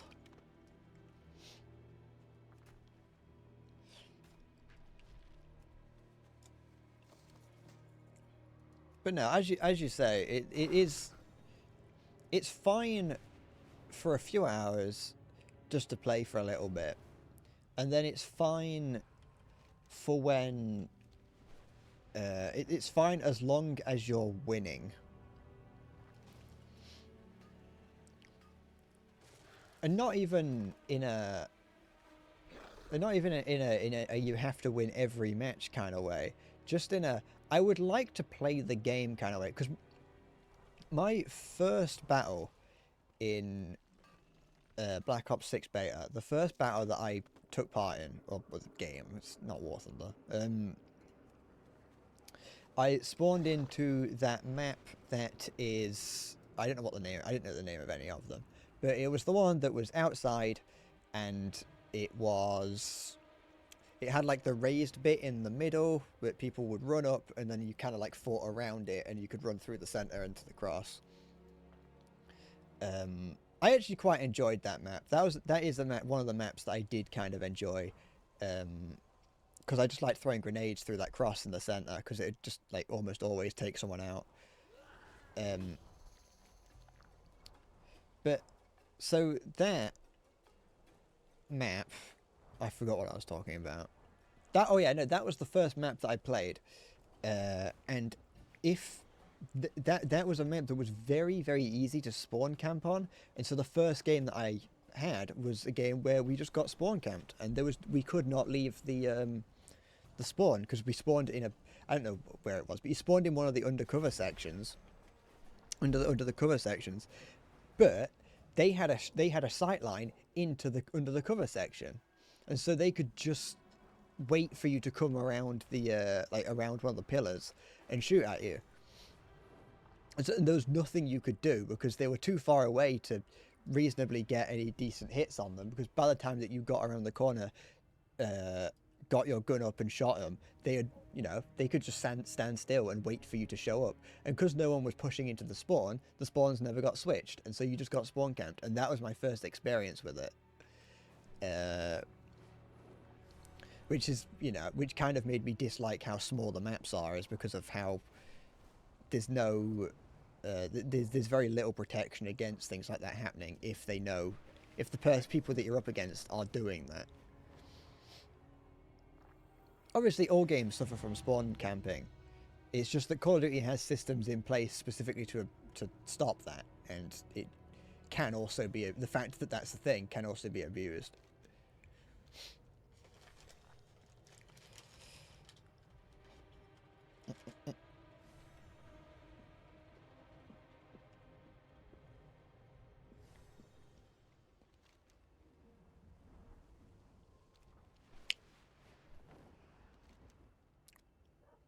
Okay.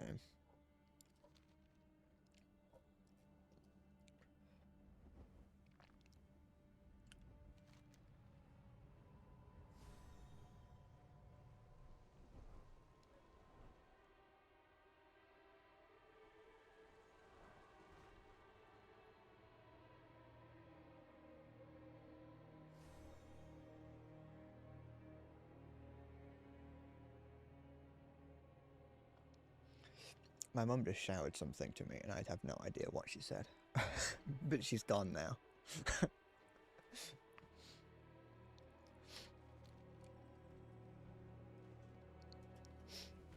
Da, da, da. A parcel that I had arriving had just arrived, which I knew was about to arrive soon because I saw it. I got a notification on my phone that it was nearly here. And she said something, to which I said, I'll come and get it in a minute, knowing what it was. And she said something about early, and I don't know what.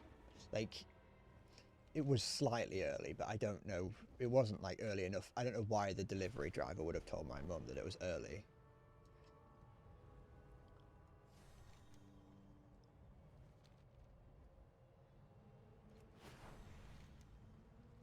Okay.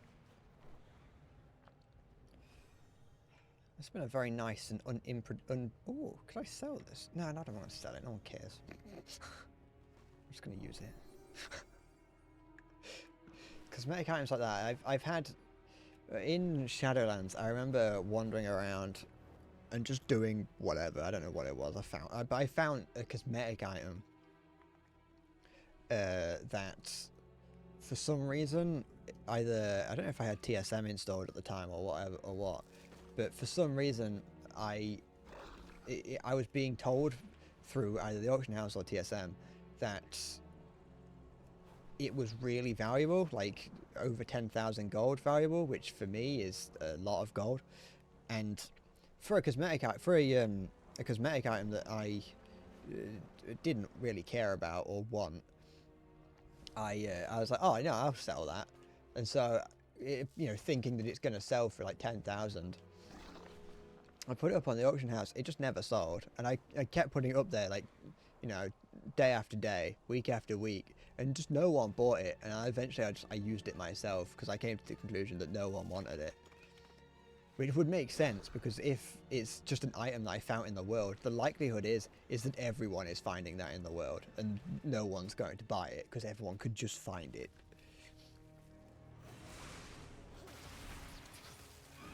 It's like some shoulder pad or something. Not to be fair, it probably wasn't worth much anyway, just as a cosmetic item.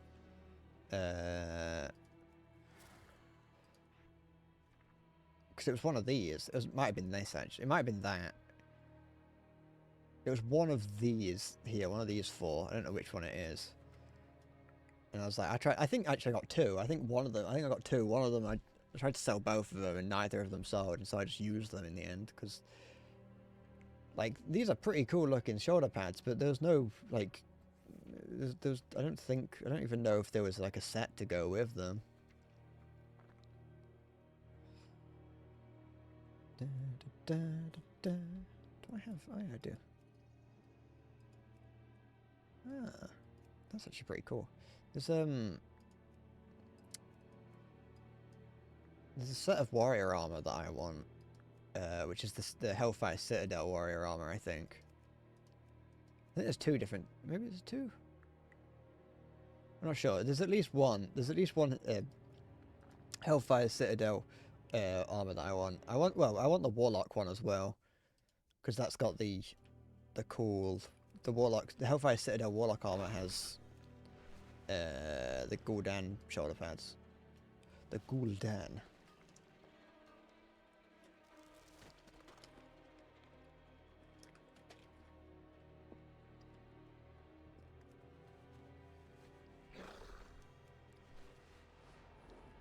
It's been a nice, unproductive stream today. I came in with the goal of doing nothing but flying around for 4 hours. And I did. I flew around for 4 hours. I did fucking nothing. What a wonderful day.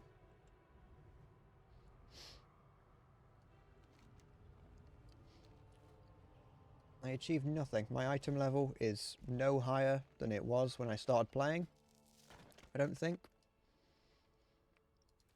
The number of items that I got towards my the number of items that I got towards the mount that I got is 15 out of 1,000. But that doesn't even take into account all the other bits that I need. But yeah. Did people watch me though? That's the thing.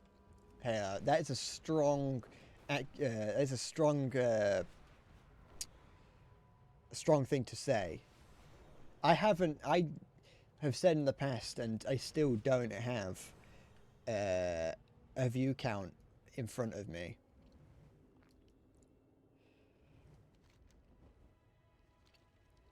I turned that off long ago, so, you know, I saw people appear in the chat occasionally, but I don't think I don't know. I'm going to assume that the average viewership of this is not much different to probably not much different to the rest of them actually.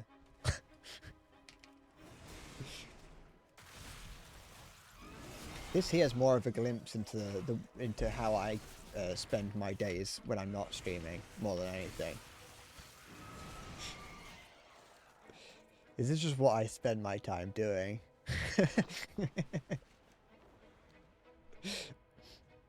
Oh, I'd never fallen down there. To be fair, I've never been here before. I just like to. I spend most of my time doing nothing. Yesterday, I spent possibly 6+ hours of the day, just sat at my desk browsing Reddit, like refreshing it and like listening to a couple of songs on repeat. I'm not gonna lie, I've been fucking depressed for the past week. It hasn't gone away yet, but I spent all of. Oh, I did some painting actually. I painted the skirting board downstairs, so I did something. Who are you? Ugh, I can't be asked to do that.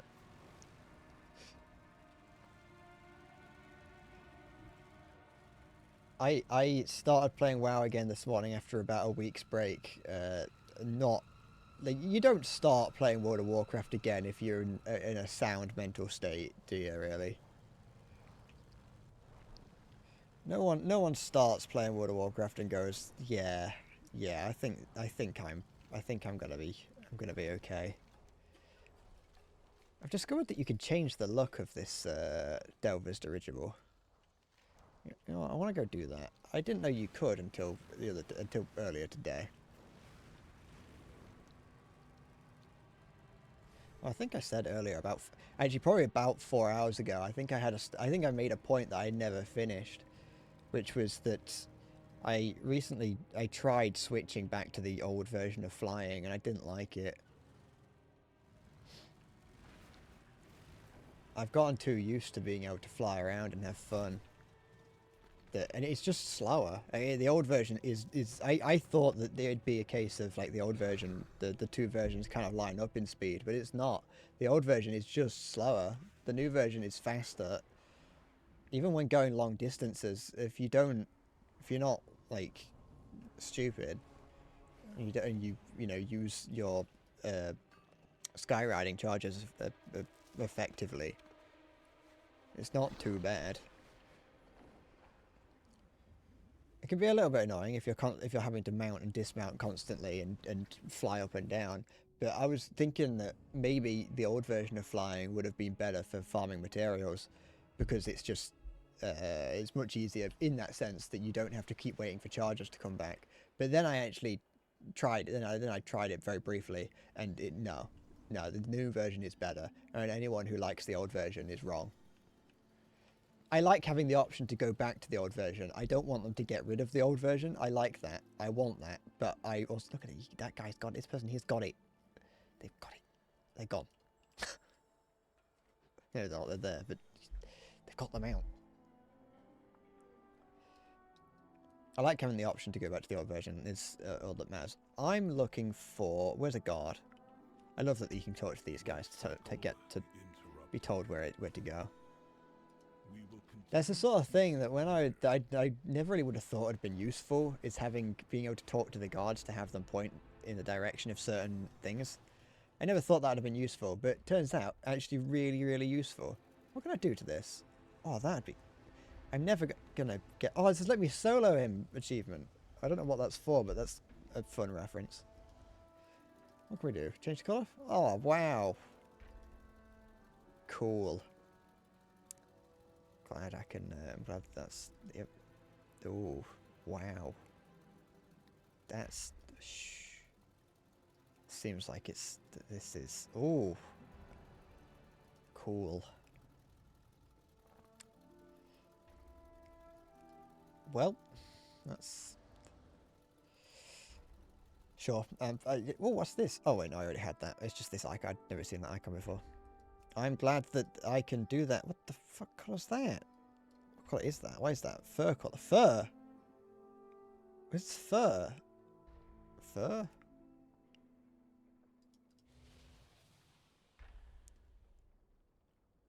I'm sad that I never got any of these sort of things. Like, I could never have gotten things like this. Look how cool they look. And it's like, oh yeah, no, I'm never getting that. I mean, I could, once the expansion comes back around to being useful, being easy, I could get them. That's what I pretty much just exclusively wait for a few years. If there's any items that I want that I'm not good enough to get, I just wait a few years and get it once the expansion, once it becomes soloable. It's no longer a status symbol, but I never wanted them for status symbols. I wanted them because they looked cool.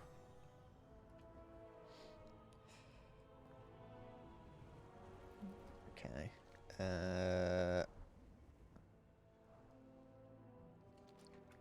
Alright, I don't want to be in front of the camera anymore, so I'm gonna go... I'm not gonna stop playing WoW, I'm gonna fucking continue playing, but I'm becoming socially shy. So I'm gonna go. I'm gonna head off, and I'll be back next time I stream to do something. So... I'll be back next time. Sorry. I'll be back next time to do something, whatever that may be. I will see you then. Thank you for watching. You too, Maya. I was gonna yell it, but I couldn't. I was gonna yell half of it and then, you know, say it normally for the other half of it. I just couldn't.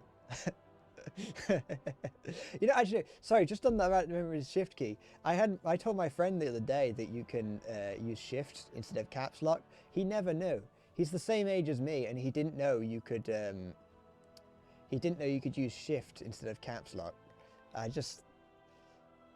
He seemed to treat me like I was in the wrong for doing that. I don't know why. Yeah.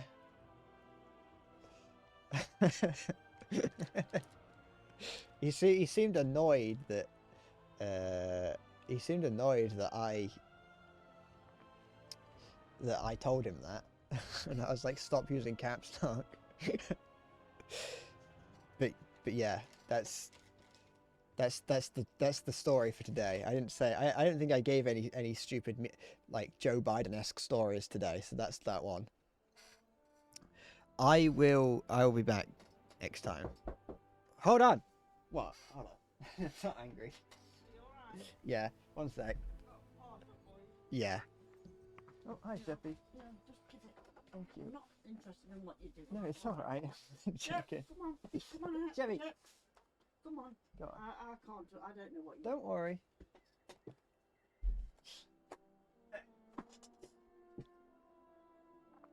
Hi.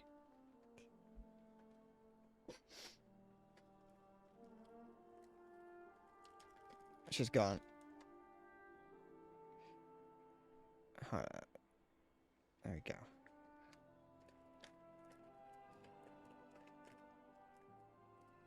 She may or may not be completely plastered at the moment. But you didn't hear that from me. So I'm gonna go. Thank you for watching. I'll be back next time. I'll be back next time to do whatever it is that I choose to do. So thank you for watching. And wait, where's the oh wait, yeah, no. Shit, give me there. Thank you for watching, and bye bye. Also, take care.